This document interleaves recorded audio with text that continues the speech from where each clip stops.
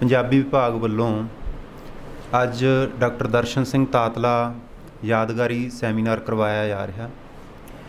इस सैमीनार ਦੇ ਵਿੱਚ ਅੱਜ ਸਾਡੇ ਦਰਮਿਆਨ शामिल मानयोग वाइस चांसलर साहब डॉक्टर प्रितपाल सिंह जी, सिख चिंतक Sardar Ajmer Singh, professor Punjabi University Patiala professor Gurmukh Singh, Bibi Mandeep Kaur लेखक ਅਤੇ डॉक्टर दर्शन सिंह तातला ਦੀ ਭਤੀਜੀ ਸਾਹਿਬਾ, कुछ होर सज्जन ਜਿਹੜੇ ਬਾਹਰੋਂ सिख रिसर्च ਨਾਲ जुड़े हुए ने ਉਹ ਸਾਡੇ ਦਰਮਿਆਨ ਆਏ ਨੇ। विद्यार्थियों अध्यापक साथियों, फतेह की सांझ पाने वाहिगुरू जी का खालसा वाहिगुरू जी की फतेह। पिछले लंबे समय तो आप वेखते हाँ करोना चलिया आ रहा, उसने हर तरह के जोड़े समागम सी वो भंग किए हुए ने, ऑनलाइन कर रहे सी। अपनी यूनिवर्सिटी का यह पहला वो समागम है जिस दे विच आपां हाजिर हो के गल कर रहे हैं। दर्शन सिंह तातला ਦਾ ਨਾਂ ਤੁਸੀਂ ਬਹੁਤਿਆਂ ਨੇ ਸੁਣਿਆ ਹੋਵੇਗਾ। ਉਹਨਾਂ ਦੇ ਕੰਮ ਦੀ ਇੱਕ ਬੜੀ ਲੰਮੀ ਤਫਸੀਲ ਹੈ। ਉਹਨਾਂ ਦੇ ਕੰਮ ਦਾ ਨਾਂ ਲੈਣਾ ਹੀ ਆਪਣੇ ਆਪ ਦੇ ਵਿੱਚ ਇੱਕ ਬਿਬਲੀਓਗ੍ਰਾਫੀ ਵਰਗੀ ਗੱਲ ਹੈ। ਤਾਤਲਾ ਸਾਹਿਬ ਨੇ ਕਿੰਨਾ ਕੰਮ ਕੀਤਾ, ਕਿਸ ਤਰ੍ਹਾਂ ਦਾ ਕੰਮ ਕੀਤਾ, ਇਹ ਸਾਰੇ ਬੁਲਾਰੇ ਸਾਡੇ ਨਾਲ ਗੱਲਾਂ ਸਾਂਝੀਆਂ ਕਰਨਗੇ। ਇੱਕ ਨੁਕਤੇ ਤੋਂ ਤੁਸੀਂ ਇੱਦਾਂ ਕਹਿ ਸਕਦੇ ਹੋ ਕਿ ਉਹ ਮਲਟੀਪਲ ਫਰੰਟ ਦੇ ਉੱਤੇ ਕੰਮ ਕਰ ਰਹੇ ਸੀ, ਵੱਖੋ-ਵੱਖ ਮੁਹਾਜ਼ਾਂ ਦੇ ਉੱਤੇ ਕੰਮ ਕਰ ਰਹੇ ਸੀ। ਇੱਕੋ ਵੇਲੇ ਉਹ ਸਿੱਖ ਡਾਇਸਪੋਰਾ ਬਾਰੇ ਵੀ ਗੱਲ ਕਰ ਰਹੇ ਸੀ, ਪੰਜਾਬੀ ਬੋਲੀ ਬਾਰੇ ਵੀ ਕਰ ਰਹੇ ਸੀ, ਪੰਜਾਬ ਦੇ ਸੱਭਿਆਚਾਰ ਬਾਰੇ, ਸਿੱਖ ਸੰਸਥਾਵਾਂ ਬਾਰੇ, ਸਿੱਖ ਬਿਬਲੀਓਗ੍ਰਾਫੀ ਬਾਰੇ, ਸਿੱਖ ਸਰੋਤਾਂ ਦੇ ਇਕੱਠਣ ਬਾਰੇ। ਇਸ ਤਰ੍ਹਾਂ ਦੇ ਉਹ ਅਨੇਕਾਂ ਭਾਂਤ ਦੇ ਜਿਹੜੇ ਕੰਮ ਸੀ ਉਹ ਇੱਕੋ ਵੇਲੇ ਇਹਨਾਂ ਸਾਰੇ ਕੰਮਾਂ ਦੇ ਉੱਤੇ ਲੱਗੇ ਹੋਏ ਸੀ। ਇਹ ਕਿਸੇ ਪਰਸਨੈਲਿਟੀ ਦਾ ਕਾਫੀ ਵੱਡਾ ਪੱਖ ਹੁੰਦਾ ਕਿ ਉਹ ਲਾਇਬ੍ਰੇਰੀ ਦੇ ਵਿੱਚ ਵੀ ਬਹੁਤ ਜ਼ਿਆਦਾ ਚਿੰਤਨ ਪੱਧਰ ਤੱਕ ਕੰਮ ਕਰਨ ਦੇ ਸਮਰੱਥ ਹੋਵੇ ਅਤੇ ਨਾਲ ਦੀ ਨਾਲ ਸੰਸਥਾ ਦੇ ਪੱਧਰ 'ਤੇ ਸਰਗਰਮ ਹੋ ਕੇ ਵੀ ਕੰਮ ਕਰਨ ਅਤੇ ਕਰਵਾਉਣ ਦੇ ਸਮਰੱਥ ਹੋਵੇ। ਤਾਤਲਾ ਸਾਹਿਬ ਦੇ ਇਸ ਤਰ੍ਹਾਂ ਦੇ ਗੁਣ ਸਨ। ਮੈਂ ਡਾਕਟਰ ਤਾਤਲਾ ਨੂੰ ਪਹਿਲੀ ਵਾਰੀ ਜਦੋਂ ਵੇਖਿਆ ਤਾਂ ਪੰਜਾਬੀ ਯੂਨੀਵਰਸਿਟੀ ਪਟਿਆਲਾ ਵਿੱਚ ਮੈਂ ਪੜ੍ਹਦਾ ਸੀ। ਉੱਥੇ ਪੰਜਾਬੀ ਯੂਨੀਵਰਸਿਟੀ ਪਟਿਆਲਾ ਵਿੱਚ ਡਾਇਸਪੋਰਾ ਦੇ ਉੱਤੇ ਜਿਹੜੀ ਵਰਲਡ ਪੰਜਾਬੀ ਕਾਨਫਰੰਸ ਸੀ ਉਹ ਕਰਵਾਈ ਗਈ ਅਤੇ ਉਦੋਂ ਉਹਨਾਂ ਦੇ ਇੱਕ ਮਿੱਤਰ ਸੀ ਵਰਨ ਡਜ਼ਨਬਰੀ ਅਤੇ ਤਾਤਲਾ ਸਾਹਿਬ ਉਦੋਂ ਆਏ ਸੀ। ਉਦੋਂ ਉਹਨਾਂ ਦੀਆਂ ਕੁਛ ਗੱਲਾਂ ਸੁਣੀਆਂ। ਉਸ ਤੋਂ ਬਾਅਦ ਜਦੋਂ ਮੈਂ ਡਾਇਸਪੋਰਾ ਬਾਰੇ ਪੜ੍ਹਨ ਲਿਖਣ ਲੱਗਿਆ ਤਾਂ ਉਦੋਂ ਉਹਨਾਂ ਦੀ ਕਿਤਾਬ ਸਿੱਖ ਡਾਇਸਪੋਰਾ ਸਰਚ ਫਾਰ ਦਾ ਸਟੇਟਹੁੱਡ, ਉਹ ਕਿਤਾਬ ਵੇਖੀ ਪੜ੍ਹੀ। ਫਿਰ ਇੱਕ ਵਾਰੀ ਇਸ ਤਰ੍ਹਾਂ ਦਾ ਵਾਪਰਿਆ ਕਿ ਪੰਜਾਬੀ ਯੂਨੀਵਰਸਿਟੀ ਪਟਿਆਲਾ ਵਿੱਚ ਹੀ ਉਸੇ ਤਰ੍ਹਾਂ ਕਾਨਫਰੰਸ ਸੀ, ਵਰਲਡ ਪੰਜਾਬੀ ਕਾਨਫਰੰਸ, ਅਤੇ ਉਹਦੇ ਵਿੱਚ ਉਹ ਵੀ ਡਾਇਸਪੋਰਾ 'ਤੇ ਹੀ ਸੀ। ਡਾਇਸਪੋਰਾ ਟਰਾਂਸਕਲਚਰਲ ਪਾਰ ਸੱਭਿਆਚਾਰਕ ਅਧਿਐਨ 'ਤੇ ਸੀ। ਉਦੋਂ ਮੈਂ ਇੱਕ ਪਰਚਾ ਉੱਥੇ ਲਿਖਿਆ, ਦਸਤਾਰ ਪਾਰ ਸੱਭਿਆਚਾਰਕ ਅਧਿਐਨ। ਉਸ ਪਰਚੇ ਦੇ ਵਿੱਚ ਉਸ ਸੈਸ਼ਨ ਦੀ ਪ੍ਰਧਾਨਗੀ ਪ੍ਰੋਫੈਸਰ ਬਰਿਆਮ ਸੰਧੂ ਕਰ ਰਹੇ ਸਨ।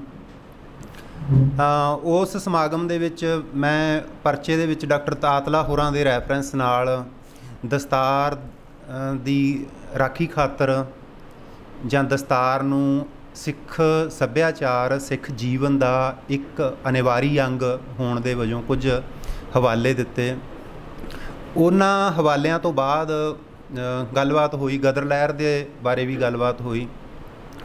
ਤਾਂ ਹੋਇਆ ਇਹ ਕਿ ਜਦੋਂ ਪ੍ਰਧਾਨਗੀ ਭਾਸ਼ਣ ਹੋਇਆ ਤਾਂ ਪ੍ਰਧਾਨਗੀ ਭਾਸ਼ਣ ਕੇਵਲ ਸਾਰੇ ਦਾ ਸਾਰਾ ਉਹ ਮੇਰੇ ਇਕੱਲੇ ਪਰਚੇ 'ਤੇ ਹੀ ਕੇਂਦਰਿਤ ਹੋ ਗਿਆ ਅਤੇ ਉਹ 1 ਘੰਟਾ ਪ੍ਰਧਾਨਗੀ ਭਾਸ਼ਣ ਹੋਇਆ। ਅਤੇ ਫਿਰ ਮੈਂ ਬਾਅਦ ਵਿੱਚ ਪੁੱਛਿਆ ਕਿਸੇ ਸੱਜਣ ਨੂੰ ਵੀ ਇਹ ਇੱਦਾਂ ਕਿਉਂ ਵਾਪਰ ਗਿਆ। ਉਹ ਕਹਿੰਦੇ ਵੀ ਡਾਕਟਰ ਤਾਤਲਾ ਦਾ ਨਾਂ ਜਿਹੜਾ ਆਉਣਾ, ਇਹਦੇ ਨਾਲ ਕਹਿੰਦੇ ਕਈ ਤਕਲੀਫਾਂ ਵੀ ਜੁੜੀਆਂ ਹੋਈਆਂ ਨੇ। ਤਾਂ ਇਸ ਤਰ੍ਹਾਂ ਦੇ ਮਾਮਲੇ ਦੇ ਵਿੱਚ ਡਾਕਟਰ ਤਾਤਲਾ ਦਾ ਜਿਹੜਾ ਕੰਮ ਸੀ ਉਹ ਜੇ ਇੱਕ ਪਾਸੇ ਇੱਕ ਵੱਡੇ ਹਿੱਸੇ ਨੂੰ ਸਕੂਨ ਦੇ ਰਿਹਾ ਤਾਂ ਜਿਹੜਿਆਂ ਲੋਕਾਂ ਦੀਆਂ ਧਾਰਨਾਵਾਂ ਉਹ ਤੋੜ ਰਿਹਾ ਸੀ ਅਤੇ ਉਸ ਪਾਸੇ ਨੂੰ ਇੱਕ ਤਕਲੀਫ ਵੀ ਹੋ ਰਹੀ ਸੀ। ਅਤੇ ਡਾਕਟਰ ਤਾਤਲਾ ਹੋਰਾਂ ਦਾ ਕੰਮ ਅਨੇਕਾਂ ਭਾਂਤ ਦਾ ਹੈ। ਇੱਥੇ ਪੰਜਾਬੀ ਯੂਨੀਵਰਸਿਟੀ ਪਟਿਆਲਾ ਵੀ ਉਹਨਾਂ ਨੇ ਜ਼ੋਰ ਲਾਇਆ। ਸਾਡੇ ਕੋਲ ਇੱਥੇ ਆਏ ਇੱਕ ਦੋ ਸਾਡੇ ਸਮਾਗਮਾਂ ਦੇ ਵਿੱਚ ਵੀ ਹਾਜ਼ਰ ਹੋਏ। ਇੱਕ ਸਮਾਗਮ ਅਸੀਂ ਕਰਿਆ ਸੀ ਪੰਜਾਬੀ ਯੂਨੀਵਰਸਿਟੀ ਆਪਣੇ ਪੰਜਾਬੀ ਮਾਂ ਬੋਲੀ ਦਿਹਾੜੇ ਨੂੰ ਸੰਬੰਧਿਤ, ਉਹਦੇ 'ਤੇ ਉਹ ਆਏ ਤਾਂ ਉਦੋਂ ਉਹਨਾਂ ਨੇ ਸਾਡੇ ਨਾਲ ਜਿਹੜੀਆਂ ਕੁਝ ਗੱਲਾਂ ਸਾਂਝੀਆਂ ਕੀਤੀਆਂ। ਉਹਦੇ ਵਿੱਚ ਉਹ ਜ਼ੋਰ ਇੱਕੋ ਗੱਲ 'ਤੇ ਦੇ ਰਹੇ ਸੀ ਕਿ ਅਸੀਂ ਜਿਹੜੇ ਸਾਡੇ ਸਰੋਤਾਂ ਦਾ ਇਕੱਠਣ ਹੈ ਇਹਦੇ ਖਾਤਰ ਅਸੀਂ ਕਹਿੰਦੇ ਦੇਰੀ ਕਰ ਰਹੇ ਹਾਂ, ਮਤਲਬ ਇੰਨੀ ਦੇਰੀ ਕਰ ਰਹੇ ਹਾਂ ਉਹਦੇ ਵਿੱਚ ਕਹਿੰਦੇ ਵੀ ਮੁੜ ਕੇ ਸਾਨੂੰ ਲੱਭਣਾ ਨਹੀਂ ਇਹ ਜਿਹੜਾ ਹੁਣ ਅਸੀਂ ਸਮਾਂ ਇਹ ਲੰਘਾਈ ਜਾ ਰਹੇ ਹਾਂ। ਇੰਨੇ ਜ਼ਿਆਦਾ ਉਹ ਭਾਵੁਕ ਸਨ। ਅਸੀਂ ਇੱਥੇ ਆਏ ਅਤੇ ਅਸੀਂ ਉਹਨਾਂ ਨੂੰ ਜਿਹੜਾ ਸਨਮਾਨ ਚਿੰਨ੍ਹ ਦਿੱਤਾ, ਉਹ ਸਨਮਾਨ ਚਿੰਨ੍ਹ ਅੰਗਰੇਜ਼ੀ ਵਿੱਚ ਉਕਰਿਆ ਹੋਇਆ ਸੀ, ਉਹਦੇ 'ਤੇ ਸਾਡੀ ਯੂਨੀਵਰਸਿਟੀ ਦਾ ਨਾਂ। ਉਦੋਂ ਬਾਅਦ ਜਾ ਕੇ ਮੈਨੂੰ ਕਾਫੀ ਸਖਤ ਚਿੱਠੀ ਲਿਖੀ ਉਹਨਾਂ ਨੇ ਵੀ ਮੈਨੂੰ ਕਹਿੰਦੇ ਤੁਹਾਡੇ ਕੋਲੋਂ ਇੱਦਾਂ ਆਸ ਨਹੀਂ ਸੀ, ਤੁਸੀਂ ਇੱਦਾਂ ਦੇ ਇਹ ਕੰਮ ਕਰੋ ਵੀ ਪੰਜਾਬੀ ਡਿਪਾਰਟਮੈਂਟ ਤੁਹਾਡੀ ਯੂਨੀਵਰਸਿਟੀ 'ਤੇ ਤੁਸੀਂ ਅੰਗਰੇਜ਼ੀ ਵਿੱਚ ਉਕਰਿਆ ਹੋਇਆ ਸਾਨੂੰ ਇਹ ਇੱਦਾਂ ਦਾ ਦੇ ਰਹੇ। ਤਾਂ ਉਹ ਇਹ ਹੁੰਦਾ ਵੀ ਉਹ ਕੁਝ ਪੁਰਾਣੀਆਂ ਗੱਲਾਂ ਸੀ ਸਾਡੇ ਕੋਲ, ਪੁਰਾਣਾ ਸਾਰਾ ਕੰਮਕਾਰ ਚੱਲਿਆ ਆ ਰਿਹਾ ਸੀ। ਉਸ ਨੁਕਤੇ ਤੋਂ ਮੈਂ ਤੁਹਾਨੂੰ ਉਹਨਾਂ ਦੀ ਭਾਵੁਕਤਾ ਜਿਹੜੀ ਉਹ ਕਿਸ ਤਰ੍ਹਾਂ ਦੀ ਹੈ ਸੀ ਉਹਦੇ ਨਾਲ ਗੱਲਾਂ ਸਾਂਝੀਆਂ ਕਰੀਆਂ।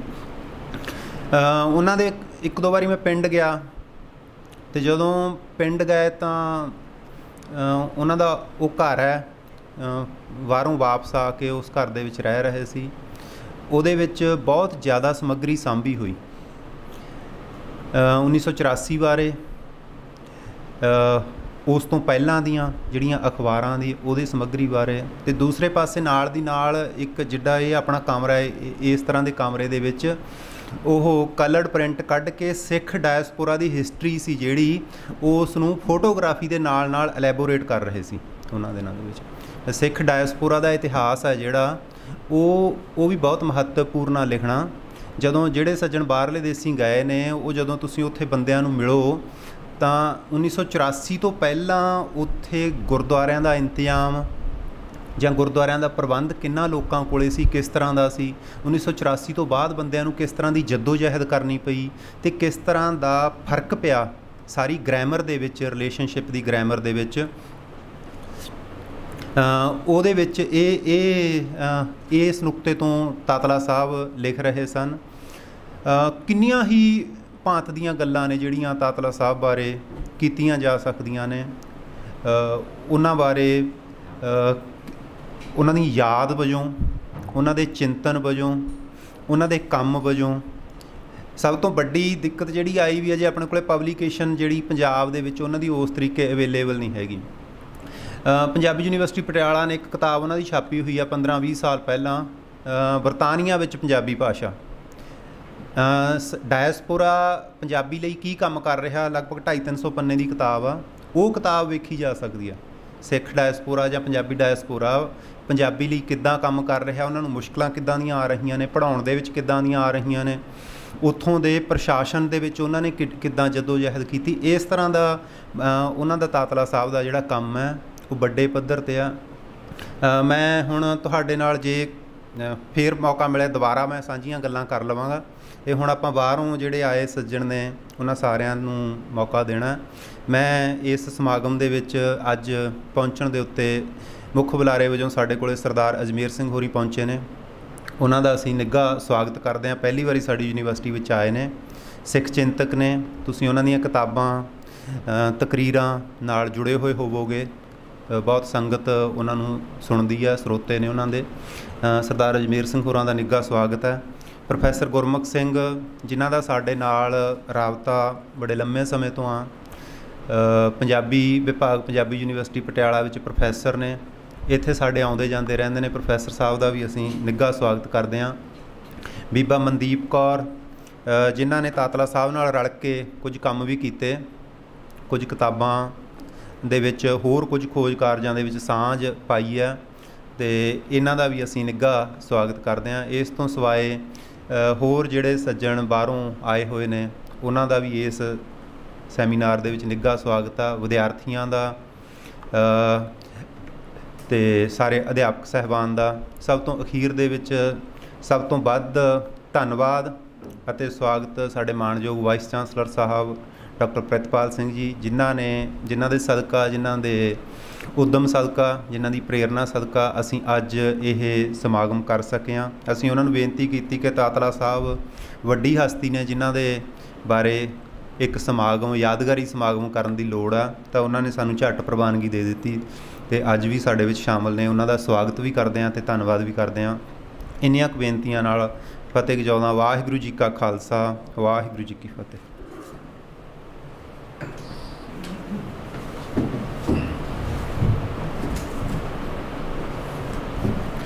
वाहिगुरू जी का खालसा, वाहिगुरू जी की फतेह। इसे समागम की जी अगली लड़ी नूं अगे तोड़न दे लई मैं हुण गुजारिश करदी हाँ बीबा मनदीप कौर जी नूं, भतीजी सरदार डॉक्टर दर्शन सिंह तातला जी। बीबी मनदीप कौर।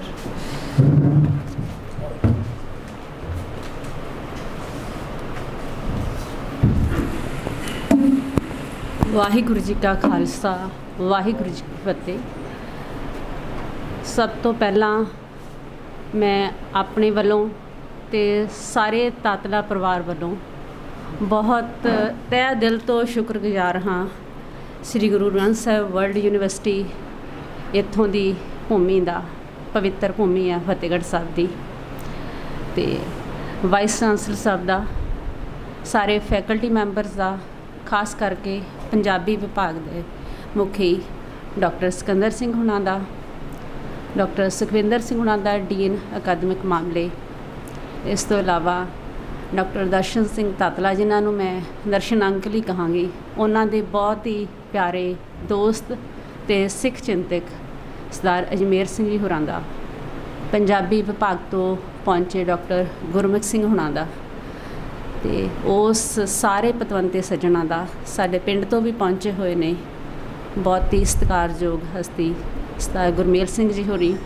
ते हर उस रूह का जो अज दर्शन अंकल की याद दे विच इस समागम दे पहुंची है।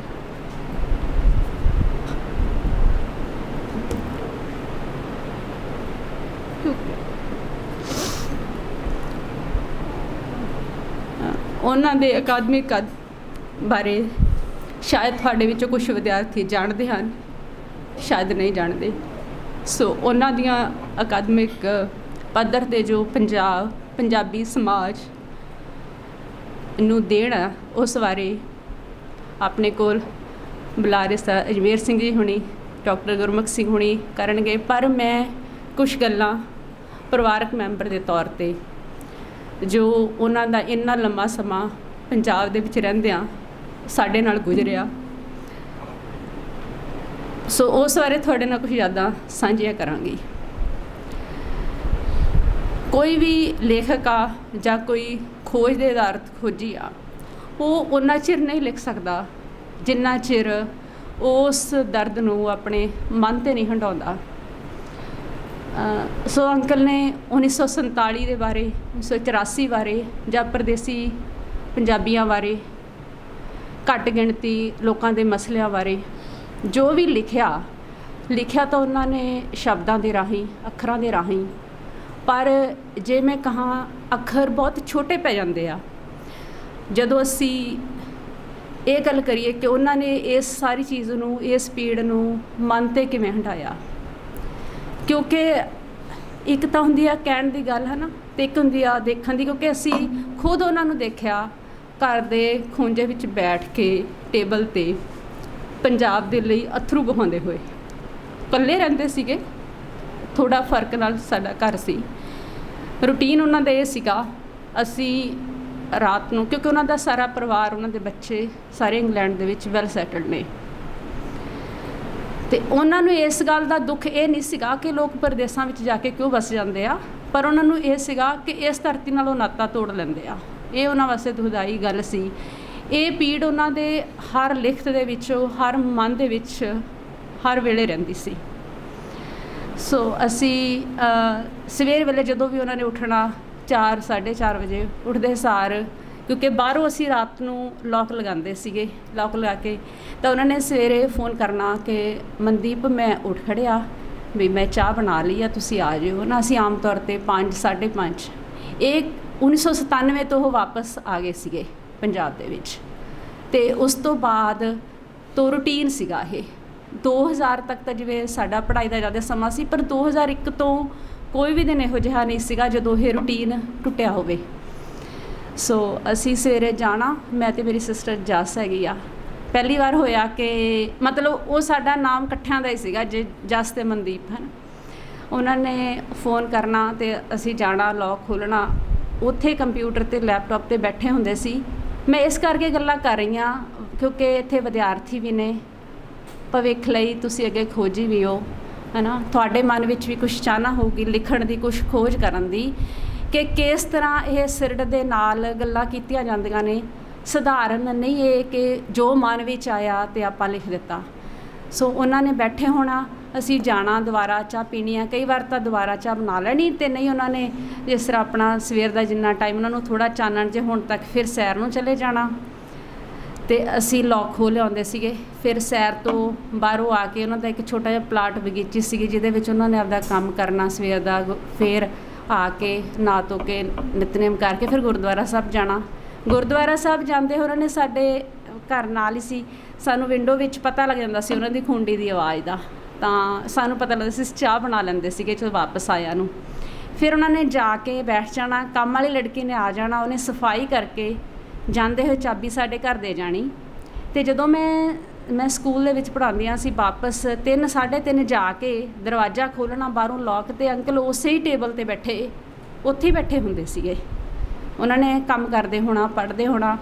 ਕਈ ਵਾਰ ਤਾਂ ਬਹੁਤ ਉਹਨਾਂ ਦੇ ਚਿਹਰੇ 'ਤੇ ਸਕੂਨ ਹੁੰਦਾ ਸੀਗਾ ਕਿ ਮੈਂ ਕੁਛ ਕਰ ਸਕਿਆ, ਹੈ ਨਾ। ਕਈ ਵਾਰੀ ਬਹੁਤ ਤੜਫ ਜਿਹੀ ਵੀ ਹੁੰਦੀ ਸੀਗੀ, ਹੈ ਨਾ। ਫਿਰ ਉਹਨਾਂ ਨੇ ਕਈ ਵਾਰ ਮੈਨੂੰ ਕਹਿਣਾ, ਮਨਦੀਪ ਗੁਰਬਾਣੀ ਦੇ ਵਿੱਚੋਂ ਬਹੁਤ ਵਾਰ ਪੜ੍ਹਦੇ ਸੀ ਉਹ ਸ਼ਬਦ, ਉਹਨਾਂ ਨੇ ਆਪਣੀ ਕਮਰੇ ਦੇ ਵਿੱਚ ਦੀਵਾਰ ਦੇ ਸਾਹਮਣੇ ਮੇਰੇ ਤੋਂ ਉਹ ਪ੍ਰਿੰਟ ਕਰਾ ਕੇ ਨਾ ਕਢਵਾ ਕੇ ਲਗਵਾਇਆ ਵੀ ਸੀਗਾ। ਪੜ੍ਹ ਪੜ੍ਹ ਗੱਡੀ ਲੱਦੀਏ, ਪੜ੍ਹ ਪੜ੍ਹ ਭਰੀਏ ਸਾਥ, ਪੜ੍ਹ ਪੜ੍ਹ ਬੇੜੀ ਪਾਈਏ, ਪੜ੍ਹ ਪੜ੍ਹ ਗੱਡੀਏ ਖਾਤ, ਪੜ੍ਹੀਏ ਜੇਤੇ ਬਰਸ ਬਰਸ, ਪੜ੍ਹੀਏ ਜੇਤੇ ਮਾਸ, ਪੜ੍ਹੀਏ ਜੇਤੇ ਆਰਜਾ, ਪੜ੍ਹੀਏ ਜੇਤੇ ਸਾਸ, ਨਾਨਕ ਲੇਖੇ ਇੱਕ ਗੱਲ ਹੁਰ ਹਉਮੈ ਚਖਣਾ ਝਾਕ। ਉਹਨਾਂ ਨੂੰ ਇਸ ਗੱਲ ਦਾ ਡੂੰਘਾਈ ਤੱਕ ਅਹਿਸਾਸ ਸੀਗਾ ਕਿ ਦੁਨਿਆਵੀ ਵਿਦਿਆ ਵਾ ਸਵਾਏ ਹਉਮੈ ਤੋਂ ਨਹੀਂ ਦਿੰਦੀ।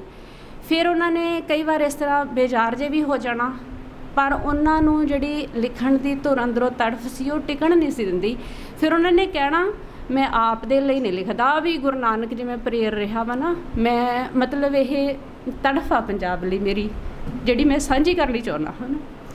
ਤਾਂ ਕਈ ਵਾਰ ਤਾਂ ਆਪ ਹੀ ਬਹੁਤ ਮਤਲਬ ਫਾਈਲ ਆ, ਕਿਉਂਕਿ ਪਿਛਲੇ 2 ਸਾਲ ਤੋਂ ਉਹ ਚੁਬਾਰੇ ਨਹੀਂ ਸੀ ਚੜ੍ਹ ਸਕਦੇ ਜਿੱਥੇ ਉਹਨਾਂ ਦਾ ਰੂਮ ਸੀ, ਬਹਿ ਕੇ ਕੰਮ ਕਰਦੇ ਸੀ। ਅਤੇ ਕਈ ਵਾਰ ਤਾਂ ਲਿਆਉਣੀਆਂ, ਕਈ ਵਾਰ ਜਾਣਾ ਹੈ ਨਾ, ਉਹਨਾਂ ਨੇ ਕਹਿਣਾ, ਮਨਦੀਪ ਮੈਂ ਉਹ ਫਾਈਲ ਲੈਣੀ ਸੀ, ਮੇਰੀ ਹਿੰਮਤ ਨਹੀਂ ਪਈ।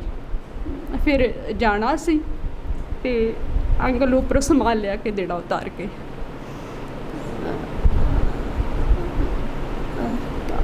ਕਿਉਂਕਿ ਅਸੀਂ ਨਾ ਮਤਲਬ ਉਹਨਾਂ ਨੂੰ ਐਵੇਂ ਦੇਖਦੇ ਸੀ, ਉਹ ਕਦੇ ਵੀ ਮਤਲਬ ਉਂਝ ਕਦੇ ਉਹਨਾਂ ਨੇ ਯਾਦ ਕਰ ਲੈਂਦਾ ਸੀ, ਇਹ ਨਹੀਂ ਹੈਗਾ ਪਰਿਵਾਰ ਨਾਲ ਪਿਆਰ ਨਹੀਂ ਸੀ, ਪਰ ਉਹਨਾਂ ਨੂੰ ਲੱਗਦਾ ਸੀ ਕਿ ਉਹ ਵੈਲ ਸੈਟਲਡ ਨੇ।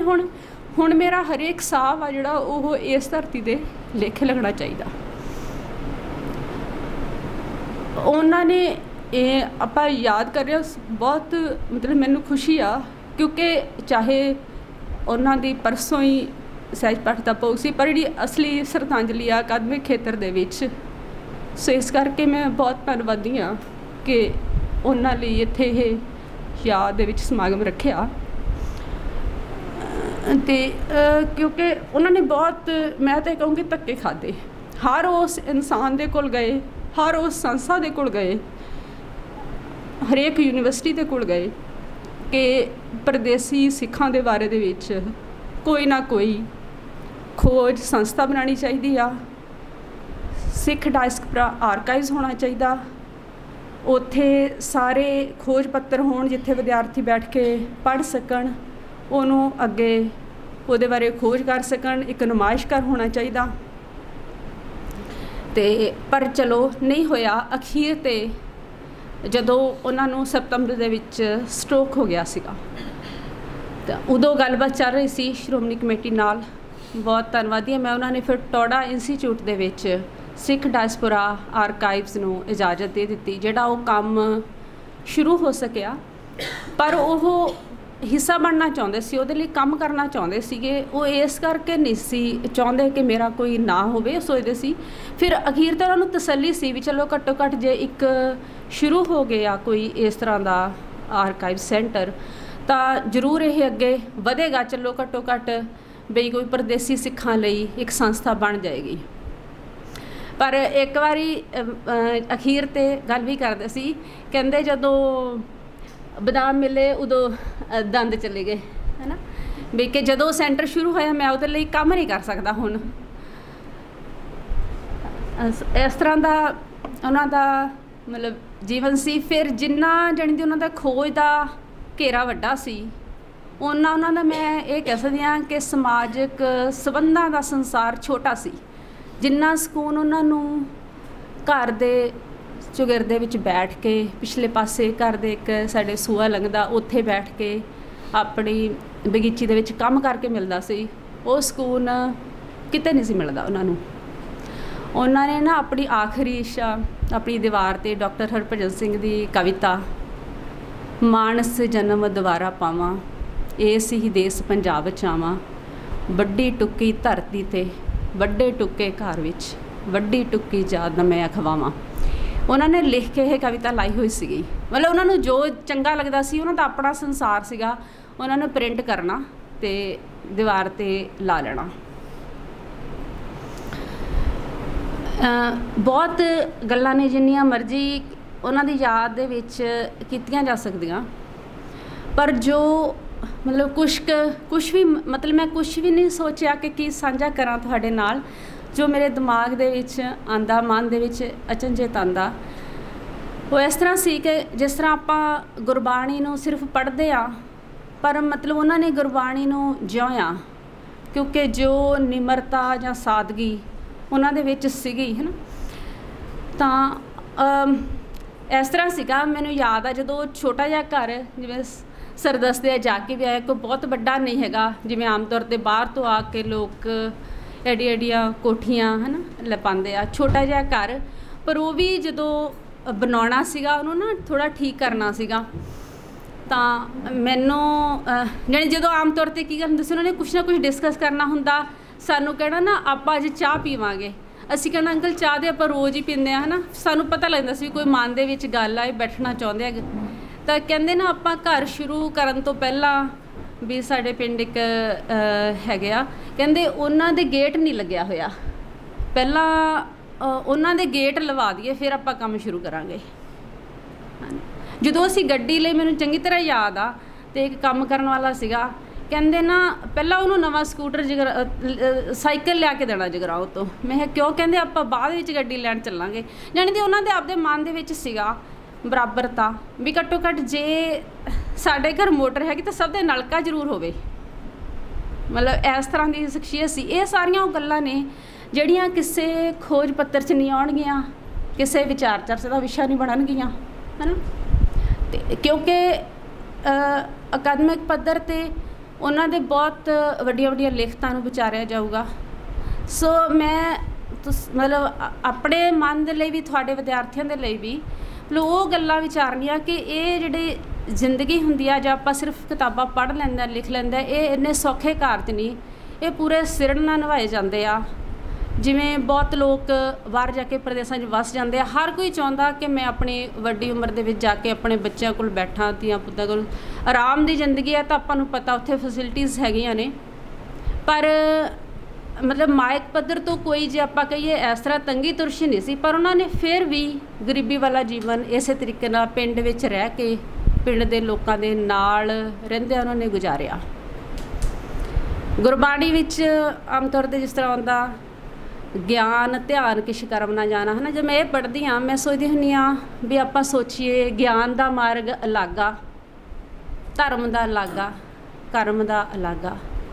ਪਰ ਮੈਂ ਜਦੋਂ ਅੰਕਲ ਦੀ ਜ਼ਿੰਦਗੀ ਨੂੰ ਦੇਖਦੀ ਹਾਂ, ਮੈਂ ਸੋਚਦੀ ਹਾਂ ਵੀ ਗਿਆਨ, ਧਰਮ ਅਤੇ ਕਰਮ ਇਹ ਜਿੱਥੇ ਇਕੱਠੇ ਹੋ ਜਾਣ, ਕਿਉਂਕਿ ਗਿਆਨ ਦਾ ਖਜ਼ਾਨਾ ਵੀ ਬਹੁਤ ਸੀ ਉਹਨਾਂ ਕੋਲ ਨਾ, ਅਤੇ ਉਹਨਾਂ ਨੇ ਧਿਆਨ ਉਸੇ ਚੀਜ਼ 'ਤੇ ਆਪਣਾ ਕੇਂਦਰਿਤ ਕਰਕੇ ਬਾਕੀ ਕੋਈ ਵੀ, ਜਿਵੇਂ ਵਿਦੇਸ਼ ਦੀਆਂ ਇੰਨੀਆਂ ਚਲਕ ਭੜਕ ਦੀ ਜ਼ਿੰਦਗੀ ਆ ਜਾਂ ਇੱਥੇ ਦੀ ਆ, ਉਹਨਾਂ ਨੂੰ ਕਿਸੇ ਚੀਜ਼ ਨੇ ਖਿੱਚਿਆ ਨਹੀਂ ਆਪਦੇ ਵੱਲ। ਧਿਆਨ ਵੀ ਉਸੇ 'ਤੇ ਕੇਂਦਰ ਰੱਖਿਆ ਅਤੇ ਉਹਨਾਂ ਦੇ ਇਹੀ ਉਹਨਾਂ ਦੀ ਜ਼ਿੰਦਗੀ ਦਾ ਕਰਮ ਸੀਗਾ। ਇਸੇ ਜ਼ਿੰਦਗੀ ਮਤਲਬ ਇਸ ਚੀਜ਼ ਨੂੰ ਉਹਨਾਂ ਨੇ ਇਕੱਠੇ ਕਰਕੇ ਨਿਭਾਇਆ। ਮਤਲਬ ਇਸ ਗੱਲ ਦਾ ਉਹਨਾਂ ਨੂੰ ਕੋਈ ਫਰਕ ਨਹੀਂ ਸੀ ਪੈਂਦਾ ਵੀ ਮੈਂ ਜਾਣਿਆ ਪਛਾਣਿਆ ਹੈਗਾ ਲੋਕਾਂ ਦੇ ਵਿੱਚ ਜਾਂ ਨਹੀਂ ਹੈਗਾ। ਮੈਨੂੰ ਕਿਸੇ ਨੇ ਬੁਲਾਇਆ ਕਿਸੇ ਮਤਲਬ ਪ੍ਰੋਗਰਾਮ 'ਤੇ ਜਾਂ ਕਿਸੇ 'ਤੇ ਨਹੀਂ ਬੁਲਾਇਆ। ਬਹੁਤ ਸਾਦਾ ਜਿਹਾ ਮਤਲਬ ਜੀਵਨ ਉਹਨਾਂ ਨੇ ਗੁਜ਼ਾਰਿਆ। ਮਨ ਵਿੱਚ ਕੁਦਰਤੀ ਸ਼ਬਦ ਜਿਹੇ ਆਉਂਦੇ ਆ ਵੀ ਗਮ ਵਿੱਚ ਖੁਸ਼ੀਆਂ ਇਸ ਕਰਕੇ ਆ ਕਿਉਂਕਿ ਵੀ ਇੱਕ ਛੋਟੇ ਜਿਹੇ ਪਿੰਡ 'ਚੋਂ ਬਹੁਤ ਸਧਾਰਨ ਜਿਹੇ ਪਿੰਡ ਵਿੱਚੋਂ ਜਿਹਦਾ ਕੋਈ ਵੀ ਪਿੰਡ ਸਾਡੇ ਵਿੱਚ ਕੋਈ ਐਸੀ ਕੋਈ ਇਤਿਹਾਸਕ ਜਗ੍ਹਾ ਨਹੀਂ, ਕੋਈ ਐਸਾ ਵੱਡਾ ਮਤਲਬ ਮਹਾਨ ਸ਼ਖਸੀਅਤ ਨਹੀਂ ਹੋਈ ਜਿਹਦੇ ਤੋਂ ਆਪਾਂ ਕਹੀਏ ਪ੍ਰੇਰਨਾ ਸਦਕਾ। ਮਤਲਬ ਉਹ ਆਪਣੇ ਹੀ ਦਮ 'ਤੇ ਮਤਲਬ ਉਹਨਾਂ ਨੇ ਇੱਥੋਂ ਜਾ ਕੇ ਇੰਗਲੈਂਡ ਵਿੱਚ ਜਾ ਕੇ ਉੱਥੇ PhD ਕੀਤੀ, ਉੱਥੇ ਪੜ੍ਹਾਇਆ, ਵਾਪਸ ਆਏ, ਜਿੰਨਾ ਸਰੀਰ ਦਾ ਮਨ ਦਾ ਜ਼ੋਰ ਲਾਇਆ, ਅਖੀਰਲੇ ਸਾਹ ਤੱਕ ਲਿਖਦੇ ਰਹੇ। ਜਦੋਂ ਮਤਲਬ ਅਖੀਰ 'ਤੇ ਇੱਥੋਂ ਗਏ ਨੇ ਉਹ 2 ਅਪ੍ਰੈਲ ਦੇ ਵਿੱਚ 3 ਕੁ ਮਹੀਨੇ ਉਹ ਇੰਗਲੈਂਡ ਗਏ ਆ। ਸਿਰਫ ਕੁਦਰਤੀ ਚਾਹ ਤਾਂ ਇਹੀ ਸੀ ਉਹਨਾਂ ਦੀ ਕਿ ਮੈਂ ਇੱਥੇ ਹੀ ਉਹਨਾਂ ਦੀ ਮਤਲਬ ਮੈਂ ਆਖਰੀ ਸਾਹ ਛੱਡਾਂ ਅਤੇ ਪਰ ਜਿਵੇਂ ਵਾਹਿਗੁਰੂ ਨੂੰ ਮਨਜ਼ੂਰ ਹੈ ਨਾ। ਕਹਿੰਦੇ ਸੀ ਵੀ ਜੇ ਮੈਂ ਕੰਮ ਨਹੀਂ ਕਰ ਰਿਹਾ ਤਾਂ ਮੇਰੀ ਜ਼ਿੰਦਗੀ ਦਾ ਕੋਈ ਫਾਇਦਾ ਨਹੀਂ। ਸੋ ਇਸ ਕਰਕੇ ਗਮ 'ਚ ਖੁਸ਼ੀਆਂ ਤਾਂ ਇਹ ਆ ਕਿ ਉਹਨਾਂ ਨੇ ਇੰਨਾ ਆਪਣਾ ਤਾਣ ਲਾ ਕੇ ਪਿੰਡ ਦਾ ਜਾਂ ਆਪਣੇ ਭਾਈਚਾਰੇ ਦਾ ਦੂਸਰੇ ਸਮਾਜ ਦੇ ਵਿੱਚ ਨਾਮ ਕੀਤਾ। ਉਹਨਾਂ ਦੀਆਂ ਲਿਖਤਾਂ ਆਉਣ ਵਾਲੇ ਸਮੇਂ ਤੱਕ ਬੱਚੇ ਪੜ੍ਹਨਗੇ, ਉਹਨਾਂ ਨੂੰ ਆਪਣੇ ਖੋਜ ਕਾਰਜਾਂ ਲਈ ਵਰਤਣਗੇ। ਅਤੇ ਖੁਸ਼ੀਆਂ 'ਚ ਗਮ ਨੇ, ਬੁੱਲ੍ਹਾਂ 'ਤੇ ਮੁਸਕਾਨ, ਅੱਖੀਆਂ 'ਚ ਨਮ ਨੇ।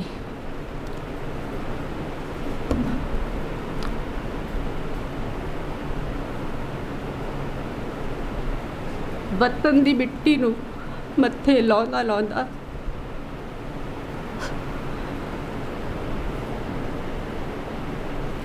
ਪ੍ਰਦੇਸ਼ ਦੀ ਧੂੜ ਵਿੱਚ ਰੁਲ ਗਿਆ।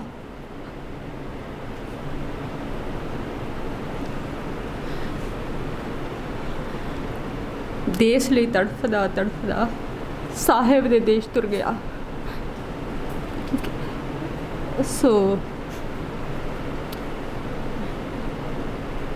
ਕਿਉਂਕਿ ਅਸੀਂ ਬਹੁਤ ਸਮਾਂ ਗੁਜ਼ਾਰਿਆ ਉਹਨਾਂ ਨਾਲ 20-25 ਸਾਲ, ਜਿਹਦੇ ਵਿੱਚੋਂ ਜੇ ਉਹ ਜਾਂਦੇ ਸੀ ਤਾਂ ਜੂਨ ਦੇ ਵਿੱਚ ਜਾਂਦੇ ਸੀਗੇ ਉੱਧਰ, ਆਮ ਤੌਰ 'ਤੇ ਜੁਲਾਈ ਅਗਸਤ ਦੇ ਵਿੱਚ ਵਾਪਸ ਆ ਜਾਂਦੇ ਸੀਗੇ ਹੈ ਨਾ। 25 ਸਾਲ ਦੇ ਵਿੱਚੋਂ ਜੇ ਆਪਾਂ ਇਹ ਕਹਿ ਦਈਏ ਕਿ 20 ਸਾਲ ਉਹਨਾਂ ਨੇ ਇੱਥੇ ਪਿੰਡ ਦੇ ਵਿੱਚ ਗੁਜ਼ਾਰੇ। ਸੋ ਇਸ ਕਰਕੇ ਸਾਨੂੰ ਉਹ ਹਰ ਇੱਕ ਗੱਲ ਯਾਦ, ਜਿਵੇਂ ਉਹਨਾਂ ਦੀ ਕੋਈ ਵੀ ਗੱਲ ਸਧਾਰਨ ਨਹੀਂ ਸੀ ਹੁੰਦੀ। ਸੋ ਇਸ ਕਰਕੇ ਹਾਲੇ ਕੁਛ ਸਮਾਂ ਲੱਗੇਗਾ ਹੈ ਨਾ। ਅਤੇ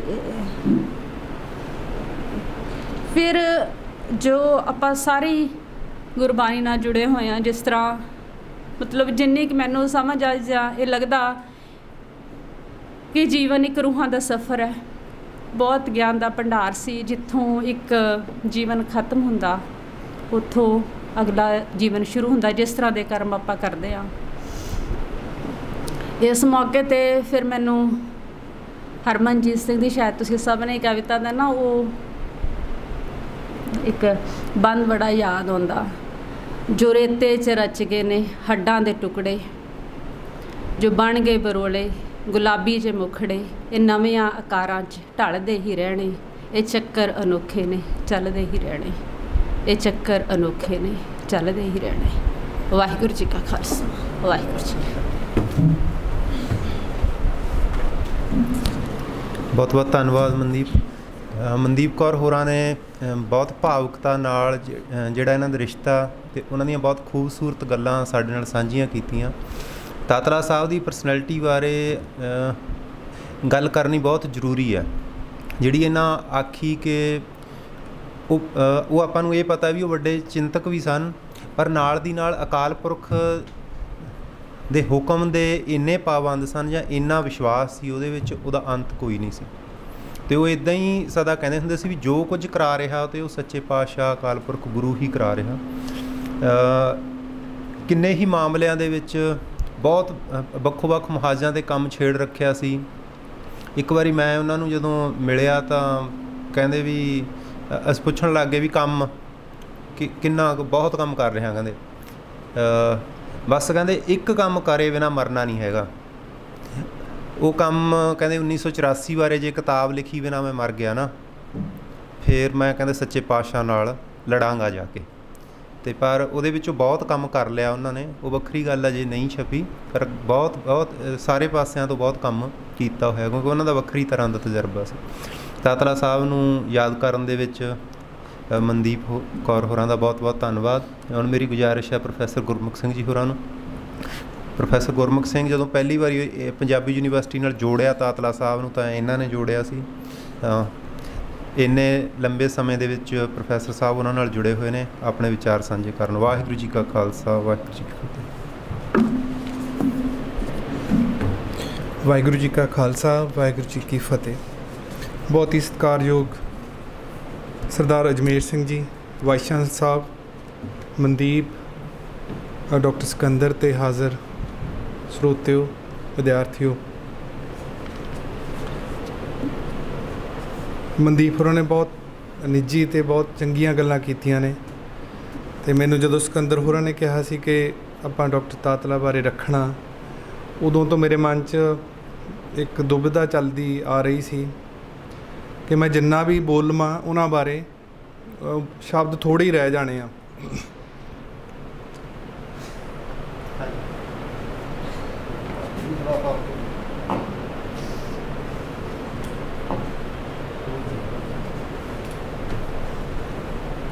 ਇਹ ਤਾਂ ਕੰਮ ਹੋਣਾ ਨਹੀਂ।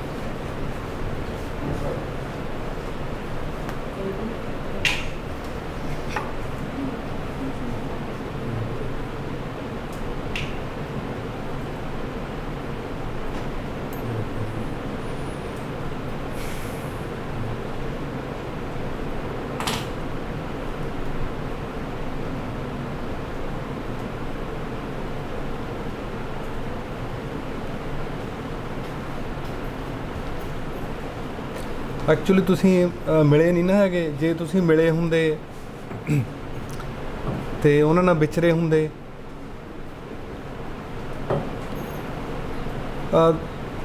ਦੁਨੀਆ 'ਚ ਬਹੁਤ ਥੋੜ੍ਹੇ ਬੰਦੇ ਹੁੰਦੇ ਆ ਜਿਨ੍ਹਾਂ ਦਾ ਕੱਦ ਜਿੰਨਾ ਅਕਾਦਮਿਕ ਤੌਰ 'ਤੇ ਉੱਚਾ ਹੁੰਦਾ ਉਹਨਾਂ ਬਤੌਰ ਹਿਊਮਨ ਬੀਇੰਗ ਉੱਚੇ ਹੁੰਦੇ ਆ।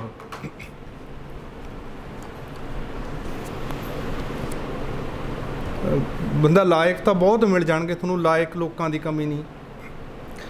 ਅਸੀਂ ਤਾਂ ਕਰਦੇ ਹੀ ਸ਼ਬਦਾਂ ਦਾ ਕਾਰੋਬਾਰ ਆ ਅਤੇ ਉਹ 'ਚ ਕੋਈ ਗੱਲ ਨਹੀਂ ਹੈਗੀ, ਪਰ ਉਹ ਬੰਦਾ ਅੰਦਰੋਂ ਵੀ ਇੰਨਾ ਸੱਚਾ ਸੁੱਚਾ ਅਤੇ ਇੰਨਾ ਉੱਚਾ ਹੋਵੇ, ਉਹ ਰੇਅਰ ਚੀਜ਼ਾਂ ਮਿਲਦੀਆਂ ਨੇ ਅਤੇ ਨਾਲ ਦੀ ਨਾਲ ਤੁਹਾਨੂੰ ਉੱਚਾ ਕਰ ਦੇਣਾ। ਤੁਸੀਂ ਕਈ ਵਾਰ ਵੱਡੇ ਬੰਦਿਆਂ ਕੋਲ ਬੈਠਦੇ ਹੋ, ਤੁਹਾਨੂੰ ਨੀਵੇਂਪਣ ਦਾ ਅਹਿਸਾਸ ਹੋਣ ਲੱਗ ਜਾਂਦਾ, ਅਤੇ ਜਦੋਂ ਤੁਸੀਂ ਉਹਨਾਂ ਕੋਲ ਬੈਠਦੇ ਸੀ ਤੁਸੀਂ ਖੁਦ ਉੱਚੇ ਹੋਏ ਮਹਿਸੂਸ ਕਰਦੇ ਸੀ। ਮੈਨੂੰ ਨਾ ਪ੍ਰੋਫੈਸਰ ਪ੍ਰੀਤਮ ਸਿੰਘ ਹੋਰਾਂ ਨੇ ਲਿਖਿਆ ਸੀ ਉਹਨਾਂ ਬਾਰੇ, ਜਿਹੜੀਆਂ ਉਹਦੀਆਂ ਪਹਿਲੀਆਂ 2-3 ਲਾਈਨਾਂ ਨੇ ਨਾ, ਉਹ ਸੱਚੀ ਮੁੱਚੀ ਉਹਨਾਂ ਦੇ ਨੇੜੇ ਪਹੁੰਚਦੀਆਂ ਮੈਨੂੰ ਲੱਗਦੀਆਂ ਨੇ, ਮੈਂ ਜ਼ਰੂਰ ਤੁਹਾਡੇ ਨਾਲ ਸ਼ੇਅਰ ਕਰਨੀਆਂ ਨੇ। ਉਹ ਲਿਖਦਾ ਕਿ ਲੰਘੀ 4 ਜੁਲਾਈ ਨੂੰ ਡਾਕਟਰ ਦਰਸ਼ਨ ਸਿੰਘ ਤਾਤਲਾ ਦਾ ਬਰਮਿੰਘਮ ਵਿੱਚ ਦੇਹਾਂਤ ਹੋ ਗਿਆ। ਇਸ ਨਾਲ ਪੰਜਾਬ ਅਤੇ ਸਿੱਖ ਅਧਿਐਨ ਦੇ ਅਕਾਦਮਿਕ ਖੇਤਰ ਦਾ ਧਰੂ ਧਾਰਾ ਟੁੱਟ ਗਿਆ, ਜਿਸ ਦੀ ਵਿਲੱਖਣ ਪ੍ਰਤਿਭਾ, ਤਨਦੇਹੀ ਅਤੇ ਪ੍ਰਾਪਤੀਆਂ ਦੀ ਧਾਂਕ ਕੌਮਾਂਤਰੀ ਪੱਧਰ 'ਤੇ ਪੈਂਦੀ ਰਹੀ ਹੈ। ਲੋ ਇਸ ਤਰ੍ਹਾਂ ਦੇ ਬੰਦੇ ਸੀ ਕਿ ਉਹਨਾਂ ਨੂੰ ਦੁਨੀਆ ਭਰ ਦੇ ਵਿੱਚ ਲੋਕ ਜਾਣਦੇ ਸੀ, ਉਹਨਾਂ ਦੀ ਲਿਖਤ ਕਰਕੇ, ਉਹਨਾਂ ਦੇ ਕੀਤੇ ਕੰਮਾਂ ਕਰਕੇ। ਮੈਂ ਕਹਿਣਾ ਹੁੰਦਾ ਕਿ ਪੰਜਾਬ ਨਾਲ ਬਹੁਤ ਕੁਛ ਬੁਰਾ ਵਾਪਰਿਆ, ਲਗਾਤਾਰ ਵਾਪਰ ਰਿਹਾ, ਪਰ ਪੰਜਾਬ ਨਾਲ ਕੁਛ ਬਹੁਤ ਚੰਗੀਆਂ ਚੀਜ਼ਾਂ ਵਾਪਰੀਆਂ ਨੇ। ਉਹਨਾਂ 'ਚੋਂ ਇੱਕ ਬਹੁਤ ਚੰਗੀ ਚੀਜ਼ ਪੰਜਾਬ ਦੇ ਵਿੱਚ ਡਾਕਟਰ ਤਾਤਲਾ ਦਾ ਹੋਣਾ ਸੀ। ਉਹ ਕਿੰਨਾ ਫਰਕ ਪਾ ਗਏ ਆਪਣੇ ਹੋਣ ਨਾਲ, ਇਹਦੇ ਅੰਦਾਜ਼ੇ ਤਾਂ ਲਗਾਤਾਰ ਲੱਗਦੇ ਰਹਿਣਗੇ, ਅਤੇ ਉਹਨਾਂ ਦੇ ਚਲੇ ਜਾਣ ਨਾਲ ਜਿਹੜੇ ਘਾਟੇ ਪੈ ਗਏ ਉਹ ਵੀ ਮਹਿਸੂਸ ਹੁੰਦੇ ਰਹਿਣਗੇ। ਪਰ ਸੱਚਮੁੱਚ ਉਹਨਾਂ ਨੇ ਜੋ ਕੀਤਾ ਪੰਜਾਬ ਲਈ ਉਹ ਬੇਮਿਸਾਲ ਆ, ਉਹਦੀ ਕੋਈ ਮਿਸਾਲ ਨਹੀਂ ਮਿਲ ਸਕਦੀ ਹੈਗੀ। ਮੇਰੇ ਨਾਲ ਉਹਨਾਂ ਦਾ ਨਿੱਜੀ ਰਿਸ਼ਤਾ ਵੀ ਸੀ, ਅਕਾਦਮਿਕ ਰਿਸ਼ਤਾ ਵੀ ਸੀ। ਬਹੁਤ ਕੋਲ ਬੈਠੇ ਅਸੀਂ ਲਗਾਤਾਰ ਗੱਲਾਂ ਬਾਤਾਂ ਕਰਦੇ ਰਹੇ। ਮੇਰੇ ਕੋਲ ਡਿਪਾਰਟਮੈਂਟ ਯੂਨੀਵਰਸਿਟੀ ਆ ਜਾਂਦੇ, ਈਮੇਲਸ ਦਾ ਆਦਾਨ ਪ੍ਰਦਾਨ ਵੀ ਹੁੰਦਾ। ਉਹ ਸਾਰੇ ਕੁਛ ਦੇ ਵਿੱਚੋਂ ਜਿਹੜੀਆਂ ਕੁਛ ਗੱਲਾਂ ਮੇਰੇ ਚੇਤੇ ਦੇ ਵਿੱਚੋਂ ਆ ਰਹੀਆਂ ਨੇ, ਜਾਂ ਜਿਹੜੀਆਂ ਮੈਨੂੰ ਲੱਗਦਾ ਕਿ ਤੁਹਾਡੇ ਨਾਲ ਸਾਂਝੀਆਂ ਕਰਨੀਆਂ ਚਾਹੀਦੀਆਂ ਨੇ, ਉਹ ਮੈਂ ਤੁਹਾਡੇ ਨਾਲ ਸ਼ੇਅਰ ਕਰੂੰਗਾ ਅਤੇ ਉਗੜੀਆਂ ਦੁਗੜੀਆਂ ਹੋਣਗੀਆਂ। ਉਹ ਮੈਨੂੰ ਇੱਕ ਮੇਲ ਦੇ ਵਿੱਚ ਉਹ ਲਿਖਦੇ ਆ ਕਿ ਵੀ ਪੰਜਾਬ ਬਾਰੇ, ਜਿਵੇਂ ਮਨਦੀਪ ਨੇ ਕਿਹਾ ਕਿ ਪੰਜਾਬ ਬਾਰੇ ਉਹਨਾਂ ਦਾ ਕਿਸ ਤਰ੍ਹਾਂ ਦਾ ਫਿਕਰ ਸੀ। ਜਦੋਂ ਅਸੀਂ ਲੋਕ ਪੰਜਾਬ ਛੱਡਣ ਲਈ ਕਾਹਲੇ ਹੋਏ ਪਏ ਹਾਂ, ਸਾਰਾ ਪੰਜਾਬ ਨੂੰ ਛੱਡਣ ਲਈ ਕਾਹਲਾ ਹੋਇਆ ਪਿਆ, ਅਤੇ ਉਹ ਬੰਦਾ ਇਸ ਤਰ੍ਹਾਂ ਦਾ ਸੀ ਕਿ ਜਿਹੜਾ ਇੰਗਲੈਂਡ ਛੱਡ ਕੇ ਸਾਰਾ ਕੁਛ ਪੰਜਾਬ ਲਈ ਕਰਨਾ ਚਾਹੁੰਦਾ ਸੀ। ਅਤੇ ਜਦੋਂ ਪੰਜਾਬ ਜਾਂਦੇ ਸੀ ਨਾ, ਅਤੇ ਜਾਣ ਲੱਗੇ ਮੇਲ ਲਿਖਦੇ ਹੁੰਦੇ। ਇੱਕ ਮੇਲ ਦੇ ਮੈਂ ਕੁਛ ਸ਼ਬਦ ਤੁਹਾਡੇ ਨਾਲ ਸਾਂਝੇ ਕਰੂੰਗਾ ਵੀ ਮੈਨੂੰ ਜਾਣਾ ਪੈਣਾ ਹੁਣ, ਜਿਹੜੇ ਮੇਰਾ ਪੈਰਾਂ ਦੇ ਵਿੱਚ ਚੱਕਰ ਆ, ਬਸ ਛੇਤੀ ਵਾਪਸ ਆਊਂਗਾ। ਮਤਲਬ ਕਿ ਇਹ ਇਸ ਤਰ੍ਹਾਂ ਦੀਆਂ ਚੀਜ਼ਾਂ ਹੀ ਗੁਆਚ ਗਈਆਂ ਕਿ ਕੁਛ ਲੋਕ ਇਸ ਤਰ੍ਹਾਂ ਦੇ ਹੋਣ ਜਿਹੜੇ ਪੰਜਾਬ ਨਾਲ ਇਸ ਤਰ੍ਹਾਂ ਦੀ ਮੁਹੱਬਤ ਕਰਦੇ ਹੋਣ ਕਿ ਉਹ ਇੱਥੇ ਜਿਉਣ ਲਈ, ਇੱਥੇ ਕੰਮ ਕਰਨ ਲਈ, ਜਿਨ੍ਹਾਂ ਦਾ ਸਾਹ ਮਤਲਬ ਬੋਲਦਾ ਹੋਵੇ ਕਿ ਇੱਥੇ ਰਹਿਣਾ ਮੈਂ, ਤਾਂ ਉਹਨਾਂ ਦਾ ਇਸ ਫਿਜ਼ਾ ਦੇ ਵਿੱਚ ਤੁਰਨਾ ਸਾਨੂੰ ਇਹ ਯਾਦ ਕਰਾਉਂਦਾ ਰਹਿੰਦਾ ਸੀ ਕਿ ਪੰਜਾਬ ਕਿੰਨੀ ਖੂਬਸੂਰਤ ਜਗ੍ਹਾ, ਪੰਜਾਬ ਕਿੰਨੀ ਆਪਣੀ ਜਗ੍ਹਾ, ਅਤੇ ਪੰਜਾਬ ਕਿੰਨੇ ਸੰਕਟਾਂ 'ਚ ਘਿਰੀ ਹੋਈ ਜਗ੍ਹਾ। ਕਿਉਂਕਿ ਪੰਜਾਬ ਸੰਕਟਾਂ ਦੇ ਵਿੱਚ ਘਿਰਿਆ ਹੋਇਆ, ਇਸ ਕਰਕੇ ਸਾਡਾ ਇੱਥੇ ਹੋਣਾ ਹੋਰ ਵੀ ਜ਼ਰੂਰੀ ਆ। ਇੱਕ ਮੇਲ 'ਚ ਮੈਨੂੰ ਲਿਖਦੇ ਆ ਉਹ, ਬਸ ਤਕੜਾ ਰਹਿ, ਕਿਸੇ ਪ੍ਰਸੰਗ 'ਚ ਗੱਲ ਹੋ ਰਹੀ ਆ, ਪੰਜਾਬ ਬਹੁਤ ਵੱਡੇ ਸੰਕਟ 'ਚ ਹੈ। ਇਹ ਬਰਗਾੜੀ ਦਾ ਮੌਕਾ ਜਦੋਂ ਉਦੋਂ ਦੀ ਗੱਲ ਆ। ਮੈਨੂੰ ਜਾਪਦਾ ਕਿ ਹਿੰਦੂ ਸਿੱਖਾਂ ਦੇ ਫਸਾਦਾਂ ਦੇ ਹਾਲਾਤ ਬਣਦੇ ਜਾ ਰਹੇ ਨੇ, ਅਤੇ ਇਸ ਦੀ ਸਾਰੀ ਜ਼ਿੰਮੇਵਾਰੀ ਅਜੋਕੀ ਸਰਕਾਰ ਸਿਰ ਹੋਵੇਗੀ। ਮੈਂ ਬਰਗਾੜੀ ਗਿਆ ਸਾਂ, ਹਰ ਉਸ ਜਗ੍ਹਾ 'ਤੇ ਪਹੁੰਚਦੇ ਜਿੱਥੇ ਪੰਜਾਬ ਦੀ ਕੋਈ ਚੀਜ਼ ਵਾਪਰ ਰਹੀ ਹੁੰਦੀ। ਬਹੁਤ ਉਦਾਸ ਹੋ ਮੁੜਿਆ ਹਾਂ। ਸਾਡੇ ਵਤਨ ਵਿੱਚ ਗੁਰੂ ਗ੍ਰੰਥ ਦੇ ਸਤਿਕਾਰ ਦੀ ਮੰਗ ਕਰਨੀ ਪਵੇਗੀ ਅਤੇ ਅਜਿਹਾ ਮੋਰਚਾ ਲਾਉਣਾ ਪਵੇਗਾ। ਇਸ ਤੋਂ ਵੱਡੀ ਤਰਾਸਦੀ ਸਿੱਖ ਸਮੂਹ ਦੀ ਕੀ ਹੋ ਸਕਦੀ ਹੈ। ਅਤੇ ਮੈਂ ਜਦੋਂ ਦੇਖਦਾ ਸਾਰੀਆਂ ਚੀਜ਼ਾਂ ਵੱਲ, ਇੱਕ ਗੱਲ ਮੇਰੇ ਹੁਣੇ ਬੈਠੇ ਖਿਆਲ 'ਚ ਆ ਰਹੀ ਸੀ, ਪੰਜਾਬ ਦੇ ਵਿੱਚ ਪੁਲਿਸ ਦੀ ਭਰਤੀ ਇੰਨੀ ਕਿਉਂ ਹੁੰਦੀ ਰਹਿੰਦੀ ਹੈ। ਸਭ ਤੋਂ ਵੱਧ ਭਰਤੀ ਪੰਜਾਬ ਦੇ ਵਿੱਚ ਪੁਲਿਸ ਦੀ ਹੁੰਦੀ ਹੈ। ਸਾਡੀ ਸਰਕਾਰ ਸਾਡਿਆਂ ਵੱਲੋਂ ਸਾਨੂੰ ਹੀ ਕੁੱਟਣ ਲਈ ਕੀ ਕੋਈ ਧਿਰ ਤਿਆਰ ਕਰ ਰਹੀ ਆ। ਮੈਂ ਪਿਛਲੇ ਦਿਨੀ ਬਾਹਰਲੀ ਸਟੇਟ ਦੇ ਵਿੱਚ ਸੀ, ਉੱਤਰਾਖੰਡ, ਕਈ ਦਿਨ, ਅਤੇ ਉੱਥੇ ਮੈਨੂੰ ਪੁਲਿਸ ਨਾ ਲੱਭੇ, ਅਤੇ ਸਾਡੇ ਮਤਲਬ ਹੋਰ ਕੋਈ ਨੌਕਰੀ ਨਿਕਲੇ ਨਾ ਨਿਕਲੇ, ਪੁਲਿਸ ਦੀ ਨੌਕਰੀ ਜ਼ਰੂਰ ਨਿਕਲਦੀ ਹੈ। ਤਾਂ ਇਸ ਤਰ੍ਹਾਂ ਦੀਆਂ ਚੀਜ਼ਾਂ ਉਹਨਾਂ ਦੇ ਨਾਲ ਤੁਰਦਿਆਂ ਫਿਰਦਿਆਂ ਯਾਦ ਆਉਂਦੀਆਂ ਰਹਿੰਦੀਆਂ ਸੀ। ਜਦੋਂ ਉਹ ਇੰਗਲੈਂਡ ਤੋਂ ਇੱਥੇ ਵਾਪਸ ਆਏ ਤਾਂ 3-4 ਫਿਕਰ ਉਹਨਾਂ ਦੇ ਮਨ 'ਚ ਸੀ। ਇੱਕ ਤਾਂ ਜਿਹੜੀ ਚੀਜ਼ ਮਨਦੀਪ ਹੋਰਾਂ ਨੇ ਵੀ ਦੱਸੀ ਕਿ ਉਹ ਜਿਹੜਾ ਪ੍ਰਵਾਸੀ ਸਿੱਖਾਂ ਦਾ ਇਤਿਹਾਸ ਦਾ ਆਰਕਾਈਵ ਬਣਾਉਣਾ ਚਾਹੁੰਦੇ ਸੀ ਕਿ ਸਿੱਖਾਂ ਨੇ ਕਦੋਂ ਪ੍ਰਦੇਸ਼ ਜਾਣਾ ਸ਼ੁਰੂ ਕੀਤਾ, ਕਿਹੜੇ ਪ੍ਰੋਮੀਨੈਂਟ ਸਿੱਖ ਸੀ, ਉਹਨਾਂ ਨੇ ਉੱਥੇ ਕੀ ਕੀਤਾ, ਜਿਹੜਾ ਕੁਛ ਰਚਿਆ ਗਿਆ, ਖੋਜ ਹੋਈ, ਉਹ ਕਿਹੜੀ ਸੀ। ਇਹ ਉਹਨਾਂ ਦੇ ਮਨ 'ਚ ਬਹੁਤ ਤਾਂਘ ਸੀ ਇਸ ਚੀਜ਼ ਨੂੰ ਕਰਨ ਦੀ, ਅਤੇ ਉਹ ਕੋਸ਼ਿਸ਼ਾਂ ਵੀ ਕਰਦੇ ਰਹੇ। ਕੁਝ ਕੋਸ਼ਿਸ਼ਾਂ ਮਾੜੀਆਂ ਮੋਟੀਆਂ ਸਫਲ ਵੀ ਹੋਈਆਂ, ਜਿਵੇਂ ਹੁਣ ਟੌੜਾ ਇੰਸਟੀਚਿਊਟ ਦੇ ਵਿੱਚ ਲਗਭਗ ਚੀਜ਼ ਉਹ ਸਿਰੇ ਲੱਗ ਗਈ ਸੀ। ਕੁਛ ਕੰਮ ਉਹਨਾਂ ਨੇ ਵਰਲਡ ਪੰਜਾਬੀ ਸੈਂਟਰ ਦੇ ਵਿੱਚ ਵੀ ਕੀਤਾ, ਪਰ ਉਹ ਉਸ ਤਰ੍ਹਾਂ ਨਾਲ ਪਹਿਲਾਂ ਲਾਇਰਪੁਰ ਖਾਲਸਾ ਕਾਲਜ ਜਲੰਧਰ ਕਰਦੇ ਰਹੇ। ਸਾਨੂੰ ਬੰਦੇ ਚੰਗੇ ਸਾਹਮਣੇ ਨਹੀਂ ਨਾ ਆਉਂਦੇ ਹੈਗੇ, ਬਾਅਦ 'ਚ ਫਿਰ ਅਸੀਂ ਰੋਂਦੇ ਰਹਿੰਦੇ ਹਾਂ ਕਿ ਬੰਦੇ ਚਲੇ ਗਏ। ਉੱਥੇ ਜਦੋਂ ਤੱਕ ਪ੍ਰਿੰਸੀਪਲ ਚੰਗੇ ਰਹੇ, ਕੰਮ ਵਧੀਆ ਹੁੰਦਾ ਰਿਹਾ, ਅਤੇ ਜਦੋਂ ਪ੍ਰਿੰਸੀਪਲ ਬਦਲ ਗਏ, ਉੱਥੋਂ ਵੀ ਉਹ ਕੰਮ ਸਿਮਟ ਗਿਆ। ਫਿਰ ਇਸ ਤਰ੍ਹਾਂ ਦਾ ਮਸਲਾ ਖੜ੍ਹਾ ਹੋਣਾ, ਪੰਜਾਬੀਆਂ ਕੋਲ ਪੈਸੇ ਦੀ ਕਮੀ ਨਹੀਂ, ਪਰ ਜੇ ਕੋਈ ਇਸ ਤਰ੍ਹਾਂ ਦਾ ਕੰਮ ਹੋਵੇ ਫਿਰ ਸਰਕਾਰਾਂ, ਇੰਸਟੀਟਿਊਸ਼ਨਸ ਇਸ ਮੁੱਦੇ 'ਤੇ ਆ ਜਾਂਦੇ ਕਿ ਪੈਸੇ ਕਿੱਥੋਂ ਆਉਣਗੇ। ਹਾਲਾਂਕਿ ਉਹ ਤਨਖਾਹ ਨਹੀਂ ਲੈਂਦੇ ਸੀ ਕਿਸੇ ਜਗ੍ਹਾ ਤੋਂ, ਉਹਨਾਂ ਨੇ ਆਪਦੇ ਲਈ ਕਦੇ ਕੋਈ ਮੰਗ ਨਹੀਂ ਕੀਤੀ, ਪਰ ਉਹਨਾਂ ਦੇ ਅੰਦਰ ਇੱਕ ਤਾਂਘ ਇਹ ਸੀ कि मैं पंजाब दीयां जिहड़ियां संस्थागत इंस्टीट्यूशनल अकैडमिक इंस्टीट्यूशनस ने मैं उन्हां नाल रल के काम करां कि मेन स्ट्रीम दे विच मेरी दखल अंदाजी होवे, कि मैं मेन स्ट्रीम तो अलग ना रह के, क्योंकि उन्होंने इस तरह लगता सी कि जे मैं मेन स्ट्रीम दी अकैडमिक्स दे विच मेरा असर ज़्यादा हो सकूगा, जिहड़ी गल मैं कहना चाहुंदा वो दूर तक जा सकूगी, तो नाल दी नाल कि जिहड़ी मेन स्ट्रीम अकैडमिक्स है मैं उन्होंने चेंज कर सकूँगा, ਉਹਦੇ ਵਿੱਚ ਤਬਦੀਲੀ ਲਿਆ ਸਕੂੰਗਾ।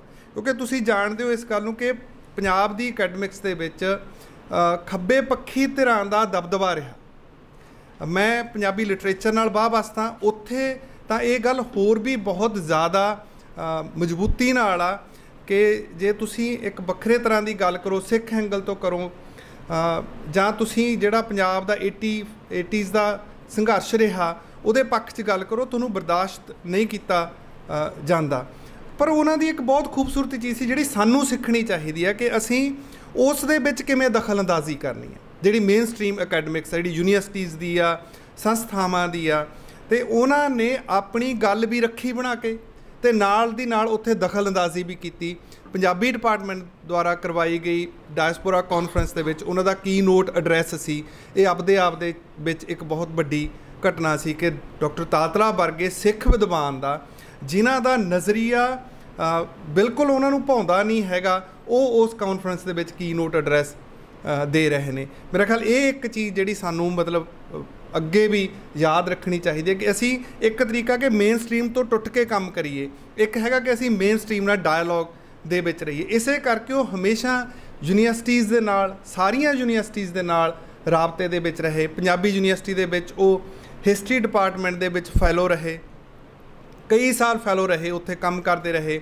ਫਿਰ ਉਹ ਵਰਲਡ ਪੰਜਾਬੀ ਸੈਂਟਰ ਦੇ ਵਿੱਚ ਉਹਨਾਂ ਨੂੰ ਇੱਕ ਅਹੁਦਾ ਦਿੱਤਾ ਗਿਆ, ਉੱਥੇ ਕੰਮ ਕਰਦੇ ਰਹੇ। ਅਤੇ ਜਦੋਂ ਉੱਥੇ ਕੰਮ ਕਰਦੇ ਸੀ ਨਾ ਉਹ, ਤਾਂ ਨਾਲ ਦੀ ਨਾਲ ਰਾਬਤਾ ਰੱਖਦੇ ਸੀ, ਨਾਲ ਦੀ ਨਾਲ ਉਹ ਜਿਹੜੀਆਂ ਉੱਥੇ ਕਮੀਆਂ ਸੀ ਉਹਨਾਂ ਨੂੰ ਬਹੁਤ ਸ਼ਿੱਦਤ ਨਾਲ, ਬਹੁਤ ਠੋਸ ਤਰੀਕੇ ਨਾਲ ਸੰਬੋਧਿਤ ਹੁੰਦੇ ਸੀ। ਮੈਨੂੰ ਯਾਦ ਆ ਕਿ ਅਸੀਂ ਇੱਕ, ਉਹ ਵੀ ਮੈਨੂੰ ਉਹਨਾਂ ਨੇ ਮੇਲ ਲਿਖੀ, ਸ਼ਾਇਦ ਇੱਥੇ ਮੇਰੇ ਕੋਲ ਹੋਊਗੀ, ਤੁਹਾਡੇ ਨਾਲ ਸ਼ੇਅਰ ਕਰਦਾ। ਅਸੀਂ ਨਾ ਮੈਗਜ਼ੀਨ ਦਾ ਇੱਕ ਅੰਕ ਕੱਢ ਲਿਆ ਪੰਜਾਬੀ ਡਿਪਾਰਟਮੈਂਟ ਵਾਲਿਆਂ ਨੇ, ਵੈਸੇ ਵੀ ਗੱਲਾਂ ਕਰਦੇ ਰਹਿੰਦੇ ਸੀ ਉਹ, ਅਤੇ ਉਹਦੇ ਵਿੱਚ ਨਾ ਰੈਫਰੀਡ ਜਰਨਲ ਲਿਖਤਾ ਜੀ ਅਸੀਂ ਮੈਗਜ਼ੀਨ ਦੇ ਹੇਠਾਂ, ਰੈਫਰੀਡ ਜਰਨਲ। ਅਤੇ ਮੈਨੂੰ ਨਾ ਉਹਨਾਂ ਦੀ ਮੇਲ ਆ ਗਈ, ਅਤੇ ਮੇਲ ਦਾ ਇੱਕ ਹਿੱਸਾ ਮੈਂ ਤੁਹਾਨੂੰ ਪੜ੍ਹ ਕੇ ਸੁਣਾਉਣਾ। ਕਹਿੰਦੇ ਅਸੂਲੀ ਗੱਲ ਇਹ ਆ ਕਿ ਪੰਜਾਬੀ ਵਿਭਾਗ ਦੇ ਪ੍ਰੋਫੈਸਰ ਵੱਲੋਂ ਅੰਗਰੇਜ਼ੀ ਦੇ ਸ਼ਬਦਾਂ ਨੂੰ ਪੰਜਾਬੀ ਰੂਪ ਦਿੰਦੇ, ਜਾਣੀ ਰੈਫਰੀਡ ਨੂੰ ਅਸੀਂ ਟਰਾਂਸਲਿਟਰੇਸ਼ਨ ਕਰਤੀ ਸੀ, ਪੰਜਾਬੀ ਰੂਪ ਦਿੰਦੇ ਬਹੁਤ ਸੰਕੋਚ ਕਰਨ ਦੀ ਲੋੜ ਹੈ, ਬਲਕਿ ਉਸ ਨੂੰ ਅਜਿਹਾ ਕਰਨ 'ਤੇ ਸ਼ਰਮ ਮਹਿਸੂਸ ਕਰਨੀ ਚਾਹੀਦੀ ਹੈ। ਮੈਨੂੰ ਮੇਲ ਲਿਖ ਰਹੇ ਕਿ ਇਹ ਮੇਰੀ ਭਾਸ਼ਾ ਦੀ ਬੇਇੱਜ਼ਤੀ ਹੈ, ਪਰ ਕਿਉਂਕਿ ਵਿਭਾਗ ਵਿੱਚ ਇਹ ਗੱਲ ਆਮ ਹੋ ਚੁੱਕੀ ਹੈ, ਤੂੰ ਸ਼ਾਇਦ ਇਸ ਦਾ ਇੰਨਾ ਸੰਸਾ ਨਹੀਂ ਕਰਦਾ, ਪਰ ਮੈਂ ਪੰਜਾਬੀ ਦੇ ਅਧਿਆਪਕ ਲਈ ਇਸ ਤਰ੍ਹਾਂ ਦੀ ਅਣਗਹਿਲੀ ਨੂੰ ਕਤਈ ਨਾ ਮੁਆਫਯੋਗ ਗੁਨਾਹ ਸਮਝਦਾ ਹਾਂ। ਪੰਜਾਬੀ ਯੂਨੀਵਰਸਿਟੀ ਦਾ ਪੰਜਾਬੀ ਵਿਭਾਗ ਉਹ ਸੰਸਥਾ ਹੈ ਜਿਸ ਨੇ ਪੰਜਾਬੀ ਭਾਸ਼ਾ ਸੁਰੱਖਿਅਤ ਰੱਖਣੀ ਹੈ। ਇਸ ਵਿਭਾਗ ਦੇ ਕਾਰਕੁਨ ਖਾਸ ਅਹਿਮੀਅਤ ਅਤੇ ਜ਼ਿੰਮੇਵਾਰੀ ਦੇ ਮਾਲਕ ਹਨ, ਜਿਨ੍ਹਾਂ ਦੇ ਹੱਥ ਵਿੱਚ ਪੰਜਾਬੀ ਨੇ ਤੁਰਨਾ ਹੈ, ਬਚਣਾ ਹੈ, ਅਤੇ ਲੋਕਾਂ ਨੇ ਇਸ 'ਤੇ ਆਸ ਰੱਖ ਕੇ ਅਗਵਾਈ ਲੈਣੀ ਹੈ। ਤਾਂ ਇਸ ਤਰੀਕੇ ਦੀਆਂ ਤਿੱਖੀਆਂ ਈਮੇਲਸ ਵੀ ਉਹ ਭੇਜਦੇ ਰਹਿੰਦੇ। ਹੁਣ ਕੌਣ ਭੇਜੂਗਾ, ਹੈ ਨਾ? ਮਤਲਬ ਲੋਕ ਆਪਦੀ ਵਰਤਮਾਨ ਦੇ ਵਿੱਚ ਇੰਨੇ ਉਲਝੇ ਹੋਏ ਨੇ ਸਾਰੇ ਕਿ ਉਹਨਾਂ ਨੂੰ ਇਸ ਗੱਲ ਦੀ ਤਾਂ ਪਰਵਾਹ ਹੀ ਨਹੀਂ ਹੈਗੀ ਕਿ ਪੰਜਾਬੀ ਦਾ। ਫਿਰ ਇਸ ਤਰ੍ਹਾਂ ਦੀਆਂ ਵੀ ਚੀਜ਼ਾਂ ਕਰਦੇ ਸੀ ਕਿ ਬੈਂਕ ਨੂੰ ਲਿਖਣਾ ਕਿ ਮੈਨੂੰ ਪੰਜਾਬੀ 'ਚ ਪਾਸਬੁੱਕ ਦਿਓ। ਅੱਛਾ, ਇਸ ਤਰ੍ਹਾਂ ਦੀ ਦਾਅਵੇਦਾਰੀ ਉਹ ਬੰਦਾ ਕਰ ਸਕਦਾ ਜਿਹਨੂੰ ਅੰਗਰੇਜ਼ੀ ਵੀ ਪੂਰੀ ਆਉਂਦੀ ਹੈ। ਇਹ ਨਹੀਂ ਸੀ ਕਿ ਉਹਨੂੰ ਕੋਈ ਅੰਗਰੇਜ਼ੀ ਦੀ, ਉਹਨਾਂ ਨੇ ਤਾਂ ਲਿਖਿਆ ਹੀ ਸਾਰਾ ਕੁਛ ਅੰਗਰੇਜ਼ੀ ਦੇ ਵਿੱਚ ਆ, ਬਲਕਿ ਇਹ ਕਹਿੰਦੇ ਹੁੰਦੇ ਸੀ ਕਿ ਮੈਂ ਪੰਜਾਬੀ ਵੱਲ ਪਛੜ ਕੇ ਆਇਆ ਅਤੇ ਮੇਰੀ ਪੰਜਾਬੀ, ਸਾਡੀ ਲੜਾਈ ਹੁੰਦੀ ਰਹੀ, ਸਾਰਾ ਅਧਿਕ ਤਾਂ ਪਾ ਲਿਆ ਕਰੋ। ਕੰਪਿਊਟਰ 'ਤੇ ਕਰਦੇ ਕਰਦੇ ਅਧਿਕ ਨਹੀਂ ਪਾਉਂਦੇ ਸੀ, ਅਤੇ ਮੈਂ ਉਹਨਾਂ ਨੂੰ ਕਹਿੰਦੇ ਰਹਿਣਾ ਵੀ ਅਧਿਕ ਤਾਂ ਪਾ ਲਿਆ ਕਰੋ। ਸੋ ਅੰਗਰੇਜ਼ੀ ਦਾ ਕੋਈ ਨਹੀਂ ਪ੍ਰੋਬਲਮ ਸੀ। ਸੋ ਉਹ ਹਰ ਜਗ੍ਹਾ 'ਤੇ, ਮਤਲਬ ਜੇ ਬੋਰਡ ਲਿਖੇ ਹੋਏ ਨੇ ਉੱਥੇ ਪ੍ਰੋਬਲਮ ਹੋ ਜਾਣੀ, ਅਤੇ ਮੈਨੂੰ ਕਹਿਣਾ ਕਿਉਂ ਨਹੀਂ ਕਰਦੇ ਕੰਮ, ਬੋਰਡਾਂ 'ਤੇ ਪੰਜਾਬੀ ਗਲਤ ਲਿਖੀ ਹੋਈ ਆ। ਜਿੰਨੇ ਟੈਲੀਵਿਜ਼ਨ ਦੇ ਚੈਨਲ ਨੇ ਉਹ ਗਲਤ ਪੰਜਾਬੀ ਲਿਖ ਰਹੇ ਨੇ। ਇਹ ਤੁਹਾਡਾ ਜ਼ਿੰਮਾ ਕਿ ਤੁਸੀਂ ਕਰੋ। ਤੁਹਾਡੇ ਡਿਪਾਰਟਮੈਂਟ ਦਾ ਇੱਕ ਹਿੱਸਾ ਇਹੀ ਕੰਮ ਕਰੇ ਕਿ ਕਿਹੜੀਆਂ ਕਿਹੜੀਆਂ ਸੰਸਥਾਵਾਂ ਪੰਜਾਬੀ ਦੀ ਗਲਤ ਵਰਤੋਂ ਕਰ ਰਹੀਆਂ ਨੇ, ਤੁਸੀਂ ਉਹਨਾਂ ਨੂੰ ਲਗਾਤਾਰ ਚਿੱਠੀਆਂ ਲਿਖਦੇ ਰਹੋ। ਤੇ ਬੈਂਕ ਨੂੰ ਕਹਿਣਾ, ਹੋਰ ਸਰਕਾਰੀ ਦਫ਼ਤਰਾਂ ਦੇ ਵਿੱਚ ਕਹਿਣਾ ਕਿ ਇਹ ਚੀਜ਼ ਜਿਹੜੀ ਆ ਤੁਸੀਂ ਸਾਨੂੰ ਪੰਜਾਬੀ ਦੇ ਵਿੱਚ ਦਿਓ। ਇਸੇ ਤਰੀਕੇ ਨਾਲ ਉਹਨਾਂ ਨੂੰ ਹੋਰ ਵੀ ਬਹੁਤ ਸਾਰੇ ਡਿਪਾਰਟਮੈਂਟਾਂ ਦੇ ਖਫਾ ਰਹਿੰਦੇ, ਉਹ ਯੂਨੀਵਰਸਿਟੀਜ਼ ਦੇ। ਜਿਹੜਾ ਧਰਮ ਅਧਿਐਨ ਵਿਭਾਗ ਆ ਉਹਦੇ 'ਤੇ ਬਹੁਤ ਖਫਾ ਰਹਿੰਦੇ ਕਿ ਇਹਨਾਂ ਕੋਲ ਇੰਨੇ ਪੈਸੇ ਨੇ, ਇਹ ਕੰਮ ਕਿਉਂ ਨਹੀਂ ਕਰਦੇ। ਜਾ ਕੇ ਡਾਕਟਰ ਗੁਰਮੀਤ ਸਿੰਘ ਨੂੰ 3-4 ਵਾਰ ਕਹਿ ਵੀ ਆਏ, ਫਿਰ ਕਹਿਣਾ ਯਾਰ ਮੈਂ ਹਰੇਕ ਨਾਲੇ ਪੰਗਾ ਲਈ ਜਾਂਦਾ, ਫਿਰ ਮੈਂ ਨਾਰਾਜ਼ ਕਰ ਲੈਣਾ ਇਹਨਾਂ ਨੂੰ। ਇਸੇ ਤਰੀਕੇ ਨਾਲ ਹਿਸਟਰੀ ਡਿਪਾਰਟਮੈਂਟ 'ਤੇ ਬੇਤਹਾਸ਼ਾ ਨਾਰਾਜ਼ ਸੀ ਕਿ ਉਹ ਜਿਹੜੇ ਕੰਮ ਉਹਨਾਂ ਨੂੰ ਕਰਨੇ ਚਾਹੀਦੇ ਆ ਉਹ ਨਹੀਂ ਕਰ ਰਹੇ। ਇੱਕ ਹੋਰ ਵੀ ਉਹਨਾਂ ਦੇ ਮਨ 'ਚ ਤਾਂਘ ਸੀ। ਇੱਕ ਮੇਲ ਦੇ ਵਿੱਚ ਮੈਨੂੰ ਲਿਖਦੇ ਆ ਕਿ ਮੈਂ ਸਿੱਖ ਅਧਿਐਨ ਦੇ ਮੁਖੀ ਨੂੰ ਕਿਹਾ ਕਿ ਤੁਸੀਂ ਮੈਨੂੰ ਸਟੂਡੈਂਟ ਦਿਓ, ਉਹ ਸਟੂਡੈਂਟ ਮੇਰੇ ਨਾਲ ਗੱਲਾਂ ਕਰਨ, ਮੈਂ ਉਹਨਾਂ ਨੂੰ ਦੱਸਾਂ ਕਿ ਕਿਵੇਂ ਅਤੇ ਕੀ ਪੜ੍ਹਨਾ, ਮੈਂ ਉਹਨਾਂ ਦੀ ਓਰੀਐਂਟੇਸ਼ਨ ਕਰ ਸਕਾਂ। ਜਾਣੀ ਇੰਨੀ ਸ਼ਿੱਦਤ, ਇੰਨੀ ਤਾਂਘ ਉਹਨਾਂ ਦੇ ਵਿੱਚ ਸੀ ਕਿ ਪੰਜਾਬ ਦੇ ਯੂਥ ਨੂੰ, ਪੰਜਾਬ ਦੇ ਨੌਜਵਾਨ ਨੂੰ ਮੈਂ ਕਿਵੇਂ ਠੀਕ ਦਿਸ਼ਾ ਵੱਲ ਲੈ ਜਾਵਾਂ ਅਤੇ ਕਿਵੇਂ ਪੰਜਾਬ ਦੀਆਂ ਅਕਾਦਮਿਕ ਸੰਸਥਾਵਾਂ ਦੇ ਵਿੱਚ ਮੈਂ ਕੋਈ ਸਾਰਥਕ ਦਖਲ ਅੰਦਾਜ਼ੀ ਕਰ ਸਕਾਂ, ਜਿਹੜੀ ਉਹਨਾਂ ਨੇ ਕੀਤੀ ਵੀ। ਉਹਨਾਂ ਦੇ ਹੋਣ ਨਾਲ ਉਹ ਹੁੰਦੀ ਰਹੀ। ਸਿਕੰਦਰ ਸ਼ਾਇਦ ਗੱਲ ਨਹੀਂ ਕਰ ਸਕੇ। ਇੱਕ ਗੱਲ ਸਿਕੰਦਰ ਕੱਲ੍ਹ ਮੈਂ ਤੇ ਡਿਸਕਸ ਕਰ ਰਹੇ ਸੀ ਕਿ ਜਿਨ੍ਹਾਂ ਅਤੇ ਉਹ ਗੱਲ ਇਹ ਸੀ ਕਿ ਸਿਕੰਦਰ ਦੀ ਗੱਲ ਆ ਵੈਸੇ ਕਿ ਵੀ ਜਿਨ੍ਹਾਂ ਅਕਾਦਮਿਕ ਸੰਸਥਾਵਾਂ ਦੇ ਵਿੱਚ ਪੰਜਾਬ ਦੇ ਸੰਘਰਸ਼ ਦੀ, ਸਿੱਖਾਂ ਦੀ ਗੱਲ ਨਹੀਂ ਸੁਣੀ ਜਾਂਦੀ ਸੀ, ਉੱਥੇ ਡਾਕਟਰ ਤਾਤਲਾ ਦੇ ਕਾਰਨ ਉਹ ਗੱਲ ਹੋਣ ਲੱਗ ਪਈ ਆ। ਅਤੇ ਜੇ ਉਹ ਨਾ ਹੁੰਦੇ ਸ਼ਾਇਦ ਹੋਰ ਕਿੰਨਾ ਸਮਾਂ ਲੱਗ ਜਾਂਦਾ ਇਸ ਚੀਜ਼ ਨੂੰ ਕਿ ਅਸੀਂ ਉਹ ਗੱਲਾਂ ਕਰ ਸਕੀਏ। ਮੈਂ ਇਸ ਗੱਲ ਨੂੰ ਨਿੱਜੀ ਤੌਰ 'ਤੇ ਅਨੁਭਵ ਕੀਤਾ ਕਿ ਕਿੰਨੀ ਔਖੀ ਗੱਲ ਸੀ। ਸ਼ਾਇਦ ਤੁਸੀਂ ਇਹ ਮਹਿਸੂਸ ਨਾ ਕਰ ਸਕੋ ਕਿ ਜੇ ਤੁਸੀਂ ਪੰਜਾਬ ਦੇ ਸੰਘਰਸ਼ ਦੇ ਦੌਰ ਦੀ ਗੱਲ ਕਰਨੀ ਹੋਵੇ ਅਤੇ ਤੁਸੀਂ ਹਾਂ 'ਚ ਬੋਲਣਾ ਹੋਵੇ, ਹਾਂ ਪੱਕੀ ਗੱਲ ਕਰਨੀ ਹੋਵੇ, ਤਾਂ ਤੁਸੀਂ ਉੱਥੇ ਬਹੁਤੀ ਦੇਰ ਖੜ੍ਹ ਨਹੀਂ ਸਕਦੇ ਹੈਗੇ, ਮਤਲਬ ਲੋਕ ਤੁਹਾਡੇ ਨਾਲ। ਸੋ ਇਹ ਇੱਕ ਡਾਕਟਰ ਤਾਤਲਾ ਦੀ ਬਹੁਤ ਵੱਡੀ ਦੇਣ ਸੀ। ਅਤੇ ਇੱਕ ਉਹਨਾਂ ਦਾ ਇੱਕ ਤਾਂ ਹੋ ਗਿਆ ਨਾ ਕਿ ਉਹ ਆਰਕਾਈਵਸ ਬਣਾਉਣਾ ਚਾਹੁੰਦੇ ਸੀ। ਇੱਕ ਹੋਰ ਕੰਮ ਜਿਹੜਾ ਉਹ ਕਰਨਾ ਚਾਹੁੰਦੇ ਸੀ, ਜਿਹੜੀ ਉਹਨਾਂ ਨੂੰ ਬਹੁਤ ਤਕਲੀਫ ਵੀ ਰਹੀ ਕਿ ਜਿਹੜੀਆਂ ਪੰਜਾਬ ਨੂੰ ਲੈ ਕੇ ਜਿੰਨੀਆਂ ਰੀਪ੍ਰਜੈਂਟੇਸ਼ਨਸ ਨੇ, ਚਾਹੇ ਉਹ ਲਿਟਰੇਚਰ ਦੇ ਵਿੱਚ ਨੇ, ਚਾਹੇ ਉਹ ਹਿਸਟਰੀ ਦੇ ਵਿੱਚ ਨੇ, ਚਾਹੇ ਓਰਲ ਨੈਰੇਟਿਵਸ ਨੇ, ਚਾਹੇ ਪੋਇਟਰੀ ਦੇ ਵਿੱਚ ਨੇ, ਜਿਹੜਾ ਉਹਨਾਂ ਦੇ ਵਿੱਚ ਵਿਚਾਰਧਾਰਕ ਨਜ਼ਰੀ ਆ ਉਹ ਖੱਬੇ ਪੱਖੀ ਆ। ਇਹ ਨਹੀਂ ਕਿ ਸਾਰਾ ਕੁਝ ਖੱਬੇ ਪੱਖੀ ਬੁਰਾ ਹੋ ਗਿਆ, ਪਰ ਉਹ ਖੱਬੇ ਪੱਖੀ ਹੋਣ ਕਰਕੇ ਉਹਨਾਂ ਨੂੰ ਜਿਹੜੀ ਗੱਲ ਮਹਿਸੂਸ ਹੁੰਦੀ ਸੀ ਕਿ ਉਹ ਜਾ ਕੇ ਕਿਤੇ ਨਾ ਕਿਤੇ ਸਟੇਟ ਨਾਲ ਰਲ ਜਾਂਦਾ। ਤਾਂ ਜਿਹੜਾ ਸਿੱਖਾਂ ਦਾ ਮਖਸੂਸ ਨਜ਼ਰੀਆ, ਚਾਹੇ ਉਹ 47 ਬਾਰੇ ਹੋਵੇ, 84 ਬਾਰੇ ਹੋਵੇ, ਉਹ ਸਾਰੇ ਪੀਰੀਅਡ ਬਾਰੇ ਹੋਵੇ, ਗਦਰ ਮੂਵਮੈਂਟ ਬਾਰੇ ਹੋਵੇ, ਤਾਂ ਜਿਹੜਾ ਸਿੱਖਾਂ ਦਾ ਆਪਦਾ ਮਖਸੂਸ ਨਜ਼ਰੀਆ ਉਹ ਪੇਸ਼ ਜਾਂ ਘੱਟ ਪੇਸ਼ ਹੋ ਰਿਹਾ, ਅਤੇ ਉਹ ਉਸ ਨੂੰ ਉਹਦੇ ਬਾਰੇ ਵੈਲੂਏਟ ਕਰਨਾ ਚਾਹੁੰਦੇ ਸੀ। ਅਜਮੇਰ ਭਾਜੀ ਹੋਰਾਂ ਨੇ ਵੀ ਉਹ 'ਤੇ ਕੰਮ ਕੀਤਾ, ਪਰ ਉਹ ਵੀ ਇਸ ਮੁੱਦੇ ਤੋਂ ਖਾਸੇ ਨਾਰਾਜ਼ ਰਹਿੰਦੇ ਸੀ ਕਿ ਲਿਟਰੇਚਰ ਦੇ ਵਿੱਚ, ਮਿਸਾਲ ਦੇ ਤੌਰ 'ਤੇ ਉਹਨਾਂ ਨੇ 84 ਜਾਂ 90s ਦੇ ਪੀਰੀਅਡ ਬਾਰੇ ਜਿੰਨੀਆਂ ਪੋਇਟਰੀ ਸੀ, ਨਾਵਲ ਸੀ, ਕਹਾਣੀਆਂ ਸੀ, ਉਹ ਸਾਰੀਆਂ ਇਕੱਠੀਆਂ ਕਰ ਰਹੇ ਸੀ ਇਹ ਦੇਖਣ ਲਈ ਕਿ ਉਹਦੇ ਵਿੱਚ ਕਿਸ ਤਰ੍ਹਾਂ ਦੀ ਜਿਹੜੀ ਰੀਪ੍ਰਜੈਂਟੇਸ਼ਨ ਆ ਉਹ ਹੋ ਰਹੀ ਹੈ। ਇੱਕ ਇਸ ਗੱਲ ਤੋਂ ਚਿੰਤਤ ਸੀ ਕਿ ਕਿਵੇਂ ਪੰਜਾਬ ਦੇ ਵਿੱਚੋਂ ਪੰਜਾਬ ਦੀ ਗੱਲ ਹੀ ਖਾਰਜ ਹੋ ਗਈ, ਕਿ ਪੰਜਾਬ ਦੀ ਧਰਤੀ ਦੇ ਹੱਕ ਵਾਲੀ ਗੱਲ ਪੰਜਾਬ ਦੀਆਂ ਰੀਪ੍ਰਜੈਂਟੇਸ਼ਨ ਦੇ ਵਿੱਚ ਨਾ ਆ ਸਕੀ। ਅਤੇ ਹੁਣ ਹੌਲੀ ਹੌਲੀ ਸਮਾਂ ਪੈਂਦਿਆਂ ਅਸੀਂ ਵੈਸੇ ਹੀ ਭੁੱਲੀ ਜਾ ਰਹੇ ਹਾਂ ਕਿ ਫਿਰ ਜਿਹੜੀਆਂ ਰੀਪ੍ਰਜੈਂਟੇਸ਼ਨਸ ਬਚਣਗੀਆਂ ਸਮੇਂ ਦੇ ਨਾਲ ਉਹੀ ਸੱਚ ਬਣ ਜਾਣਗੇ, ਅਤੇ ਜਿਹੜਾ ਅਸਲੀ ਸੱਚ ਆ ਉਹ ਫਿਰ ਕਿਤੇ ਗੁੰਮ ਗਵਾਚ ਜਾਊਗਾ। ਇਹ ਵੀ ਇੱਕ ਜਿਹੜੀ ਉਹਨਾਂ ਦੀ ਪੇਨ ਜਾਂ ਉਹਨਾਂ ਦਾ ਕੰਮ ਲਗਾਤਾਰ ਉਹ ਇਸ ਮੁੱਦੇ 'ਤੇ ਸੋਚਦੇ ਰਹੇ। ਇੱਕ ਜਿਹੜਾ ਕੰਮ ਜਿਨ੍ਹਾਂ ਦਾ ਮਨਦੀਪ ਹੋਰਾਂ ਨੇ ਵੀ ਜ਼ਿਕਰ ਕੀਤਾ ਉਹ ਸੀ ਕਿ 84 ਬਾਰੇ ਕੰਮ। ਉਹ ਕੰਮ ਇਹ ਸੀ ਕਿ ਜਦੋਂ ਉਹ ਆਏ ਤਾਂ ਉਹਨਾਂ ਨੇ ਸਭ ਤੋਂ ਪਹਿਲਾਂ ਇਹ ਸੋਚਿਆ ਸੀ ਕਿ ਮੈਂ 84 ਬਾਰੇ ਕੰਮ ਕਰਨਾ, ਅਤੇ ਇੱਕ ਉਹ ਨਾ ਜਿਹੜਾ ਮੈਨੂੰ ਪਤਾ ਕੰਮ ਦਾ, ਉਹ ਇੰਟਰਵਿਊਜ਼ ਕਰ ਰਹੇ ਸੀ ਪੰਜਾਬ ਦੇ ਬੁੱਧੀਜੀਵੀਆਂ ਨਾਲ। ਮੇਰਾ ਖਿਆਲ 12-13 ਇੰਟਰਵਿਊਜ਼ ਉਹਨਾਂ ਨੇ ਕਰ ਲਈਆਂ ਸੀ, ਅਤੇ ਜਿਹਦੇ ਵਿੱਚ ਕਾਫੀ ਵੱਡੇ ਨਾਂ ਸੀ, ਜਿਹਦੇ ਵਿੱਚ ਗੁਰਭਗਤ ਸਿੰਘ ਵੀ ਸੀ, ਸੁੱਚਾ ਸਿੰਘ ਗਿੱਲ ਵੀ ਸੀ, ਹਰੀਸ਼ ਪੁਰੀ ਵੀ ਸੀ, ਬਲਵਿੰਦਰ ਕੌਰ ਬਰਾੜ ਮੈਡਮ ਨਾਲ ਤਾਂ ਅਸੀਂ ਦੋਵਾਂ ਨੇ ਇਕੱਠਿਆਂ ਨੇ ਇੰਟਰਵਿਊ ਕੀਤੀ ਸੀ। ਪੰਨੂ ਸਾਹਿਬ ਨਾਲ ਉਹ ਕਰਨਾ ਚਾਹੁੰਦੇ ਸੀ, ਪਰਮਜੀਤ ਜੱਜ ਹੋਰਾਂ ਨਾਲ ਕਰ ਲਈ ਸੀ, ਭਾਈ ਤੁਹਾਡੇ ਨਾਲ ਵੀ ਕਰ ਲਈ ਸੀ ਸ਼ਾਇਦ, ਹੈ ਨਾ? ਹਾਂ। ਸੋ ਉਹ ਇੰਟਰਵਿਊਜ਼ ਕਰਕੇ ਉਹ ਕਿਤਾਬ ਅੰਗਰੇਜ਼ੀ ਅਤੇ ਪੰਜਾਬੀ ਦੋਵੇਂ ਮਾਧਿਅਮ ਦੇ ਵਿੱਚ ਛਪਾਉਣਾ ਚਾਹੁੰਦੇ ਸੀ ਕਿ ਜਦੋਂ 84 ਵਾਪਰਿਆ ਤਾਂ ਪੰਜਾਬ ਦਾ ਜਿਹੜਾ ਇੰਟਲੈਕਚੁਅਲ ਵਰਗ ਸੀ ਉਹਨੇ ਕਿਵੇਂ ਰਿਸਪੌਂਡ ਕੀਤਾ, ਉਹਨਾਂ ਦੀਆਂ ਮੈਮਰੀਜ਼ ਦੇ ਵਿੱਚ ਕਿਸ ਤਰ੍ਹਾਂ ਦੀ ਚੀਜ਼ ਸੀ। ਜਿਵੇਂ ਉਹ ਪਹਿਲਾ ਸਵਾਲ ਇਹ ਪੁੱਛਦੇ ਹੁੰਦੇ ਸੀ, ਪਹਿਲਾਂ ਤਾਂ ਇਹ ਪੁੱਛ ਲੈਣਾ ਕਿ ਤੁਹਾਡੇ ਬਾਰੇ ਤੁਸੀਂ ਆਪ ਕੁਛ ਦੱਸ ਦਿਓ, ਫਿਰ ਪੁੱਛਣਾ ਕਿ ਜਦੋਂ 84 ਹੋਇਆ ਤਾਂ ਤੁਸੀਂ ਕੀ ਮਹਿਸੂਸ ਕੀਤਾ ਜਦੋਂ ਦਰਬਾਰ ਸਾਹਿਬ 'ਤੇ ਹਮਲਾ ਹੋਇਆ, ਤੁਹਾਡਾ ਕੀ ਪ੍ਰਤੀਕਰਮ ਸੀ ਫੌਰਨ, ਤੁਸੀਂ ਕੀ ਦੇਖਣ ਗਏ ਉੱਥੇ, ਜੇ ਦੇਖਣ ਗਏ ਤਾਂ ਕਿਸ ਤਰ੍ਹਾਂ ਦਾ ਹੁੰਗਾਰ ਸੀ, ਜਾਂ ਕੀ ਪੰਜਾਬ ਦੀਆਂ ਮੰਗਾਂ ਹੱਕੀ ਸੀ, ਜਾਂ ਕੀ ਪੰਜਾਬ ਦੀਆਂ ਜਿਹੜੀਆਂ ਮੰਗਾਂ ਸੀ ਉਹ ਹਿੰਦੁਸਤਾਨ ਨੂੰ ਤੋੜਨ ਦੀਆਂ ਮੰਗਾਂ ਸੀ, ਜਿਸ ਤਰ੍ਹਾਂ ਬਾਅਦ 'ਚ ਚੀਜ਼ਾਂ ਨੂੰ ਦੱਸਿਆ ਗਿਆ। ਅਤੇ ਇਸੇ ਤਰੀਕੇ ਨਾਲ ਇੱਕ ਇਹ ਹੁੰਦਾ ਸੀ ਕਿ 1984 ਦੁਖਾਂਤ ਦੇ ਸਮਝਣ ਦੇ ਵਸੀਲੇ ਕਿ ਸਿੱਖ ਸਿਆਸਤ ਕੀ ਆ, ਪੰਜਾਬ ਕੀ ਆ, ਅੰਤਰਰਾਸ਼ਟਰੀ ਕੀ ਨੇ, ਤਾਂ ਇੱਕ ਇਸ ਤਰ੍ਹਾਂ ਦਾ ਪ੍ਰੋਜੈਕਟ ਸੀ ਉਹਨਾਂ ਕੋਲ ਜਿਹਦੇ ਵਿੱਚ ਉਹ ਇਹ ਕੰਮ ਕਰਨਾ ਚਾਹੁੰਦੇ ਸੀ, ਅਤੇ ਉਹ ਬਦਕਿਸਮਤੀ ਨਾਲ ਛਪ ਨਹੀਂ ਸਕਿਆ ਅਤੇ ਮੈਨੂੰ ਵੀ ਉਹਨਾਂ ਨੇ ਨਾਲ ਰਲਾਇਆ, ਮੈਂ ਵੀ ਨਲਾਇਕ ਰਿਹਾ ਕਿ ਜਿੰਨੀ ਕੰਮ ਚਾਹੁੰਦੇ ਸੀ ਮੇਰੇ ਤੋਂ ਮੈਂ ਉਹ ਨਹੀਂ ਕਰ ਸਕਿਆ। ਪਰ ਇਹ ਵੀ ਇੱਕ ਉਹਨਾਂ ਦਾ ਇਹ ਕੰਮ ਸੀ ਜਿਹੜਾ ਉਹ ਕਰਨਾ ਚਾਹੁੰਦੇ ਸੀ। ਅਤੇ ਇੱਕ ਉਹ ਜਿਹੜੀ ਇੱਕ ਹੋਰ ਚੀਜ਼ ਦੇਖ ਰਹੇ ਸੀ ਉਹ ਸੀ ਕਿ ਜਿਵੇਂ ਮਨਦੀਪ ਹੋਰਾਂ ਨੇ ਕਿਹਾ ਕਿ ਉਹਨਾਂ ਨੂੰ ਇਹ ਦੁੱਖ ਤਾਂ ਸ਼ਾਇਦ ਬਹੁਤਾ ਨਹੀਂ ਸੀ, ਮੈਂ ਉਹਨਾਂ ਦੇ ਕਦੇ ਮੂੰਹੋਂ ਇਹ ਗੱਲ ਸੁਣੀ ਨਹੀਂ ਕਿ ਪੰਜਾਬ ਨੂੰ ਛੱਡ ਕੇ ਪੰਜਾਬ ਦੇ ਲੋਕ ਕਿਉਂ ਜਾ ਰਹੇ ਨੇ, ਪਰ ਉਹ ਇਸ ਰਿਸ਼ਤੇ ਨੂੰ ਪਰਖਣਾ ਚਾਹੁੰਦੇ ਸੀ ਜਦੋਂ ਪੰਜਾਬ ਦੇ ਲੋਕ ਬਾਹਰ ਜਾ ਕੇ ਵੱਸ ਕੇ ਉਹਨਾਂ ਦਾ ਪੰਜਾਬ ਨਾਲ ਨਾਤਾ ਕਿਸ ਤਰ੍ਹਾਂ ਦਾ ਰਿਹਾ ਅਤੇ ਹੁਣ ਉਹ ਨਾਤਾ ਕਿਸ ਕਿਸਮ ਦਾ। ਤਾਂ ਮੈਨੂੰ ਉਹਨਾਂ ਦੀ ਇੱਕ ਬਹੁਤ ਇੰਪੋਰਟੈਂਟ ਗੱਲ ਯਾਦ ਆ ਰਹੀ ਹੈ ਕਿ ਜਿਹੜੇ ਬਾਹਰ ਵੱਸਦੇ ਪੰਜਾਬੀ ਨੇ ਉਹਨਾਂ ਦਾ 84 ਤੋਂ ਬਾਅਦ ਖਾਸ ਤੌਰ 'ਤੇ ਭਾਰਤ ਨਾਲ ਅਤੇ ਪੰਜਾਬ ਨਾਲ ਕਿਸ ਤਰ੍ਹਾਂ ਨਾਤਾ ਸੀ।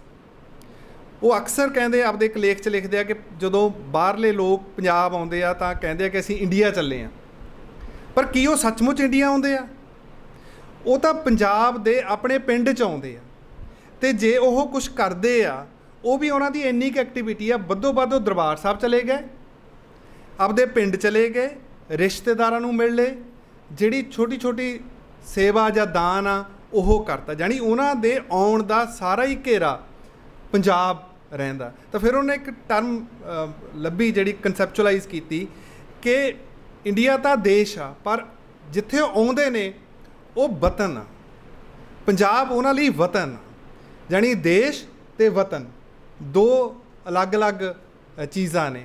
ਅਤੇ ਇਸ ਤਰੀਕੇ ਨਾਲ ਉਹ ਉਸ ਦੀਆਂ ਤੰਦਾਂ ਨੂੰ ਜਿਹੜੀਆਂ ਪੰਜਾਬ ਨਾਲ ਉਹਨਾਂ ਦੀਆਂ ਬਾਹਰ ਗਿਆਂ ਦੀਆਂ ਪੰਜਾਬੀਆਂ ਦੀਆਂ ਸੀ। ਇੱਕ ਮੈਂ ਨਾ ਕਿਤੇ ਉਹਨਾਂ ਨੂੰ ਪੜ੍ਹਦੇ ਹੋਇਆਂ ਇੱਕ ਚੀਜ਼ ਤੁਹਾਡੇ ਨਾਲ ਸਾਂਝੀ ਕਰਨੀ ਸੀ। ਹਾਂ, ਇਹ ਇਸ ਗੱਲ ਕਰਕੇ ਕਰ ਰਹੇ ਹਾਂ ਕਿ ਕਈ ਵਾਰ ਸਾਡੇ ਕੋਲ ਕਹਿਣ ਦੀਆਂ ਗੱਲਾਂ ਹੁੰਦੀਆਂ ਨੇ, ਸਾਡੇ ਮਨ 'ਚ ਭਾਵ ਵੀ ਹੁੰਦੇ ਆ ਗੁੜੇ ਦੂੜੇ, ਅਸੀਂ ਕਨਸੈਪਚੁਅਲਾਈਜ਼ ਨਹੀਂ ਕਰ ਪਾਉਂਦੇ, ਉਹਨੂੰ ਸ਼ਬਦਾਂ 'ਚ ਨਹੀਂ ਬੰਨ੍ਹ ਪਾਉਂਦੇ ਹੈਗੇ। ਅਤੇ ਇਹ ਮੈਂ ਪੰਜਾਬੀ ਵਾਲਾ ਹਿੱਸਾ ਹੀ ਉਹ ਤੁਹਾਡੇ ਨਾਲ ਡਿਸਕਸ ਕੀਤਾ। 2-3 ਲਾਈਨਾਂ ਦੇਖਿਓ ਕਿ ਕਿੰਨੇ ਥੋੜ੍ਹੇ ਸ਼ਬਦਾਂ ਨਾਲ ਉਹਨਾਂ ਨੇ ਕਿੰਨੀ ਇੰਪੋਰਟੈਂਟ ਗੱਲ ਕਹੀ ਹੈ ਇੱਕ ਜਗ੍ਹਾ 'ਤੇ।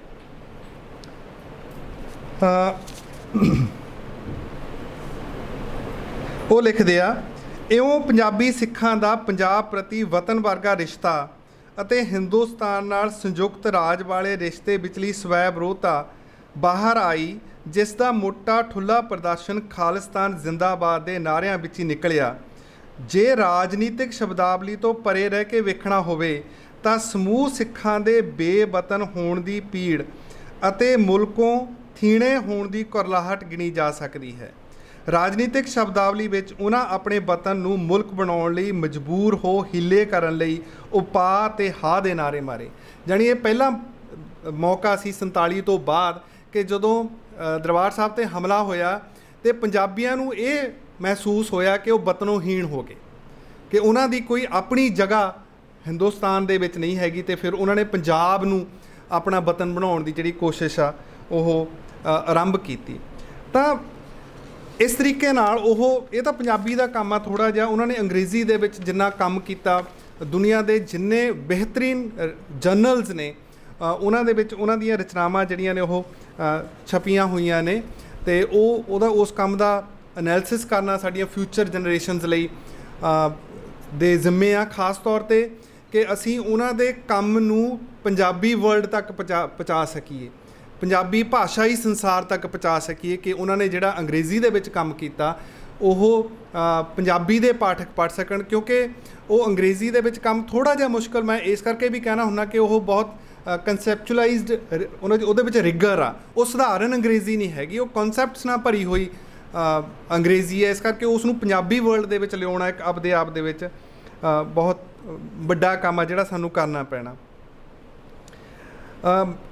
ਕੁਛ ਹੋਰ ਗੱਲਾਂ ਮੈਂ ਉਹਨਾਂ ਦੇ ਜਿਹੜੇ ਮੇਰੇ ਨਿੱਜੀ ਅਨੁਭਵ ਰਹੇ ਉਹਨਾਂ ਬਾਰੇ ਵੀ ਕਰੂੰਗਾ ਕਿ ਜਦੋਂ ਉਹ ਅਕਸਰ ਔਖੇ ਹੋ ਜਾਂਦੇ ਗੱਲ ਕਰਦੇ ਕਰਦੇ ਹੈ ਨਾ, ਪੰਜਾਬ ਨੂੰ ਲੈ ਕੇ, ਯੂਨੀਵਰਸਿਟੀਜ਼ ਦੇ ਮਾਹੌਲ ਨੂੰ ਲੈ ਕੇ, ਲੋਕਾਂ ਦੇ ਕੰਮ ਸ਼ਿੱਦਤ ਨਾਲ ਨਾ ਕਰਨ ਕਰਕੇ, ਫਿਰ ਬੋਲਦੇ ਗੁੱਸੇ 'ਚ ਬੋਲਦੇ, ਫਿਰ ਕਹਿੰਦੇ ਚੱਲ ਛੱਡ, ਮੈਂ ਤੈਨੂੰ ਕਿਉਂ ਤੰਗ ਕਰੀ ਜਾਂਦਾ, ਸਾਰਾ ਬੋਝ ਤੇਰੇ 'ਤੇ ਪਾਈ ਜਾਂਦਾ, ਫਿਰ ਆਪਦੇ ਆਪ ਗੱਲ ਨੂੰ ਛੱਡ ਦਿੰਦੇ। ਫਿਰ ਇਸੇ ਤਰੀਕੇ ਨਾਲ ਜਦੋਂ ਕੋਈ ਗੱਲ ਇਸ ਤਰ੍ਹਾਂ ਦੀ ਲਿਖਦਾ ਜਿਹੜੀ ਉਹਨੂੰ ਲੱਗਦਾ ਕਿ ਇਹ ਪੰਜਾਬ ਦੇ ਖਿਲਾਫ ਆ, ਤਾਂ ਚਿੱਠੀ ਲਿਖਦੇ ਅਤੇ ਬੰਦਿਆਂ ਨੂੰ ਨਾਰਾਜ਼ ਵੀ ਕਰ ਲੈਂਦੇ। ਬਹੁਤ ਲੋਕਾਂ ਨੂੰ ਹਰੀਸ਼ ਪੁਰੀ ਨਾਲ ਨਾਰਾਜ਼ਗੀ ਹੋ ਗਈ ਅਤੇ ਹਰੀਸ਼ ਪੁਰੀ ਨੇ ਮੁੜ ਕੇ ਇਹ ਉਹਨਾਂ ਨੇ ਮੇਲ 'ਚ ਲਿਖਿਆ ਹੋਇਆ ਕਿ ਹਰੀਸ਼ ਪੁਰੀ ਹੋਰਾਂ ਨੇ ਮਨਾ ਕਰਤਾ ਕਿ ਮੇਰੀ ਇੰਟਰਵਿਊ ਨਾ ਛਾਪਿਓ, ਅਤੇ ਬਾਅਦ ਦੇ ਵਿੱਚ ਸ਼ਾਇਦ ਉਹਨਾਂ ਦੇ ਸੰਬੰਧ ਠੀਕ ਹੋ ਗਏ। ਇਸੇ ਤਰੀਕੇ ਨਾਲ ਵਰਿਆਮ ਸੰਧੂ ਹੋਰਾਂ ਨਾਲ ਵੀ ਨਾਰਾਜ਼ਗੀ ਹੋਈ। ਤੇਜਵੰਤ ਗਿੱਲ ਹੋਰਾਂ ਨੂੰ ਵੀ ਇੱਕ ਵੱਡੀ ਸਾਰੀ ਮੇਲ ਉਹਨਾਂ ਨੇ ਲਿਖੀ। ਤਾਂ ਇਸ ਤਰ੍ਹਾਂ ਦਾ ਜਿਹੜਾ ਸੀ ਉਹ ਰਾਬਤਾ ਸੰਵਾਦ ਬਣਾ ਕੇ ਰੱਖਦੇ ਸੀ, ਅਤੇ ਉਹਨਾਂ ਨੂੰ ਇਸ ਗੱਲ ਦੀ ਤਕਲੀਫ ਵੀ ਸੀ ਕਿ ਪੰਜਾਬ ਦੇ ਵਿੱਚ ਸੰਵਾਦ ਉਸ ਪੱਧਰ 'ਤੇ ਨਹੀਂ ਹੁੰਦਾ ਹੈਗਾ ਕਿ ਲੋਕ ਆਪਣੀ ਗੱਲ ਕਹਿ ਦਿੰਦੇ ਆ ਅਤੇ ਜੇ ਕੋਈ ਦੂਸਰਾ ਬੰਦਾ ਉਹਨਾਂ ਨਾਲ ਸੰਵਾਦ ਕਰਨਾ ਚਾਹੁੰਦਾ ਤਾਂ ਨਾਰਾਜ਼ ਹੋ ਜਾਂਦੇ। ਇਸ ਗੱਲ ਦੀ ਬੜੀ ਔਖ ਸੀ ਕਿ ਤੁਸੀਂ ਡਾਇਲੋਗ ਕਿਉਂ ਨਹੀਂ ਕਰਦੇ ਹੈਗੇ, ਕਿ ਜੇ ਮੈਂ ਤੁਹਾਨੂੰ ਕੋਈ ਚਿੱਠੀ ਇਸ ਤਰ੍ਹਾਂ ਦੀ ਲਿਖ ਦਿੱਤੀ ਹੈ ਤਾਂ ਨਾਰਾਜ਼ ਹੋਣ ਦੀ ਬਜਾਏ ਉਸ ਮੁੱਦੇ 'ਤੇ ਗੱਲ ਕਿਉਂ ਨਹੀਂ ਹੋ ਸਕਦੀ ਹੈਗੀ। ਅਤੇ ਇਹ ਗੱਲ ਉਹਨਾਂ ਨੂੰ ਬਹੁਤ ਮਹਿਸੂਸ ਹੁੰਦੀ ਸੀ ਕਿ ਪੰਜਾਬ ਦੇ ਵਿੱਚੋਂ ਸੰਵਾਦ ਜਿਹੜਾ ਉਹ ਮੌਜੂਦ ਨਹੀਂ ਹੈਗਾ। ਇੱਕ ਗੱਲ ਹੋਰ ਮੈਂ ਮਹਿਸੂਸ ਕਰਦਾ ਰਿਹਾ ਕਿ ਉਹਨਾਂ 'ਚ ਇੱਕ ਲਗਾਤਾਰ ਮਨਦੀਪ ਪਛਤਾਵਾ ਅਤੇ ਦੁਬਦਾ, ਕੁਛ ਨਾ ਕਰ ਸਕਿਆ ਮੈਂ ਦੀ ਭਾਵਨਾ ਕਿਤੇ ਨਾ ਕਿਤੇ ਮੌਜੂਦ ਰਹਿੰਦੀ ਸੀ ਕਿ ਮੈਨੂੰ ਜਿੰਨਾ ਕੰਮ ਕਰਨਾ ਚਾਹੀਦਾ ਸੀ, ਹਾਲਾਂਕਿ ਉਹਨਾਂ ਨੇ ਇੰਨਾ ਕੰਮ ਕੀਤਾ, ਮੈਂ ਨਹੀਂ ਦੇਖਿਆ ਕਦੇ ਕਿ ਉਹਨਾਂ ਨੇ ਪੜ੍ਹਾਈ ਲਿਖਾਈ ਤੋਂ ਬਿਨਾਂ ਕੋਈ ਗੱਲ ਕੀਤੀ ਹੋਵੇ। ਹਰ ਵਕਤ ਉਹਨਾਂ ਕੋਲ ਗਿਆਨ ਦੀਆਂ ਹੀ ਗੱਲਾਂ ਹੁੰਦੀਆਂ ਸੀ, ਉਹਦੇ 'ਚ ਰੁੱਝੇ ਹੁੰਦੇ ਸੀ, ਉਹਦੇ 'ਚ ਇਨਵੋਲਵ ਹੁੰਦੇ ਸੀ ਜਦੋਂ ਉਹਨਾਂ ਨੂੰ ਤੁਸੀਂ ਜਿੱਥੇ ਮਰਜ਼ੀ ਮਿਲੋ। ਪਰ ਇਸ ਦੇ ਬਾਵਜੂਦ ਇੱਕ ਉਹਨਾਂ ਦੇ ਮਨ 'ਚ ਇਹ ਗੱਲ ਹਮੇਸ਼ਾ ਰਹਿੰਦੀ ਸੀ ਕਿ ਮੈਂ ਜਿੰਨਾ ਕੰਮ ਕਰਨਾ ਚਾਹੁੰਦਾ ਸੀ ਉਹ ਸ਼ਾਇਦ ਨਹੀਂ ਕਰ ਸਕਿਆ ਹੈਗਾ। ਇੱਕ ਹੋਰ ਗੱਲ ਕਿ ਛੋਟੀਆਂ ਗੱਲਾਂ ਨੇ ਕਿ ਮੇਰੇ ਮਨ 'ਚ ਹਮੇਸ਼ਾ ਖਿਆਲ ਆਉਂਦੀ ਆ ਕਿ ਅਸੀਂ ਪੰਜਾਬ ਨੇ ਉਹਨਾਂ ਨੂੰ ਯਾਦ ਕਿਵੇਂ ਰੱਖਣਾ, ਕਿਉਂਕਿ ਸਾਡੇ ਕੋਲ ਹਮੇਸ਼ਾ ਇਹ ਪ੍ਰੋਬਲਮ ਰਹੀ ਕਿ ਸਾਨੂੰ ਯਾਦ ਰੱਖਣੀਆਂ ਨਹੀਂ ਆਉਂਦੀਆਂ ਚੀਜ਼ਾਂ। ਇਸ ਤਰ੍ਹਾਂ ਦਾ ਇਮੋਸ਼ਨਲ ਫੰਕਸ਼ਨ ਆਪਦੇ ਆਪ 'ਚ ਇੱਕ ਮੈਮਰੀ ਨੂੰ ਸ਼ੁਰੂ ਕਰਨ ਦੀ ਸ਼ੁਰੂਆਤ ਕਹੀ ਜਾ ਸਕਦੀ ਹੈ, ਪਰ ਸਾਨੂੰ ਬੈਠ ਕੇ ਇਹ ਸਿਧਾਂਤਕ ਤੌਰ 'ਤੇ ਡਿਸਾਈਡ ਕਰਨਾ ਪਊਗਾ ਕਿ ਹੁਣ ਅਸੀਂ ਦਰਸ਼ਨ ਸਿੰਘ ਤਾਤਲਾ ਹੋਰਾਂ ਨੂੰ ਯਾਦ ਕਿਵੇਂ ਰੱਖਣਾ। ਯਾਦ ਰੱਖਣਾ ਮਤਲਬ ਕਿ ਅਸੀਂ ਉਹਨਾਂ ਦੇ ਹੋਣ ਨੂੰ ਕਿੰਨਾ ਚਿਰ ਫਿਊਚਰ 'ਚ ਲੈ ਕੇ ਜਾ ਸਕਦੇ ਹਾਂ। ਨਹੀਂ ਤਾਂ ਵਰਤਮਾਨ ਦੀ ਆਪਦੀ ਤਾਕਤ ਹੁੰਦੀ ਆ, ਵਰਤਮਾਨ ਦੀ ਤਾਕਤ ਨੇ ਉਹਨਾਂ ਨੂੰ ਗੁਆ ਦੇਣਾ। ਉਹਦੇ ਲਈ ਸਾਨੂੰ ਚੇਤਨ ਕੋਸ਼ਿਸ਼ਾਂ ਕਰਨੀਆਂ ਪੈਣਗੀਆਂ ਕਿ ਕਿੰਨੇ ਆਉਣ ਵਾਲੇ ਭਵਿੱਖ ਦੇ ਵਿੱਚ ਅਸੀਂ ਉਹਨਾਂ ਨੂੰ ਜਿਉਂਦੇ ਰੱਖ ਸਕਦੇ ਹਾਂ, ਉਹਨਾਂ ਦਾ ਹੋਣਾ ਸਾਡੇ ਆਲੇ ਦੁਆਲੇ ਤੁਰ ਫਿਰ ਸਕਦਾ, ਉਹ ਸਾਨੂੰ ਉਵੇਂ ਹੀ ਪ੍ਰੇਰਿਤ ਅਤੇ ਦਿਸ਼ਾਬੱਧ ਕਰ ਸਕਦੇ ਆ, ਜਾਂ ਸਾਨੂੰ ਚੁਣੌਤੀ ਦੇ ਸਕਦੇ ਆ, ਜਾਂ ਸਾਨੂੰ ਝਿੜਕ ਸਕਦੇ ਆ, ਜਿਵੇਂ ਉਹ ਦੇਹਿਕ ਰੂਪ ਦੇ ਵਿੱਚ ਹੁੰਦੇ ਹੋਏ ਕਰਿਆ ਕਰਦੇ ਸੀ। ਇਹ ਸਾਡੇ ਲਈ ਸਭ ਤੋਂ ਵੱਡੀ ਇੰਪੋਰਟੈਂਟ ਗੱਲ ਆ ਕਿ ਅਸੀਂ ਕਿਸ ਤਰੀਕੇ ਨਾਲ ਹੁਣ ਇਹ ਚੀਜ਼ ਨੂੰ ਰੱਖਾਂਗੇ। ਇੱਕ ਛੋਟੀਆਂ ਹੋਰ ਗੱਲਾਂ ਮੈਂ ਇੱਥੇ ਨੋਟ ਕੀਤੀਆਂ ਸੀ ਇੱਕ ਜਗ੍ਹਾ 'ਤੇ ਕਿ ਉਹ ਜਦੋਂ ਤੁਰਦੇ ਫਿਰਦੇ ਸੀ ਕਿਸ ਤਰ੍ਹਾਂ ਦੇ ਹੁੰਦੇ ਸੀ। ਉਹਨਾਂ ਨੂੰ ਪਲਾਸਟਿਕ ਭੋਰਾ ਪਸੰਦ ਨਹੀਂ ਸੀ। ਜੇ ਫਾਈਲ ਤੁਸੀਂ ਉਹਨਾਂ ਨੂੰ ਮਤਲਬ ਪਲਾਸਟਿਕ ਦੀ ਲੈ ਜਾਵੋ ਅਤੇ ਪਲਾਸਟਿਕ ਨਾ ਲਿਆ ਕਰੋ। ਅਤੇ ਸਟੇਸ਼ਨਰੀ ਖਰੀਦਣ ਦਾ ਬੇਹੱਦ ਸ਼ੌਕ ਸੀ, ਪੈਨ ਇਕੱਠੇ ਕਰਨੇ, ਫਾਈਲਾਂ ਇਕੱਠੀਆਂ ਕਰਨੀਆਂ। ਅਤੇ जे मेरे कमरे च आउणा, मेरे कमरे डिपार्टमेंट दे 2 लाइटां लगियां होईयां ने। लाइट बिल्कुल पसंद नहीं सी, आर्टिफिशियल लाइट आ एक बंद कर दे, एक जगा के रखनी। आर्टिफिशियल लाइट जिहड़ी नैचुरल रोशनी सी ਉਹ बहुत पसंद सी। ते उन्हां दियां ਜ਼ਰੂਰਤਾਂ ਅਸੀਂ ਤਾਂ घर भर ਲੈਂਦੇ ना चीज़ां नाल। जिथे मर्जी जाण, 2 शर्टां, 2 पैंटां, 1 शूज़, 1 पग, दैट्स इट। कुछ नहीं हुंदा सी होर उन्हां कोल। ते उत्थे वर्ल्ड पंजाबी सेंटर विच काम करन लई मंजा रख लिया आपदा। उसे कमरे दे विच पढ़दे, उसे च रह लैंदे। कोई मतलब एड्डा वड्डा बंदा होवे ते पैसे पक्षों कोई कमी ना होवे, पर इन्नी सिंपलिसिटी होवे, ਇਹ ਚੀਜ਼ ਆਪਣੇ ਆਪ ਦੇ ਵਿੱਚ ਖਾਸ ਸੀ। ਤੇ ਜਦੋਂ ਤੁਸੀਂ ਦੇਖੋਗੇ ਉਹਨੂੰ ਪੈਦਲ ਤੁਰੇ ਫਿਰਦੇ ਹੁੰਦੇ ਸੀ। ਜਿੰਨਾ ਵੱਧ ਤੋਂ ਵੱਧ ਪੈਦਲ ਤੁਰ ਸਕਦੇ ਸੀ ਉਹਨਾਂ ਨੂੰ ਉਹ ਚੰਗਾ ਲੱਗਦਾ ਸੀ। ਚਾਹ ਬਣਾਉਣ ਵਾਲੀ ਗੱਲ ਮਨਦੀਪ ਨੇ ਦੱਸ ਹੀ ਦਿੱਤੀ ਆ। ਤੇ ਜੇ ਉਹ ਵਰਲਡ ਪੰਜਾਬੀ ਸੈਂਟਰ ਵਿੱਚ ਵੀ ਚਲੇ ਜਾਣਾ ਤਾਂ ਬਹਿ ਜਾ ਆਪਾਂ ਚਾਹ ਪੀਣੀ। ਇੱਕ ਹੋਰ ਖੂਬਸੂਰਤ ਯੂਨੀਵਰਸਿਟੀ ਜਾਣਾ ਇਸ ਕਰਕੇ ਚੰਗਾ ਲੱਗਦਾ ਸੀ। ਕਹਿਣਾ ਜਦੋਂ ਮੈਂ ਪੰਜਾਬ ਦੇ ਨੌਜਵਾਨ ਮੁੰਡੇ ਕੁੜੀਆਂ ਨੂੰ ਦੇਖਦਾ ਨਾ, ਮੇਰਾ ਖੂਨ ਵੱਜ ਜਾਂਦਾ। ਕਿ ਜਦ ਮੈਂ ਦੇਖਦਾ ਨਾ ਸਵੇਰੇ ਗਰਾਊਂਡ ਦੇ ਵਿੱਚ ਕਿੰਨੇ ਹੀ ਪੰਜਾਬ ਦੇ ਨੌਜਵਾਨ ਮੁੰਡੇ ਕੁੜੀਆਂ ਤੁਰੇ ਫਿਰਦੇ ਨੇ, ਮੈਨੂੰ ਤਾਂ ਕਹਿੰਦੇ ਜਾਣੀ ਚਾਅ ਚੜ੍ਹ ਜਾਂਦਾ ਵੀ ਹਾਏ ਪੰਜਾਬ ਮਤਲਬ ਹਲੇ ਇੱਦਾਂ ਦਾ ਵੀ ਹੈ। ਇੰਨਾ ਖੂਬਸੂਰਤ ਲੱਗਦਾ ਸੀ ਯੂਨੀਵਰਸਿਟੀ ਹੋਣਾ, ਕਿਉਂਕਿ ਯੂਨੀਵਰਸਿਟੀ ਦੇ ਵਿੱਚ ਕਿੰਨੇ ਹੀ ਸਟੂਡੈਂਟ ਹੁੰਦੇ ਹਨ ਨੌਜਵਾਨ। ਅਤੇ ਇਸ ਕਰਕੇ ਇਸ ਤਰ੍ਹਾਂ ਕਰਦੇ ਸੀ। ਅਤੇ ਜਦੋਂ ਨਾ ਮੈਂ ਇੱਕ ਹੋਰ ਚੀਜ਼ ਮਹਿਸੂਸ ਕੀਤੀ ਕਿ ਜਿਵੇਂ ਨਾ ਕੋਈ ਬੰਦਾ ਦਰਵੇਸ਼ ਹੋਵੇ, ਦਰਵੇਸ਼ੀ ਜਿਹਦੇ ਨਾਲ ਤੁਰੀ ਫਿਰਦੀ ਹੋਵੇ, ਕਿ ਤੁਸੀਂ ਉਹਨਾਂ ਕੋਲ ਬੈਠੋ ਜਿਨ੍ਹਾਂ ਦੇ ਚਿਹਰੇ 'ਤੇ ਦਰਵੇਸ਼ੀ ਭਾਅ ਹੋਵੇ, ਕਿ ਤੁਹਾਨੂੰ ਨਾ ਬੰਦੇ ਦਾ ਵੈਸੇ ਹੀ ਪਿਆਰ ਆਈ ਜਾਵੇ, ਕੋਈ ਲੌਜਿਕ ਵੀ ਨਾ ਬਣੇ। ਕਿ ਤੁਸੀਂ ਮਤਲਬ ਕਿਸੇ ਬੰਦੇ ਕੋਲ ਹੈ ਨਾ ਔਰਾ ਹੁੰਦਾ ਨਾ, ਅਸੀਂ ਕਹਿੰਦੇ ਬੰਦਿਆਂ ਦਾ ਔਰਾ ਹੁੰਦਾ। ਕੁਛ ਬੰਦਿਆਂ ਕੋਲ ਬੈਠ ਕੇ ਤੁਸੀਂ ਚਿੜਚਿੜੇ ਜਿਹੇ ਹੋ ਜਾਂਦੇ ਹੋ, ਕੁਛ ਬੰਦਿਆਂ ਕੋਲ ਬੈਠ ਕੇ ਤੁਸੀਂ ਨਿੱਘੇ ਮਹਿਸੂਸ ਕਰਨ ਲੱਗ ਜਾਂਦੇ ਹੋ। ਉਹ ਮਤਲਬ ਇੱਦਾਂ ਦੇ ਸੀ ਕਿ ਤੁਸੀਂ ਮੋਹ ਕਰਨ ਲੱਗ ਜਾਂਦੇ ਹੋ ਬਸ ਉਹਨਾਂ ਨਾਲ। ਇਸ ਤਰ੍ਹਾਂ ਦੇ ਬੰਦੇ ਸੀ। ਅਤੇ ਸਾਰਿਆਂ ਨੂੰ ਪਤਾ ਕਿ ਉੱਚਾ ਸੁਣਦਾ ਸੀ। ਫਿਰ ਮੈਂ ਕਈ ਵਾਰ ਗੱਲ ਕਰਨੀ, ਫਿਰ ਮੈਂ ਕਹਿੰਦਾ ਚੱਲ, ਕਈ ਵਾਰ ਤਾਂ ਮੈਂ ਗੱਲ ਸੁਣਾ ਦੇਣੀ, ਫਿਰ ਮੈਂ ਕਹਿੰਦਾ ਚੱਲ ਤੁਸੀਂ ਉਹ ਸੁਣਾਓ। ਫਿਰ ਉਹਨੇ ਬੋਲਦੇ ਰਹਿਣਾ।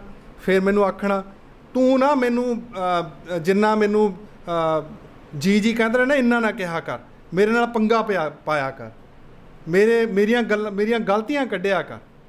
ਫਿਰ ਕਹਿੰਦੇ ਤਾਂ ਹੀ ਫਾਇਦਾ ਆਪਣੇ ਇਕੱਠੇ ਬੈਠਣ ਦਾ।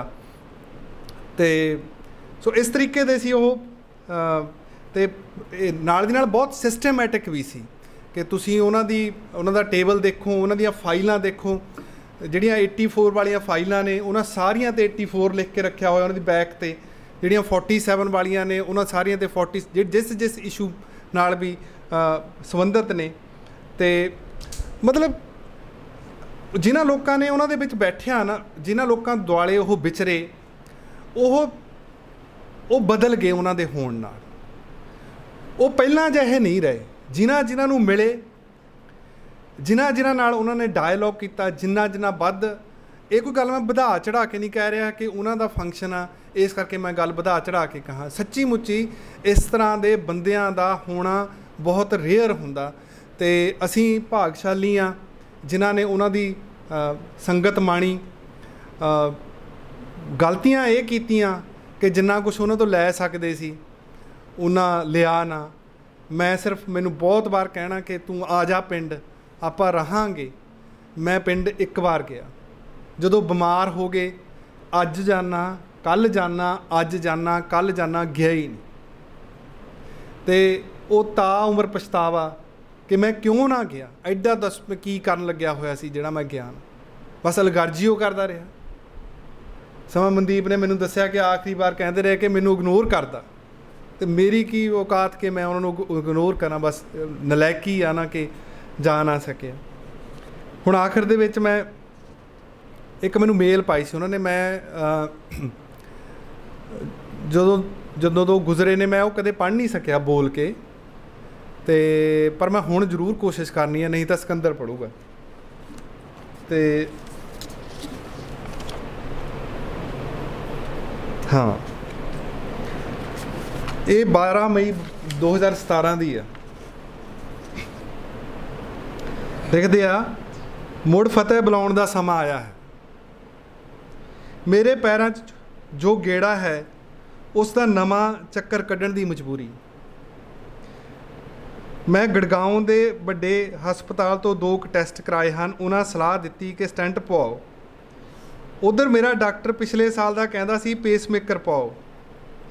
ਮੇਰੇ ਰਿਸ਼ਤੇਦਾਰਾਂ 'ਚੋਂ ਕੋਪਨਹੇਗਨ 'ਚ ਡਾਕਟਰ ਅਨੁਸਾਰ ਮੈਨੂੰ ਸਟੈਂਟ ਜਲਦੀ ਪਾਉਣ ਦੀ ਲੋੜ ਹੈ। ਸਾਰੇ ਕਸ਼ ਦਾ ਸਿੱਟਾ ਇਹ ਕਿ ਮੈਂ 10 ਮਈ ਨੂੰ ਸਮੈਥਿਕ ਵਾਪਸ ਜਾ ਰਿਹਾ। ਹੁਣ ਉੱਥੇ ਆਪਣਾ ਇਲਾਜ ਕਰਵਾਵਾਂਗਾ। ਹੁਣ ਦੇਖੋ ਕੀ ਕਹਿੰਦੇ ਆ। ਪੰਜਾਬ ਛੱਡਣ ਨੂੰ ਜੀ ਨਹੀਂ ਕਰਦਾ, ਪਰ ਮੈਂ ਮਜਬੂਰ ਅਧੀਨਗੀ ਨਾਲ ਨਾਨਕ ਪਾਤਸ਼ਾਹ ਪਾਸ ਅਰਦਾਸ ਕਰ ਚੱਲਿਆ ਹਾਂ ਕਿ ਮੈਨੂੰ ਇੱਥੇ ਮੋੜ ਲਿਆਵੇ ਅਤੇ ਆਪਣੇ ਵਤਨ ਵਿੱਚ ਮਰਨੇ ਜੋਗੀ ਜਗ੍ਹਾ 'ਤੇ ਮੌਕਾ ਬਣਾਵੇ। ਸੋ ਮੈਂ ਜਿੰਨੀ ਛੇਤੀ ਪੈਰਾਂ 'ਤੇ ਹੋਇਆ ਵਾਪਸ ਆਵਾਂਗਾ। ਇਹ ਸੀ ਉਹਨਾਂ ਦੀ ਪੰਜਾਬ ਨਾਲ ਸ਼ਿੱਦਤ। ਵਾਹਿਗੁਰੂ ਜੀ ਕਾ ਖਾਲਸਾ, ਵਾਹਿਗੁਰੂ ਜੀ ਕੀ ਫਤਿਹ।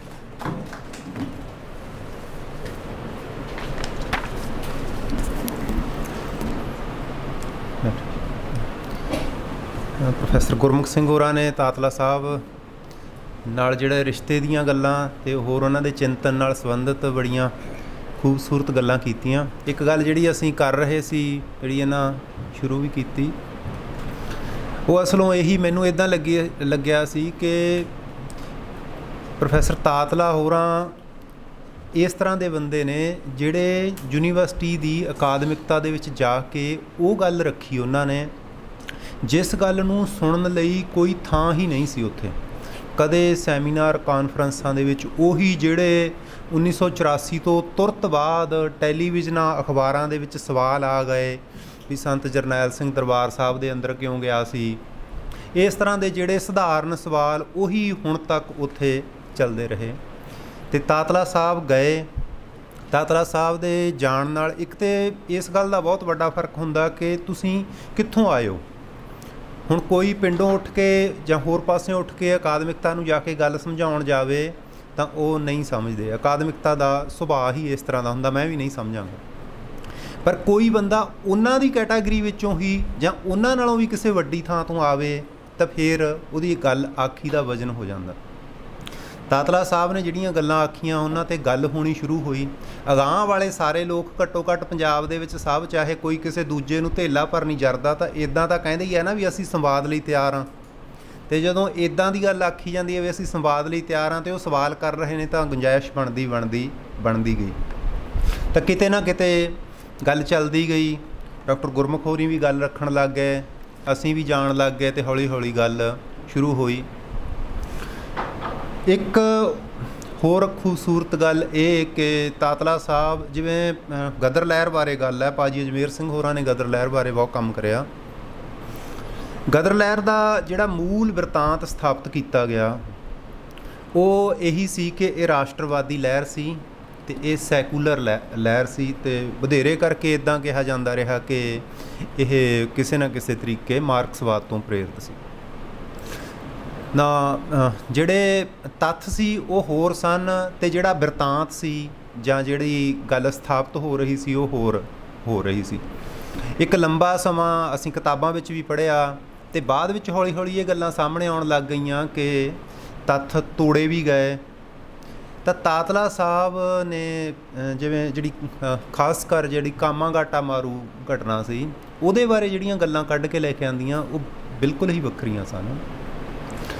ਤਾਂ ਕਈ ਪਾਸਿਓਂ ਮਲਟੀਪਲ ਐਂਗਲਸ ਤੋਂ ਕੰਮ ਹੋਇਆ। ਭਾਜੀ ਅਜਮੇਰ ਸਿੰਘ ਹੋਰਾਂ ਨੇ ਕੀਤਾ, ਰਾਜਵਿੰਦਰ ਰਾਹੀ ਨੇ ਵੀ ਕੀਤਾ। ਪਹਿਲਾਂ ਸਿੱਖ ਸ਼ਹਾਦਤ ਨੇ ਕਈ ਸਾਲ ਪਹਿਲਾਂ 18-20 ਸਾਲ ਪਹਿਲਾਂ 1-2 ਰਿਪੋਰਟਾਂ ਛਾਪੀਆਂ ਕਿ ਜਿਹੜੇ ਗਦਰੀ ਸਨ ਉਹ ਕਿੰਨਾ ਪਾਠ ਜਾਂ ਨਿਤਨੇਮ ਕਰਦੇ ਸਨ। ਕਿੰਨੇ ਗਦਰੀ ਸਨ ਜਿਨ੍ਹਾਂ ਨੇ ਮੁਕੰਮਲ ਸ਼੍ਰੀ ਗੁਰੂ ਗ੍ਰੰਥ ਸਾਹਿਬ ਜੀ ਦਾ ਪਾਠ ਆ ਉਹ ਕਿੰਨੀ ਵਾਰੀ ਕਰਿਆ ਜੇਲ੍ਹ ਦੇ ਵਿੱਚ।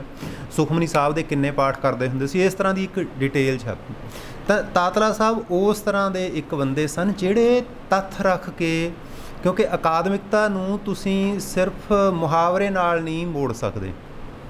ਜੇ ਤੁਸੀਂ ਅਕਾਦਮਿਕ ਜਗਤ ਵਿੱਚ ਜਾਂਦੇ ਹੋ ਨਾ ਤਾਂ ਉੱਥੇ ਇਹ ਨਹੀਂ ਵੀ ਤੁਸੀਂ ਪ੍ਰਭਾਵਸ਼ਾਲੀ ਲੈਕਚਰ ਦੇ ਕੇ ਤੁਸੀਂ ਲੋਕਾਂ ਨੂੰ ਕੀਲ ਲਓਗੇ, ਉਹ ਨਹੀਂ ਹੁੰਦਾ। ਉਹ ਆਮ ਰਾਜਨੀਤਿਕ ਜਲਸਿਆਂ ਵਿੱਚ, ਆਮ ਕਲਾਕਾਰਾਂ ਦੇ ਪ੍ਰਸੰਗ ਵਿੱਚ ਉਹ ਗੱਲ ਚੱਲਦੀ ਆ, ਸੋਸ਼ਲ ਮੀਡੀਆ 'ਤੇ ਉਹ ਗੱਲ ਚੱਲ ਸਕਦੀ ਹੈ। ਅਕਾਦਮਿਕਤਾ ਦੇ ਵਿੱਚ ਤੁਸੀਂ ਤੱਥ, ਨੁਕਤਾ, ਵਿਸ਼ਲੇਸ਼ਣ, ਵਿਆਖਿਆ ਰੱਖਣੀ ਹੀ ਪੈਂਦੀ ਆ। ਅਤੇ ਤਾਤਲਾ ਸਾਹਿਬ ਦੇ ਵਿੱਚ ਇਹ ਇੱਕ ਗੁਣ ਸੀ। ਮੈਂ ਉਹਨਾਂ ਪ੍ਰੋਫੈਸਰਾਂ ਨੂੰ ਜਾਣਦਾ, ਮੇਰੇ ਆਪਣੇ ਪ੍ਰੋਫੈਸਰ ਨੇ ਜਿਹੜੇ ਗਦਰ ਲਹਿਰ ਬਾਰੇ, ਜਿਨ੍ਹਾਂ ਦਾ ਬਿਲਕੁਲ ਹੀ ਰਾਸ਼ਟਰਵਾਦੀ ਵਿਊ ਸੀ। ਉਹ ਜਦੋਂ ਤਾਤਲਾ ਸਾਹਿਬ ਨੇ ਉਹਨਾਂ ਨਾਲ ਗੱਲ ਕੀਤੀ, ਉਹ ਤਾਤਲਾ ਸਾਹਿਬ ਦੇ ਨੁਕਤਿਆਂ ਦਾ ਜਵਾਬ ਨਹੀਂ ਦੇ ਸਕੇ। ਉਹਨਾਂ ਹੀ ਪ੍ਰੋਫੈਸਰਾਂ ਨੇ ਬਾਅਦ ਵਿੱਚ ਮੇਰੇ ਨਾਲ ਤਾਂ ਗੱਲ ਕੀਤੀ ਕਿ ਤਾਤਲਾ ਸਾਹਿਬ ਗੱਲ ਸਮਝਦੇ ਨਹੀਂ, ਠੀਕ ਹੈ, ਇਹ ਤਾਂ ਆਖਿਆ, ਪਰ ਤਾਤਲਾ ਸਾਹਿਬ ਨੇ ਜਿਹੜੇ ਪੱਖ ਰੱਖੇ, ਜਿਹੜੇ ਨੁਕਤੇ ਰੱਖੇ, ਉਹ ਨੁਕਤਿਆਂ 'ਤੇ ਗੱਲ ਨਹੀਂ ਹੋ ਸਕੀ। ਮਹੱਤਵਪੂਰਨ ਨੁਕਤਾ ਇਹਦੇ ਵਿੱਚੋਂ ਸਮਝਣ ਵਾਲਾ ਇਹੀ ਹੈ ਕਿ ਜਿਹੜੀ ਗੱਲ ਤੁਸੀਂ ਰੱਖਣੀ ਆ ਅਕਾਦਮਿਕ ਜਗਤ ਦੇ ਮੁਹਾਵਰੇ ਵਿੱਚ ਕਿੱਦਾਂ ਰੱਖਣੀ ਆ, ਅਤੇ ਤਾਤਲਾ ਸਾਹਿਬ ਨੇ ਉਹ ਰੱਖਣੀ ਸ਼ੁਰੂ ਕੀਤੀ ਅਤੇ ਉਹ ਆਪਣੇ ਆਪ ਦੇ ਵਿੱਚ ਚੱਲੀ।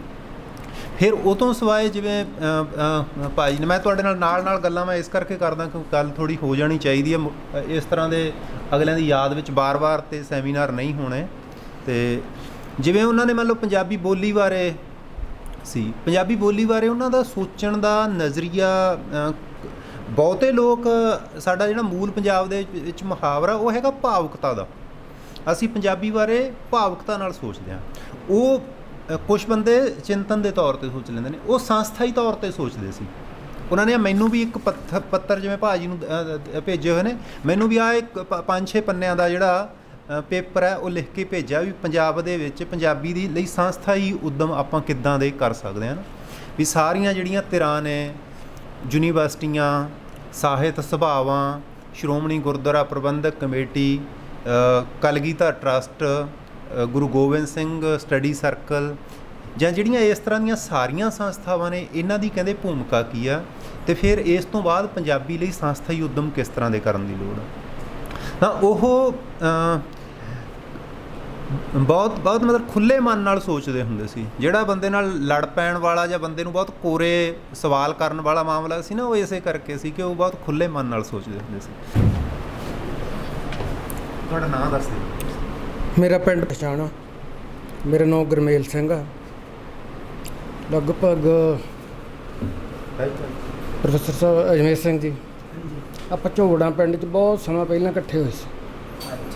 ਹਰਵੰਸ ਮੁੰਡਾ ਸੀ, ਸਾਡੇ ਕੋਲ ਰਹਿੰਦਾ ਸੀ, ਅਤੇ ਉਹ ਵਧੀਆ ਪਛਾਣ ਬਣਾ ਗਿਆ। ਸਰੋਕਾਰਾਂ ਦੀ ਆਵਾਜ਼ ਕੈਨੇਡਾ ਲਿਖਦਾ, ਪਰ ਉਹ ਹਜੇ ਤਾਈਂ ਉਹ ਜਿਹੜੀ ਲਾਈਨ ਤੁਸੀਂ ਸਿਖਾਈ ਸੀ ਉਸੇ 'ਤੇ ਹੀ ਆ।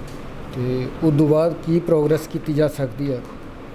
ਸਾਡੇ ਪਿੰਡ ਨੂੰ ਕਿੱਡਾ ਵੱਡਾ ਮਾਣ ਮਿਲ ਗਿਆ, ਸਾਡੇ ਪਿੰਡ ਨੂੰ ਨਹੀਂ ਪਤਾ। ਅਸੀਂ ਕੀ ਯਤਨ ਕਰੀਏ ਕਿ ਸਾਡੇ ਪਿੰਡ ਨੂੰ ਪਤਾ ਲੱਗੇ, ਇਹ ਯਤਨ ਦੀ ਅਸੀਂ ਤੋਂ ਆਸ ਰੱਖਦੇ ਹਾਂ। ਬਹੁਤ ਬਹੁਤ ਧੰਨਵਾਦ ਜੀ। ਆਪਾਂ ਸਮਾਗਮ ਦੇ ਨੇੜੇ ਪਹੁੰਚ ਗਏ। ਤਾਤਲਾ ਸਾਹਿਬ ਨੇ ਜਿਹੜਾ ਮਹੱਤਵਪੂਰਨ ਕੰਮ ਆਰੰਭਿਆ ਸੀ ਅਰਕਾਈਵਜ਼ ਦਾ, ਲਾਇਬ੍ਰੇਰੀ ਦਾ, ਸਿੱਖ ਮਿਊਜ਼ੀਅਮ ਦਾ ਅਤੇ ਸਿੱਖ ਸਰੋਤਾਂ ਨੂੰ ਇਕੱਠਣ ਦਾ, ਉਹਦੇ ਖਾਤਰ ਸ਼੍ਰੋਮਣੀ ਗੁਰਦੁਆਰਾ ਪ੍ਰਬੰਧਕ ਕਮੇਟੀ ਵੱਲੋਂ ਬੜਾ ਉਦਮਯੋਗ ਉਪਰਾਲਾ ਕੀਤਾ ਗਿਆ। ਪੰਥ ਰਤਨ ਜਥੇਦਾਰ ਗੁਰਚਰਨ ਸਿੰਘ ਟੌਹੜਾ ਦੀ ਯਾਦ ਵਿੱਚ ਜਿਹੜਾ ਕੇਂਦਰ ਬਣਾਇਆ ਹੋਇਆ ਬਹਾਦਰਗੜ੍ਹ ਪਟਿਆਲੇ ਵਿਖੇ, ਉਹਦੇ ਵੱਲੋਂ ਕੀਤਾ ਗਿਆ। ਉਹਦੇ ਖਾਤਰ ਸ਼੍ਰੋਮਣੀ ਗੁਰਦੁਆਰਾ ਪ੍ਰਬੰਧਕ ਕਮੇਟੀ ਨਾਲ ਤਾਤਲਾ ਸਾਹਿਬ ਕਾਫੀ ਲੰਮੇ ਸਮੇਂ ਤੋਂ ਜੁੜੇ ਹੋਏ ਸੀ। ਉਹਨਾਂ ਨੇ ਜਦੋਂ ਬਡੂੰਗਰ ਸਾਹਿਬ ਪ੍ਰਧਾਨ ਹੁੰਦੇ ਸੀ, ਉਹਨਾਂ ਨੂੰ ਵੀ ਇੱਕ ਪੱਤਰ ਲਿਖਿਆ ਅਤੇ ਲੰਬਾ ਸਮਾਂ ਉਹ ਰਾਬਤਾ ਬਣਾ ਕੇ ਇਸ ਪਾਸੇ ਕੰਮ ਆਰੰਭਿਆ ਜਾ ਸਕਿਆ। ਯੂਨੀਵਰਸਿਟੀ ਵੀ, ਸ਼੍ਰੋਮਣੀ ਗੁਰਦੁਆਰਾ ਪ੍ਰਬੰਧਕ ਕਮੇਟੀ ਵੀ ਕਾਫੀ ਲੰਬੇ ਸਮੇਂ ਤੋਂ ਇਸ ਕੰਮ 'ਤੇ ਤਾਂ ਉੱਦਮ ਵਿੱਚ ਰਹਿੰਦੇ ਹੀ ਨੇ ਕਿ ਜਿਹੜੀ ਗੱਲ ਸਿੱਖਾਂ ਦੇ ਭਲੇ ਵਿੱਚ, ਸਿੱਖ ਇਤਿਹਾਸ ਨੂੰ ਸਾਂਭਣ ਦੇ ਵਿੱਚ, ਪੰਜਾਬੀ ਬੋਲੀ ਨੂੰ ਸਾਂਭਣ ਦੇ ਵਿੱਚ ਹੋ ਸਕੇ, ਉਹਦੇ 'ਤੇ ਪੂਰੀ ਵਾਹ ਲਾਉਂਦੇ ਨੇ। ਜਿੰਨਾ ਸੰਭਵ ਹੋ ਸਕਿਆ ਕਰਿਆ, ਅਤੇ ਜਿੰਨਾ ਹੋ ਸਕਿਆ ਉਹਦੀ ਵੀ ਹੋਣ ਦੀ ਸੰਭਾਵਨਾ ਹੈ। ਯੂਨੀਵਰਸਿਟੀ ਵੱਲੋਂ ਵੀ ਇਹ ਕੀਤਾ ਜਾਣਾ, ਅਤੇ ਅਸੀਂ ਤਾਤਲਾ ਸਾਹਿਬ ਦੀ ਯਾਦ ਵਿੱਚ ਇਸ ਤਰ੍ਹਾਂ ਦੇ ਕੁਝ ਹੋਰ ਉੱਦਮ ਉਪਰਾਲੇ ਨੇ ਜਿਹੜੇ ਜਿੰਨੇ ਸੰਭਵ ਹੋ ਸਕੇ ਉਹ ਕਰਦੇ ਰਹਾਂਗੇ। ਮੈਂ ਮਾਣਯੋਗ ਵਾਈਸ ਚਾਂਸਲਰ ਸਾਹਿਬ ਨੂੰ ਗੁਜ਼ਾਰਿਸ਼ ਕਰਦਾ ਕਿ ਉਹ ਆਪਣਾ ਪ੍ਰਧਾਨਗੀ ਭਾਸ਼ਣ ਸਾਡੇ ਨਾਲ ਸਾਂਝਾ ਕਰਨ। Vice chancellor doctor Pritpal Singh ji.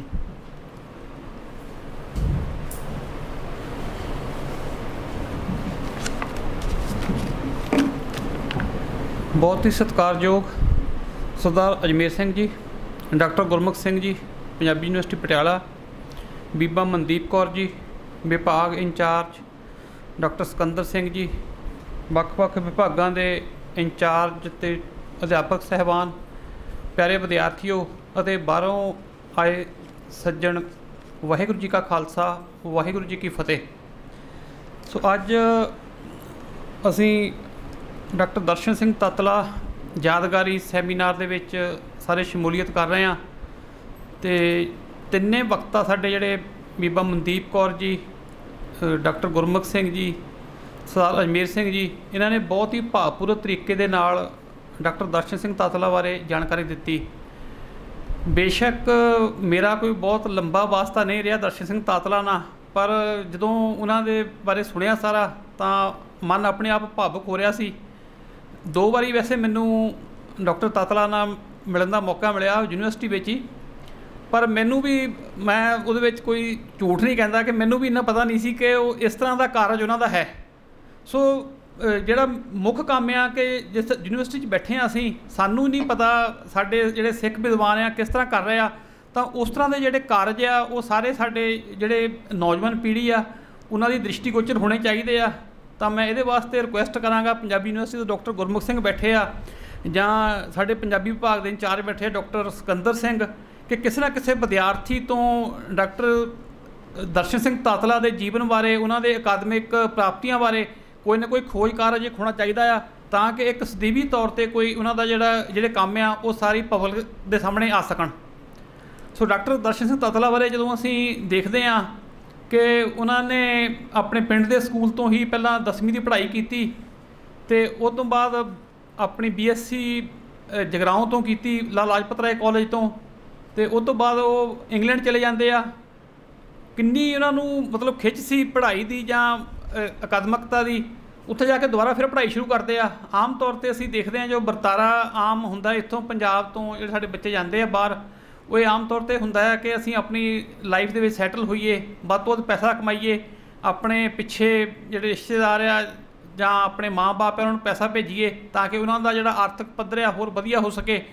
पर बहुत घट सज्जन ऐसे आ जिहड़े जाके अकादमिक खेत्र दे विच अगे वधदे आ, तो उन्होंने डॉक्टर दर्शन सिंह तातला जिहड़े मेरे ख्याल मोहरी कह सकते इन्हों असी, उत्थे जाके दोबारा फिर BA करते हैं, फिर MA करते हैं, MA भी इकनॉमिक्स दे विच ते सोशियोलॉजी दे विच। ते जिस तरह डॉक्टर सरदार अजमेर सिंह दस्सिया कि किसी हद तक उन्होंने नैक्सलाइट मूवमेंट का प्रभाव सी, पर जदों 1984 का दुखांत वापरता है तो वो किस तरह सिख अकादमिकता वाले खेत्र दे विच आ जाते हैं। बेशक उन्होंने मूल विषय नहीं सी धर्म अध्ययन जां पंजाबी डैसपोरा का, पर उस दे बावजूद वो अपना खोज का विषय जिहड़े यूनिवर्सिटी ऑफ वारविक दे विच चुनते आ, ते किन्नी शिद्दत दे नाल वो वख-वख देशां दे विच जांदे आ ते एक डाटा इकट्ठा करते आ, सारियां जिहड़ियां भावनावां आ पंजाबी डैसपोरा दियां, सो उन्हां नूं एक कलमबद्ध करते आ, ते बाद दे विच उस टॉपिक ते उन्हां दा थीसिस हुंदा आ, ते वो ही एक बुक दी फॉर्म दे विच वो छपदा आ। ते मैं पढ़ रहा सी किते तां वो डॉक्टर प्रीतम सिंह का लेख आया सी, तो वो कहते कि असी डॉक्टर दर्शन सिंह तातला नूं एक पंजाबी इनसाइक्लोपीडिया के तौर पर जानते हैं, चलता फिरदा इनसाइक्लोपीडिया, कि जदों भी किते कोई ऑथेंटिक हवाला देना होवे तो जिहड़ा डॉक्टर दर्शन सिंह तातला की बुक आ वो एक ऑथेंटिक हवाला मन्निया जाता है कि ये जो हवाला देवांगे तो वो एक बिल्कुल सर्वप्रवानित रैफरेंस होएगा। सो इस तरह के कारज करने वाले विद्वान दुनिया के विच बहुत घट होंदे आ, ते खास करके जिस तरह बीबा मनदीप कौर जी ने भी बाकी बुलारियां ने भी दस्सिया कि किन्ना मोह सी पंजाब दे नाल, कि पंजाब दे विच रहना चाहुंदे सी, ते जदों किते जाण दा उन्हां नूं मजबूरी बस जाना भी पैंदा सी, तां उन्हां दी ये तांघ हुंदी सी कि मैं जल्द तो जल्द वापस पंजाब आवां। सो एक ਉਹ ਜਿਹੜੀ ਗੱਲ ਪ੍ਰੋਫੈਸਰ ਪੂਰਨ ਸਿੰਘ ਦੀ ਆ ਕਿ ਪੰਜਾਬ ਜਿਉਂਦਾ ਗੁਰਾਂ ਦੇ ਨਾਂ 'ਤੇ, ਤਾਂ ਉਹ ਇੱਕ ਉਹਨਾਂ ਨੇ ਸੱਚ ਕਰ ਦਿਖਾਈ ਆ ਕਿ ਅਸੀਂ ਗੁਰੂ ਸਾਹਿਬ ਦੇ ਨਾਲ ਇੰਨੇ ਜੁੜੇ ਹੋਏ ਹਾਂ। ਇੱਕ ਵਾਰੀ ਮੇਰੀ ਕਿਸੇ ਨਾਲ ਗੱਲ ਹੋ ਰਹੀ ਸੀ, ਇਸ ਤਰ੍ਹਾਂ ਹੀ ਕੋਈ ਵਿਦਵਾਨ ਸੱਜਣ ਸੀਗੇ, ਮੈਂ ਕਿਹਾ ਕਿ ਬਹੁਤ ਸਾਰੇ ਅਸੀਂ ਆਮ ਰੌਲਾ ਪਾਉਂਦੇ ਹਾਂ ਕਿ ਸਾਡੇ ਜਿਹੜੇ ਨੌਜਵਾਨ ਆ ਪਤਿਤ ਹੋ ਰਹੇ ਆ, ਪਰ ਜਦੋਂ ਵੀ ਕਿਤੇ ਕੋਈ ਇਸ ਤਰ੍ਹਾਂ ਦੀ ਪ੍ਰੋਬਲਮ ਆਉਂਦੀ ਆ, ਜਿਸ ਤਰ੍ਹਾਂ 84 ਦੇ ਦੁਖਾਂਤ ਦੀ ਗੱਲ ਕੀਤੀ ਆ ਅਸੀਂ, ਤਾਂ ਉੱਥੋਂ ਉਹ ਜਿਹੜੇ ਸਾਡੇ ਨੌਜਵਾਨ ਆ ਪਤਿਤ ਵੀ ਹੋ ਚੁੱਕੇ ਆ, ਉਹ ਵੀ ਕਮਾਂਡ ਪਕੜਦੇ ਆ, ਅੱਗੇ ਹੋ ਕੇ ਪ੍ਰੋਟੈਸਟ ਦੇ ਵਿੱਚ ਸ਼ਾਮਲ ਹੁੰਦੇ ਆ, ਉਹਨਾਂ ਦੇ ਮਨ ਨੂੰ ਸਭ ਤੋਂ ਵੱਧ ਠੇਸ ਲੱਗਦੀ ਆ, ਤਾਂ ਉਹ ਕਹਿੰਦੇ ਕਿ ਕਿਤੇ ਨਾ ਕਿਤੇ ਚੇਤ ਅਚੇਤ ਮਨ ਦੇ ਵਿੱਚ ਸਾਡੇ ਜਿਹੜੇ ਭਾਵਨਾਵਾਂ ਆ ਗੁਰੂ ਸਾਹਿਬ ਨਾਲ ਜੁੜੀਆਂ ਹੋਈਆਂ ਆ, ਅਤੇ ਉਹ ਜਦੋਂ ਕਿਤੇ ਇਸ ਤਰ੍ਹਾਂ ਦੀ ਕੋਈ ਭੀੜ ਬਣਦੀ ਆ ਤਾਂ ਉਹ ਜ਼ਾਹਰਾ ਤੌਰ 'ਤੇ ਆਪਣੇ ਆਪ ਜਿਹੜੀਆਂ ਉਹ ਅਚੇਤ ਭਾਵਨਾਵਾਂ ਜਿਹੜੀਆਂ ਆ ਉਹ ਚੇਤ ਰੂਪ ਲੈ ਲੈਂਦੀਆਂ ਆ, ਅਤੇ ਅਸੀਂ ਸਾਡੀ ਜਿਹੜੀ ਮਾਨਸਿਕਤਾ ਆ ਉਹ ਝੰਜੋੜੀ ਜਾਂਦੀ ਆ। ਇਸੇ ਕਰਕੇ ਹੀ ਜਿਸ ਤਰ੍ਹਾਂ ਦੱਸ ਰਹੇ ਸੀ ਕਿ ਨਕਸਲੇਟ ਮੂਵਮੈਂਟ ਦਾ ਪ੍ਰਭਾਵ ਸੀ, ਅਸੀਂ ਵੀ ਬਚਪਨ ਦੇ ਵਿੱਚ ਸੁਣਦੇ ਸੀ, ਬਹੁਤ ਸਾਨੂੰ ਉਹ ਸੁਰਤ ਨਹੀਂ ਸੀ, ਪਰ ਉਹ ਪ੍ਰਭਾਵ ਕਾਫੀ ਰਿਹਾ। ਪਰ ਜਦੋਂ ਹੀ 84 ਦਾ ਦਿਖਾਂਤ ਵਾਪਰਦਾ ਆ ਤਾਂ ਉਸ ਦਿਖਾਂਤ ਤੋਂ ਬਾਅਦ ਬਹੁਤ ਸਾਰੇ ਜਿਹੜੇ ਮਤਲਬ ਚੇਤ ਮਨ ਸੀਗੇ, ਜਿਹੜੇ ਸੰਜੀਦਾ ਮਨ ਸੀ, ਉਹ ਆਪਣੇ ਆਪ ਜਿਹੜੇ ਆ ਉਸ ਗੁਰਸਿੱਖੀ ਵੱਲ ਪਰਤ ਆਏ ਅਤੇ ਉਹਨਾਂ ਨੇ ਫਿਰ ਇਸ ਖੇਤਰ ਦੇ ਵਿੱਚ ਬੇਮਿਸਾਲ ਕੰਮ ਕੀਤਾ। ਸੋ ਡਾਕਟਰ ਦਰਸ਼ਨ ਸਿੰਘ ਤਾਤਲਾ ਦੀ ਜਦੋਂ ਮੈਂ ਉਹਨਾਂ ਦੇ ਕਾਰਜ ਕਰਨ ਦੀ ਵਿਧੀ ਦੇਖਦਾ ਹਾਂ, ਜਿਸ ਤਰ੍ਹਾਂ ਸਾਰੇ ਸਾਡੇ ਵਕਤਾਂ ਨੇ ਸਾਂਝੀ ਕੀਤੀ ਸਾਡੇ ਨਾਲ, ਕਿ ਸਵੇਰ ਤੋਂ ਸ਼ਾਮ ਤੱਕ ਕਿਤਾਬਾਂ ਦੇ ਵਿੱਚ ਰੁੱਝੇ ਰਹਿਣਾ, ਆਪਣੇ ਸਟੱਡੀ ਕਰਨਾ, ਅਤੇ ਜਿੱਥੇ ਕਿਤੇ ਲੋੜ ਪੈਣੀ ਤਾਂ ਵਿਜ਼ਿਟ ਵੀ ਕਰਨਾ। ਸੋ ਉਸ ਤਰ੍ਹਾਂ ਦੀ ਜਿਹੜੀ ਹੈਗੀ ਕਿ ਸਵੇਰ ਤੋਂ ਸ਼ਾਮ ਤੱਕ ਇੱਕੋ ਹੀ ਧੁਨ ਦੇ ਵਿੱਚ ਲੱਗੇ ਹੋਏ ਆ। ਇਸੇ ਕਰਕੇ ਹੀ ਉਹ ਜਿਸ ਤਰ੍ਹਾਂ ਸਰਦਾਰ ਅਜਮੇਰ ਸਿੰਘ ਦੱਸ ਰਹੇ ਸੀ ਕਿ ਉਹਨਾਂ ਦੀਆਂ 22 ਕਿਤਾਬਾਂ ਜਿਹੜੀਆਂ 36-37 ਸਾਲ ਦੇ ਸਮੇਂ ਦੇ ਵਿੱਚ ਆਈਆਂ, ਕਿ ਜਦ ਕਿ ਉਹਨਾਂ ਦੀ 25 ਸਾਲ ਪਹਿਲਾਂ ਬਾਈਪਾਸ ਸਰਜਰੀ ਹੋ ਚੁੱਕੀ ਸੀ, ਤਾਂ ਉਹਦੇ ਬਾਵਜੂਦ ਵੀ ਅਸੀਂ ਆਮ ਤੌਰ 'ਤੇ ਦੇਖਦੇ ਹਾਂ ਕਿ ਜਦੋਂ ਇਸ ਤਰ੍ਹਾਂ ਦੀ ਕੋਈ ਵੱਡੀ ਸਮੱਸਿਆ ਆ ਜਾਂਦੀ ਹੈ, ਬਾਈਪਾਸ ਸਰਜਰੀ ਜਿਹੜੀ ਆ ਉਹ ਆਮ ਤੌਰ 'ਤੇ ਜਦੋਂ ਹੁੰਦੀ ਆ ਤਾਂ ਬਹੁਤ ਵਾਰੀ ਕਿਹਾ ਜਾਂਦਾ ਕਿ ਪਤਾ ਨਹੀਂ ਬੰਦੇ ਨੇ ਬਚਣਾ ਜਾਂ ਨਹੀਂ ਬਚਣਾ, ਇਸ ਤਰ੍ਹਾਂ ਦੀ ਧਾਰਨਾ ਹੈ। ਤਾਂ ਉਹ ਆਤਮਿਕ ਤੌਰ 'ਤੇ ਜਾਂ ਮਾਨਸਿਕ ਤੌਰ 'ਤੇ ਜਿਹੜਾ ਵੀ ਵਿਅਕਤੀ ਆ ਉਹ ਇੰਨਾ ਕਮਜ਼ੋਰ ਹੋ ਜਾਂਦਾ ਆ ਕਿ ਉਹ ਆਪਣੇ ਆਪ ਨੂੰ ਪ੍ਰੋਟੈਕਸ਼ਨ ਦੇਣ ਦੀ ਕੋਸ਼ਿਸ਼ ਕਰਦਾ ਆ ਕਿ ਮੈਂ ਆਪਣੀ ਸਿਹਤ ਦਾ ਵੱਧ ਤੋਂ ਵੱਧ ਖਿਆਲ ਰੱਖਾਂ, ਕਿਉਂਕਿ ਮੇਰੀ ਬਾਈਪਾਸ ਸਰਜਰੀ ਹੋਈ ਆ। ਡਾਕਟਰਸ ਵੀ ਕਹਿੰਦੇ ਕਿ ਬਹੁਤ ਜ਼ਿਆਦਾ ਸਟ੍ਰੈਸ ਨਹੀਂ ਲੈਣਾ, ਤਾਂ ਉਸ ਦੇ ਬਾਵਜੂਦ ਵੀ ਉਹ 25 ਸਾਲ ਲਗਾਤਾਰ ਕੰਮ ਕਰਦੇ ਰਹੇ ਆ। ਉਹ ਆਪਣੇ ਆਪ ਦੇ ਵਿੱਚ ਇੱਕ ਜਿਹੜੀ ਉਹ ਗੁਰੂ ਸਾਹਿਬ ਦੀ ਜਿਹੜੀ ਉਹ ਗੁਰਬਾਣੀ ਦੀ ਸੇਧ ਆ ਉਹਦੇ ਨਾਲ ਲੱਗਦਾ ਕਿ ਬਹੁਤ ਪੱਕੇ ਤੌਰ 'ਤੇ ਜੁੜੇ ਹੋਏ ਸੀ, ਅਤੇ ਗੁਰਮਤ ਦੀ ਜਿਹੜੀ ਆ ਗੁਰਮਤ ਨਾਲ ਉਹਨਾਂ ਦੀ ਪੀੜੀ ਸਾਂਝ ਸੀ ਕਿ ਰੋਜ਼ ਨਿਤਨੇਮ ਕਰਨਾ, ਆਪਣਾ ਗੁਰਦੁਆਰਾ ਸਾਹਿਬ ਜਾਣਾ, ਅਤੇ ਉਸ ਤੋਂ ਬਾਅਦ ਆਪਣਾ ਕਾਰਜ ਸ਼ੁਰੂ ਕਰਨਾ। ਸੋ ਇਹ ਜਿਹੜੀ ਗੱਲ ਆ ਬਹੁਤ ਹੀ ਇੱਕ ਮਹੱਤਵਪੂਰਨ ਹੈ ਕਿ ਉਹਨਾਂ ਦਾ ਜੀਵਨ ਜਿਹੜਾ ਆ, ਬੇਸ਼ੱਕ ਆਮ ਤੌਰ 'ਤੇ ਅਸੀਂ ਸੋਚਦੇ ਹਾਂ ਕਿ ਸਾਡੇ ਕੋਲ ਪੈਸਾ ਆ ਜਾਏ, ਪੈਸਾ ਆ ਕੇ ਅਸੀਂ ਆਪਣੀ ਜ਼ਿੰਦਗੀ ਦਾ ਐਸ਼ੋ ਆਰਾਮ ਦੇਖੀਏ, ਪਰ ਉਹ ਸਭ ਕੁਝ ਮਾਣ ਸਕਦੇ ਹੁੰਦੇ ਹੋਏ ਵੀ ਉਹਨਾਂ ਨੇ ਇੱਕ ਬਹੁਤ ਹੀ ਸਾਦਾ ਜੀਵਨ ਆਪਣਾ ਰੱਖਿਆ। ਅਤੇ ਜਦੋਂ ਇੱਕ ਆਮ ਤੌਰ 'ਤੇ ਕਹਿੰਦੇ ਕਿ ਅਸੀਂ ਸਾਰੀ ਉਮਰ ਮਿਹਨਤ ਕਰਦੇ ਹਾਂ ਅਤੇ ਬੁਢਾਪੇ ਦੇ ਵਿੱਚ ਬੰਦਾ ਕਹਿੰਦਾ ਕਿ ਇੰਜੋਏ ਕਰੋ, ਹੁਣ ਪੈਸਾ ਕਮਾ ਲਿਆ, ਬੱਚੇ ਕਮਾ ਰਹੇ ਆ ਜਾਂ ਮੌਜਾਂ ਕਰੋ, ਤਾਂ ਉਹ ਟਾਈਮ ਸੀ ਜਦੋਂ ਆਪਣੀ ਜ਼ਿੰਦਗੀ ਦੀ ਮਿਹਨਤ ਕਰਕੇ ਤਾਂ ਜਦੋਂ ਉਹਨਾਂ ਨੇ ਉਹ ਮੰਨਣਾ ਸੀ ਤਾਂ ਇੱਕ ਉਹਨਾਂ ਨੇ ਉਹਦੇ ਵਿੱਚ ਆਨੰਦ ਲਿਆ ਕਿ ਮੈਂ ਹੋਰ ਖੋਜ ਕਰਾਂ ਅਕਾਦਮਿਕਤਾ ਵਾਸਤੇ, ਖਾਸ ਕਰਕੇ ਪੰਜਾਬ ਵਾਸਤੇ। ਸੋ ਇਸ ਤਰ੍ਹਾਂ ਦਾ ਜਿਹੜਾ ਪੰਜਾਬ ਵਾਸਤੇ ਅਤੇ ਪੰਜਾਬੀ ਵਾਸਤੇ ਜਜ਼ਬਾ ਆ ਉਹਨਾਂ ਦਾ, ਉਹ ਬਹੁਤ ਹੀ ਸਲਾਹੁਣਯੋਗ ਆ। ਮੇਰਾ ਖਿਆਲ ਹੈ ਕਿ ਬੇਸ਼ੱਕ ਅਸੀਂ ਵੀ ਗੱਲਾਂ ਬਹੁਤ ਕਰਦੇ ਹਾਂ ਪੰਜਾਬ ਵਾਸਤੇ ਜਾਂ ਪੰਜਾਬੀਅਤ ਵਾਸਤੇ, ਪਰ ਜਦੋਂ ਅਕਾਦਮਿਕ ਪੱਧਰ 'ਤੇ ਗੱਲ ਆਉਂਦੀ ਆ ਤਾਂ ਬਹੁਤ ਘੱਟ ਲੋਕ ਆ ਜਿਹੜੇ ਇਸ ਤਰ੍ਹਾਂ ਦੀਆਂ ਜਿਹੜੀਆਂ ਲਿਖਤਾਂ ਆ ਉਹ ਲਿਖਦੇ ਆ, ਤਾਂ ਕਿ ਜਿਹੜੀ ਸਾਡੀ ਆਉਣ ਵਾਲੀ ਨੌਜਵਾਨ ਪੀੜ੍ਹੀ ਆ ਉਹ ਇਹ ਤੋਂ ਸੇਧ ਲੈਂਦੀ ਰਹੇ। ਸੋ ਸਾਨੂੰ ਜਿਹੜੀ ਅੱਜ ਜਿਹੜਾ ਜੁੜਨ ਦਾ ਸਾਡਾ ਮੇਨ ਹੈ ਮਸਲਾ, ਉਹ ਇਹ ਕਿ ਅਸੀਂ ਡਾਕਟਰ ਦਰਸ਼ਨ ਸਿੰਘ ਤਾਤਲਾ ਨੂੰ ਯਾਦ ਕਰ ਰਹੇ ਹਾਂ, ਪਰ ਯਾਦ ਕਰਦੇ ਹੋਏ ਸਾਨੂੰ ਇਹ ਯਾਦ ਜਿਹੜੀ ਹੈ, ਜਿਸ ਤਰ੍ਹਾਂ ਪਹਿਲਾਂ ਵੀ ਵਕਤਾ ਗੱਲ ਕਰ ਰਹੇ ਸੀ ਕਿ ਬਹੁਤ ਸਾਰੀਆਂ ਯਾਦਾਂ ਹੁੰਦੀਆਂ ਕਿ ਜਿਹੜੀਆਂ ਥੋੜ੍ਹੇ ਟਾਈਮ ਲਈ ਹੁੰਦੀਆਂ ਆ, ਕਿ ਹੁਣ ਉਹਨਾਂ ਦਾ ਅਕਾਲ ਚਲਾਣਾ ਹੋਇਆ ਆ ਅਤੇ ਅਸੀਂ ਜੁੜ ਕੇ ਬੈਠੇ ਹਾਂ, ਅਤੇ ਫਿਰ ਥੋੜ੍ਹੀ ਦੇਰ ਬਾਅਦ ਅਸੀਂ ਭੁੱਲ ਜਾਵਾਂਗੇ ਕਿ ਡਾਕਟਰ ਦਰਸ਼ਨ ਸਿੰਘ ਤਾਤਲਾ ਵੀ ਸੀਗੇ ਕਿ ਨਹੀਂ। ਪਰ ਬੇਸ਼ੱਕ ਉਹਨਾਂ ਦੀਆਂ ਕਿਤਾਬਾਂ ਜਿਹੜੀਆਂ ਲਿਖਤਾਂ ਉਹਨਾਂ ਦੀਆਂ, ਉਹ ਉਹਨਾਂ ਨੂੰ ਹਮੇਸ਼ਾ ਸਦੀਵੀ ਤੌਰ 'ਤੇ ਸਾਡੇ ਜ਼ਿਹਨ ਦੇ ਵਿੱਚ ਰੱਖਣਗੀਆਂ। ਬੇਸ਼ੱਕ ਅਸੀਂ ਵਕਤੀ ਤੌਰ 'ਤੇ ਇਹ ਯਾਦਾਂ ਨੂੰ ਭੁਲਾ ਦੇਵਾਂਗੇ, ਪਰ ਜਿਹੜੀਆਂ ਉਹਨਾਂ ਦੀਆਂ ਲਿਖਤਾਂ ਆ ਜਾਂ ਪੰਜਾਬ ਪ੍ਰਤੀ ਪੀੜਾ ਆ, ਗੁਰਮਤਿ ਨਾਲ ਸਾਂਝ ਆ, ਉਹ ਜਿਹੜੀ ਪੱਖ ਆ ਉਹਨਾਂ ਦੀ ਸ਼ਖਸੀਅਤ ਦੇ ਜਾਂ ਉਹਨਾਂ ਦੀਆਂ ਲਿਖਤਾਂ ਆ, ਉਹ ਉਹਨਾਂ ਨੂੰ ਸਾਡੀ ਯਾਦ ਦੇ ਵਿੱਚ ਜਾਂ ਆਉਣ ਵਾਲੀਆਂ ਪੀੜ੍ਹੀਆਂ ਦੀ ਯਾਦ ਦੇ ਵਿੱਚ ਹਮੇਸ਼ਾ ਯਾਦ ਰੱਖਣਗੀਆਂ।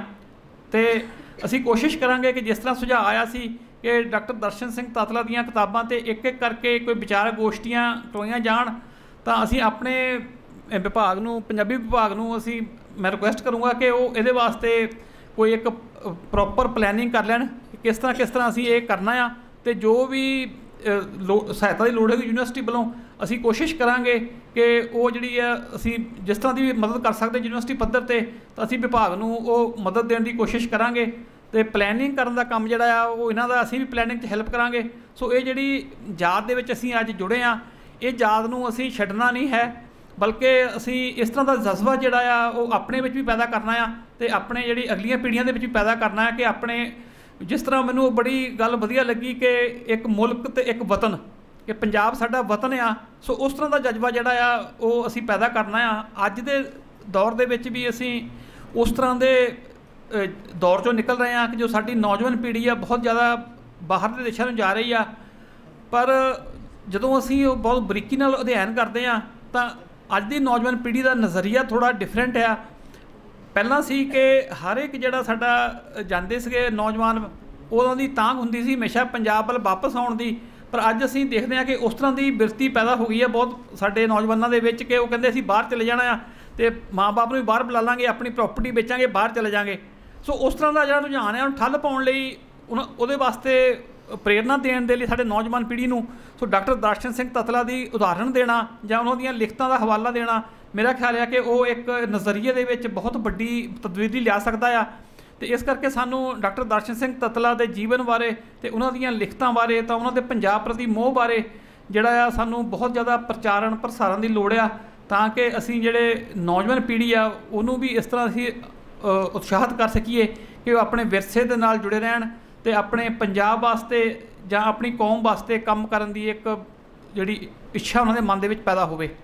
ਸੋ ਇੰਨਿਆਂ ਹੀ ਲਫ਼ਜ਼ਾਂ ਨਾਲ ਕਹਿੰਦਾ ਹੋਇਆ ਮੈਂ ਦੁਬਾਰਾ ਫਿਰ ਡਾਕਟਰ ਦਰਸ਼ਨ ਸਿੰਘ ਤਤਲਾ ਜਿਹਨੂੰ ਯਾਦ ਕਰਦਿਆਂ ਜ਼ਰੂਰ ਕਹਾਂਗਾ ਕਿ ਅਸੀਂ ਹਰ ਹਾਲਤ ਦੇ ਵਿੱਚ ਡਾਕਟਰ ਦਰਸ਼ਨ ਸਿੰਘ ਤਤਲਾ ਦੀ ਯਾਦ ਨੂੰ ਯੂਨੀਵਰਸਿਟੀ ਦੇ ਵਿੱਚ ਜਿੰਦਾ ਰੱਖਾਂਗੇ। ਉਹਨਾਂ ਦੀ ਜਿਹੜੀ ਸੋਚ ਆ ਉਹਨਾਂ ਨੂੰ ਅਗਲੀ ਪੀੜ੍ਹੀ ਤੱਕ ਲਿਜਾਉਣ ਲਈ ਉਪਰਾਲਾ ਕਰਾਂਗੇ। ਅਤੇ ਜਿੱਥੋਂ ਤੱਕ ਸੰਭਵ ਹੋਵੇ ਮੈਂ ਪੰਜਾਬੀ ਵਿਭਾਗ ਨੂੰ ਪਹਿਲਾਂ ਵੀ ਰਿਕੁਐਸਟ ਕੀਤੀ ਹੈ ਕਿ ਉਹ ਉਹਨਾਂ ਦੇ ਜੀਵਨ ਬਾਰੇ ਜਾਂ ਉਹਨਾਂ ਦੀਆਂ ਲਿਖਤਾਂ ਬਾਰੇ ਕੋਈ ਖੋਜ ਕਾਰਜ ਜ਼ਰੂਰ ਕਰਵਾਉਣ, ਤਾਂ ਜੋ ਇੱਕ ਜਿਹੜਾ ਪੱਕਾ ਮਟੀਰੀਅਲ ਹੈ ਅਗਲੀ ਪੀੜ੍ਹੀ ਨੂੰ ਦੇਖਣ ਵਾਸਤੇ ਮਿਲਦਾ ਰਹੇ। ਵਾਹਿਗੁਰੂ ਜੀ ਕਾ ਖਾਲਸਾ, ਵਾਹਿਗੁਰੂ ਜੀ ਕੀ ਫਤਿਹ।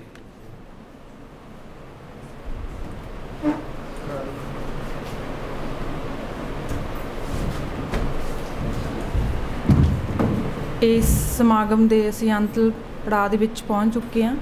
ਹੁਣ ਅਸੀਂ ਸਾਡੇ ਆਏ ਹੋਏ ਅੱਜ ਦੇ ਵਿਦਵਾਨ ਵਕਤਾ ਅਤੇ ਵਿਸ਼ੇਸ਼ ਮਹਿਮਾਨਾਂ ਦਾ ਰਸਮੀ ਸਨਮਾਨ ਕਰਨਾ ਚਾਹਾਂਗੀ। ਮੈਂ ਗੁਜ਼ਾਰਿਸ਼ ਕਰਦੀ ਹਾਂ ਸਾਡੇ ਮਾਣਯੋਗ ਵਾਈਸ ਚਾਂਸਲਰ ਸਾਹਿਬ ਨੂੰ ਕਿ ਉਹ ਸਾਡੇ ਆਏ ਹੋਏ ਪਦਵੰਤੇ ਅਤੇ ਬੁਲਾਰਿਆਂ ਦਾ ਸਨਮਾਨ ਕਰਨ। ਨਾਮ ਬੀਬਾ ਮਨਦੀਪ ਕੌਰ ਜੀ। ਮੈਂ ਮਾਣਯੋਗ ਵਾਈਸ ਚਾਂਸਲਰ ਸਾਹਿਬ ਨੂੰ ਗੁਜ਼ਾਰਿਸ਼ ਕਰਦੀ ਹਾਂ ਕਿ ਉਹ ਬੀਬਾ ਮਨਦੀਪ ਕੌਰ ਨੂੰ ਸਾਡੀ ਯੂਨੀਵਰਸਿਟੀ ਦੀਆਂ ਖੋਜ ਪ੍ਰਕਾਸ਼ਨਾਵਾਂ ਦਾ ਸੈਟ ਭੇਟ ਕਰ।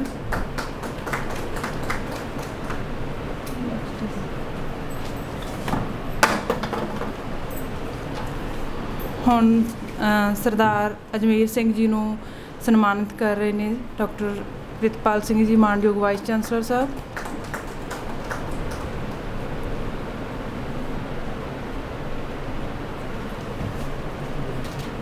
ਡਾਕਟਰ ਗੁਰਮੁਖ ਸਿੰਘ, ਪ੍ਰੋਫੈਸਰ ਪੰਜਾਬੀ ਵਿਭਾਗ, ਪੰਜਾਬੀ ਯੂਨੀਵਰਸਿਟੀ ਪਟਿਆਲਾ। ਬਹੁਤ ਬਹੁਤ ਸ਼ੁਕਰੀਆ ਸਰ।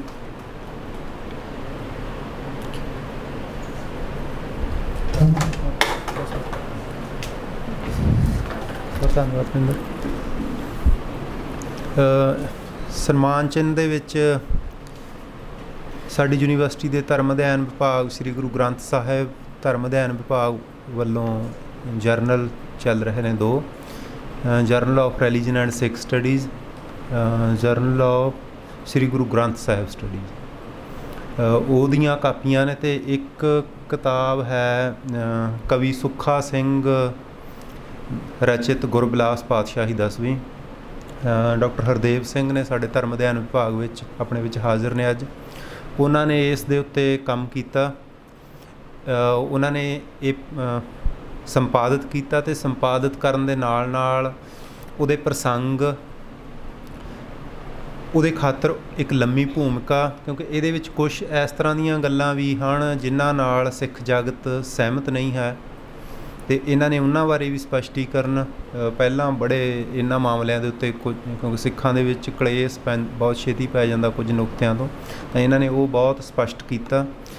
ਇਹ ਗੁਰਬਿਲਾਸ ਪਾਤਸ਼ਾਹੀ 10ਵੀਂ ਮੈਂ ਤਿੰਨਾਂ ਬੁਲਾਰਿਆਂ ਨੂੰ ਗੁਜ਼ਾਰਿਸ਼ ਕਰਾਂਗਾ ਕਿ ਇਸ ਨੂੰ ਤੁਸੀਂ ਜ਼ਰੂਰ ਵੇਖਿਓ ਅਤੇ ਸਾਡੀ ਯੂਨੀਵਰਸਿਟੀ ਦੀਆਂ ਪ੍ਰਕਾਸ਼ਨਾਵਾਂ ਨੇ, ਸਾਡੇ ਲਈ ਕੋਈ ਸਲਾਹ ਹੋਈ ਤਾਂ ਉਹ ਵੀ ਅਸੀਂ ਤੁਹਾਡੀ ਜ਼ਰੂਰ ਮੰਨਾਂਗੇ।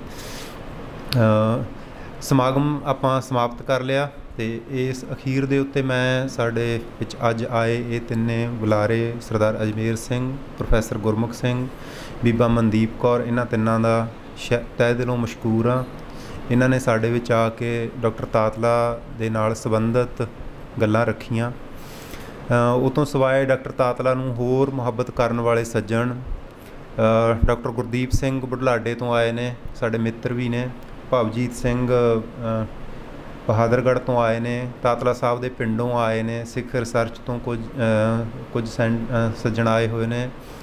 ਵੱਖੋ ਵੱਖ ਵਿਭਾਗਾਂ ਤੋਂ ਵਿਦਿਆਰਥੀ, ਅਧਿਆਪਕ, ਸਾਡੀ ਯੂਨੀਵਰਸਿਟੀ ਦੇ ਡੀਨ ਸਟੂਡੈਂਟਸ ਵੈਲਫੇਅਰ ਸਰਦਾਰ ਆਪਣੇ ਡਾਕਟਰ ਗੁਰਜਿੰਦਰ ਸਿੰਘ, ਉਹ ਹਾਜ਼ਰ ਹੋਏ ਨੇ। ਤੁਹਾਡਾ ਸਾਰਿਆਂ ਦਾ ਸ਼ੁਕਰਗੁਜ਼ਾਰ। ਅਖੀਰ ਦੇ ਵਿੱਚ ਮਾਣਯੋਗ ਵਾਈਸ ਚਾਂਸਲਰ ਸਾਹਿਬ ਦਾ ਅਖੀਰ ਦੇ ਵਿੱਚ ਹੀ ਸ਼ੁਕਰਗੁਜ਼ਾਰ ਹੋਣਾ ਬਣਦਾ, ਕਿਉਂਕਿ ਸਾਰਾ ਇਹ ਉਪਰਾਲਾ, ਇਹ ਉੱਦਮ ਉਹਨਾਂ ਦੀ ਰਹਿਨੁਮਾਈ ਸਦਕਾ, ਉਹਨਾਂ ਦੀ ਪ੍ਰੇਰਨਾ ਸਦਕਾ, ਉਹਨਾਂ ਦੇ ਕਹਿਣ ਮੁਤਾਬਕ ਹੋਇਆ। ਕਿਸੇ ਗੱਲ ਕਰਕੇ ਕੋਈ ਊਣਤਾਈ ਰਹਿ ਗਈ ਹੋਵੇ, ਕੋਈ ਵੱਧ ਘੱਟ ਬੋਲਿਆ ਗਿਆ ਹੋਵੇ, ਤੁਹਾਡੇ ਕੋਲੋਂ, ਸਾਰਿਆਂ ਕੋਲੋਂ, ਵਾਈਸ ਚਾਂਸਲਰ ਸਾਹਿਬ ਕੋਲੋਂ, ਕਿਸੇ ਬੁਲਾਰੇ ਕੋਲੋਂ ਕੋਈ ਗੁਸਤਾਖੀ ਹੋ ਗਈ ਹੋਵੇ, ਸਭ ਦੀ ਮੈਂ ਮਾफ़ੀ ਮੰਗਦਾ ਹੋਇਆ ਖਿਮਾ ਦਾ ਜਾਚਕਾਂ ਇੱਥੇ ਹੀ ਫਤਿਹ ਬੁਲਾਉਣਾ। ਵਾਹਿਗੁਰੂ ਜੀ ਕਾ ਖਾਲਸਾ, ਵਾਹਿਗੁਰੂ ਜੀ ਕੀ ਫਤਿਹ।